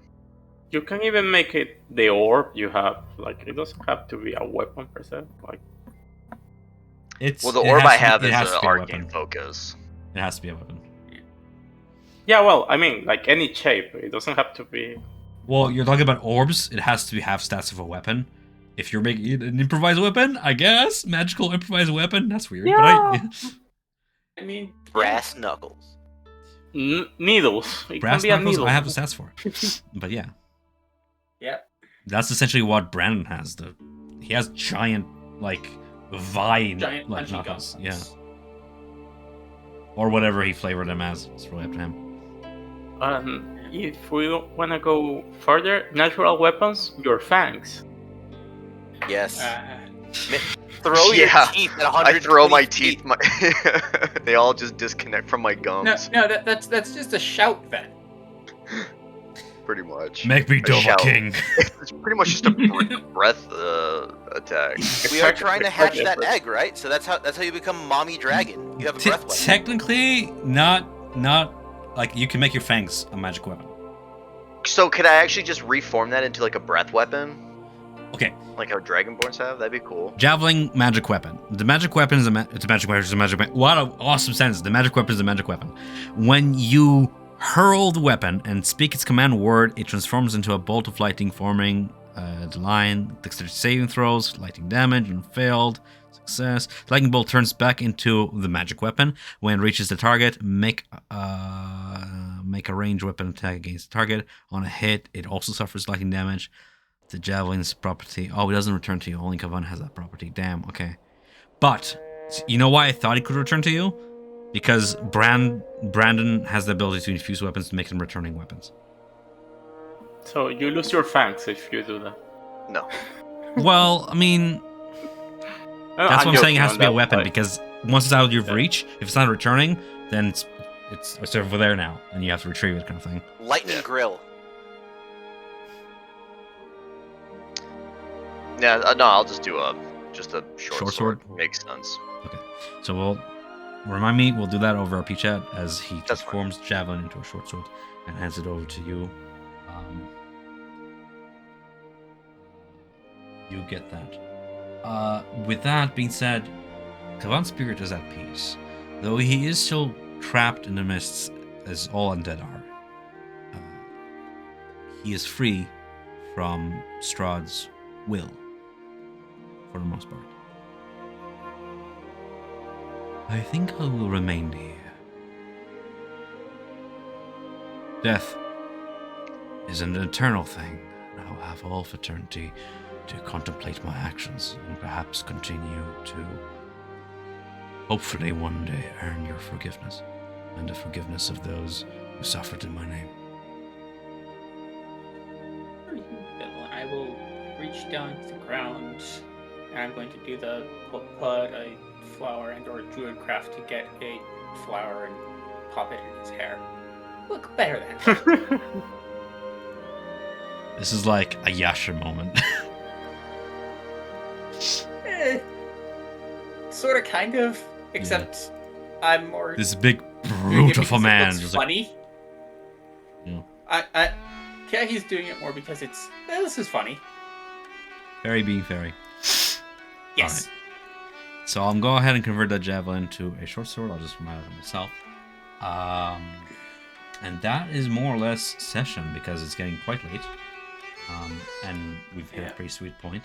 I'm guessing next session, journey back. Esmeralda's gonna let you know that as fun as this was, She intends to return to the Wizards of Wines to Von Richten with her collected samples, the chitin, the venom, all that she gathered, and information she gathered, and sort of started home, just brewing a plan if this affects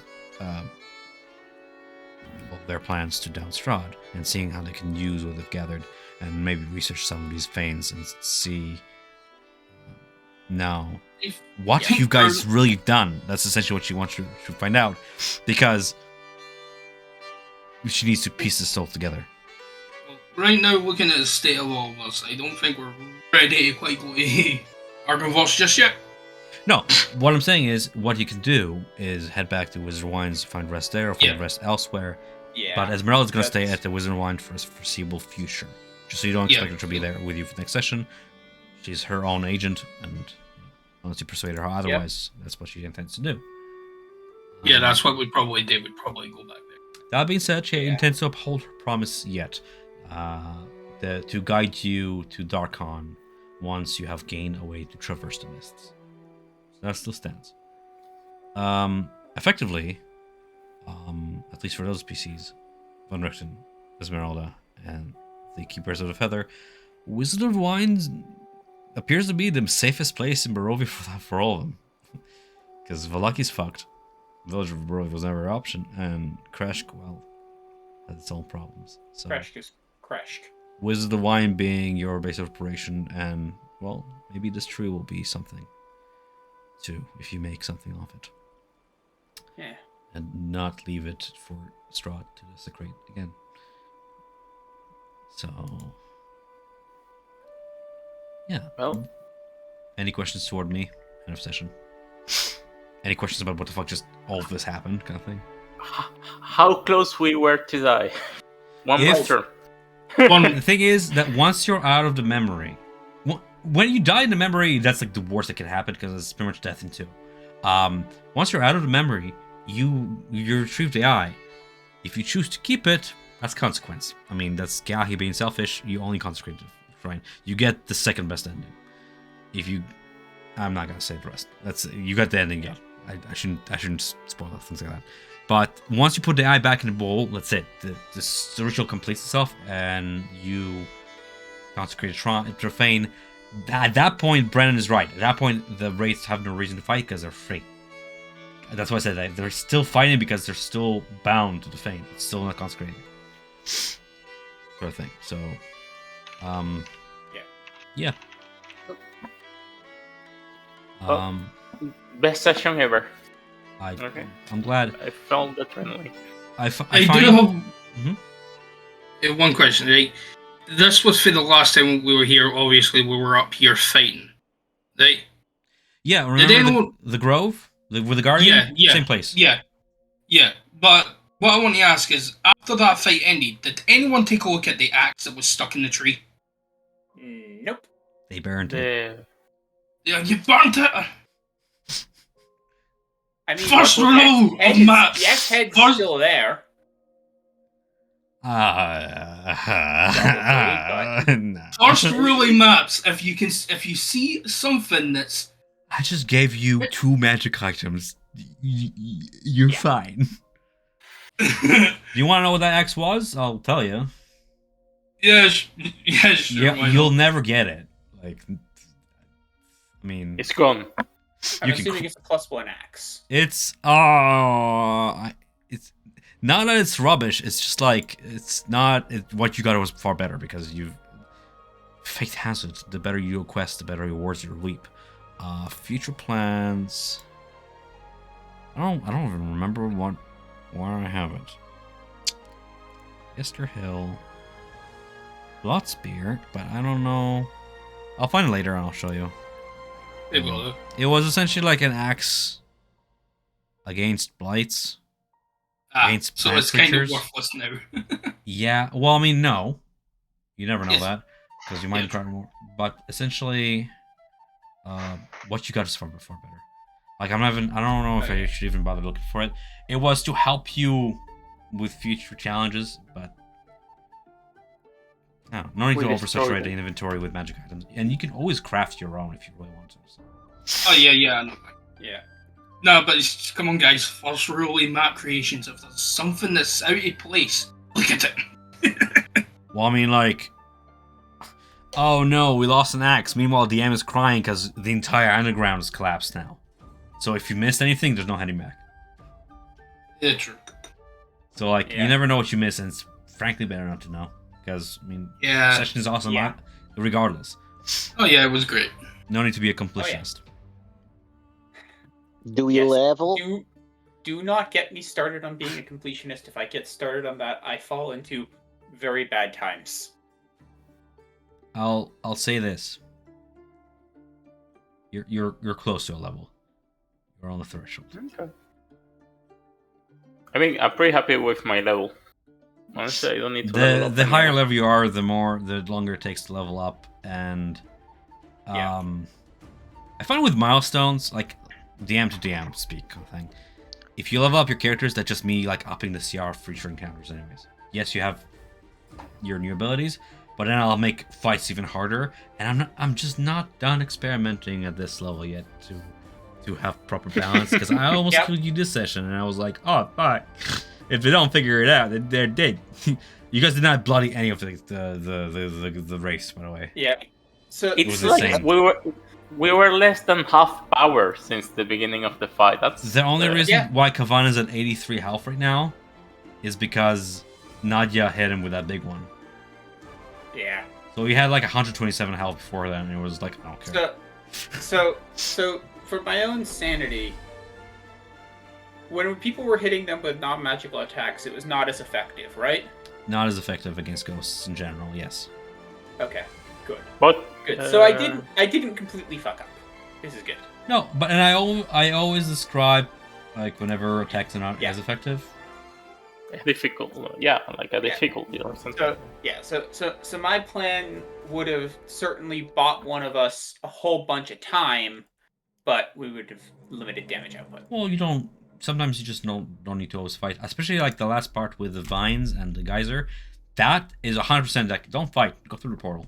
Grab the Yeah. thing, give it to Raven or keep it yourself, but go through a portal. You're not supposed to fight those things. You would have died in like if you would have fought them, because those things Yep. are Yeah, that poison damage was pretty high. Yes. It's continuing the skill check of escape the memory. That's it. If I was not, Uh-huh. if I did not have that teleport, that would have been really bad because there's I'm no just way I was look- breaking out of that grapple. Mm. I'm just Okay. gonna say I'm Right. so happy, Martin, that I chose you. Okay. Because it was drinking myself the potion or giving it to you. So I was like, oh, which one? Yeah. We will have to figure out how to get access to more potions because Well. we don't have any. Although potions are not actually optimal. Potions on healers are not optimal, but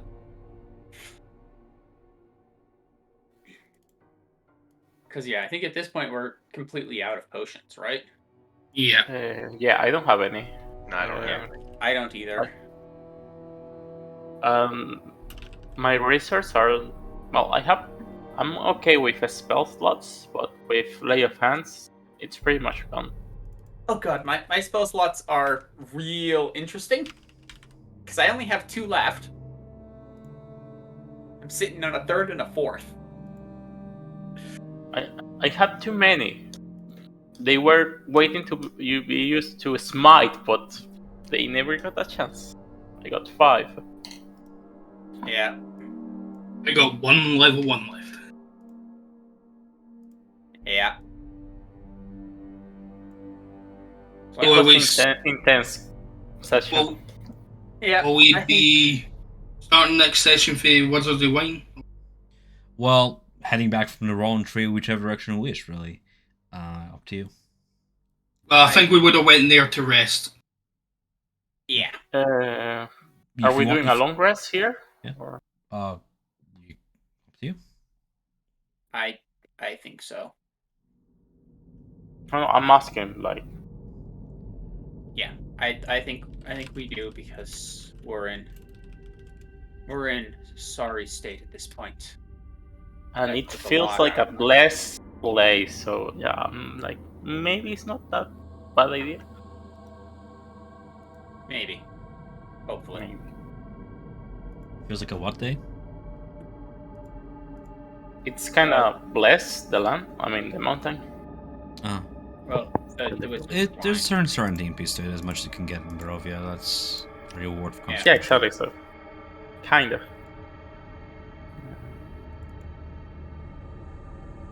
You can set camp, you can RP camp, you can RP travel, you can RP being in Wizard of Wine. It'll up to you guys.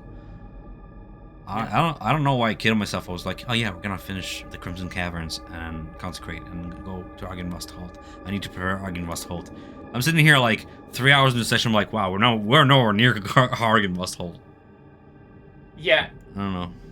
Yeah. I think you we're overestimate how right. quick it's going to take us to get through things. Combat always. Yeah, it's combat's. Yeah. That was fun.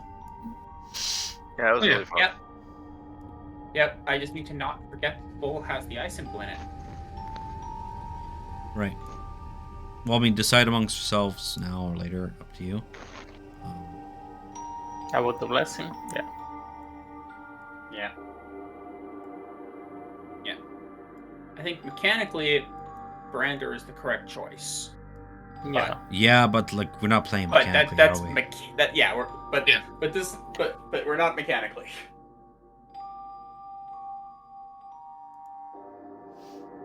Yeah, I will say like one of the three of us, but it doesn't help for anything really.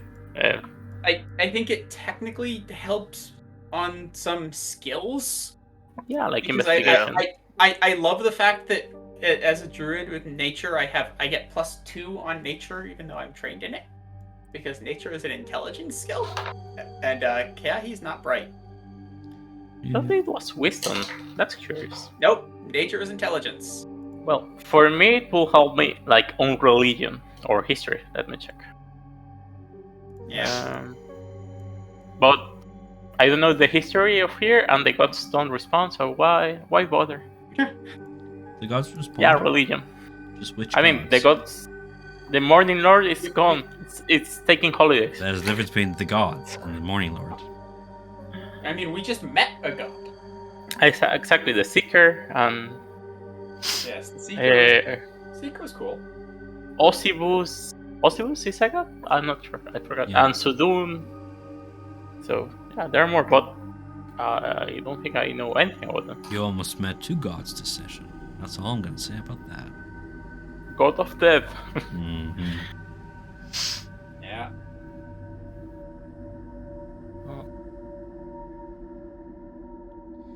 No, but Alright.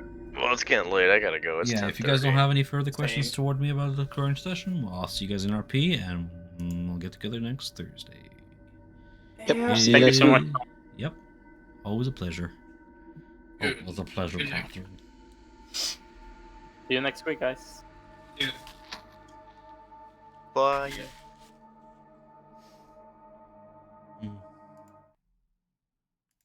Okay.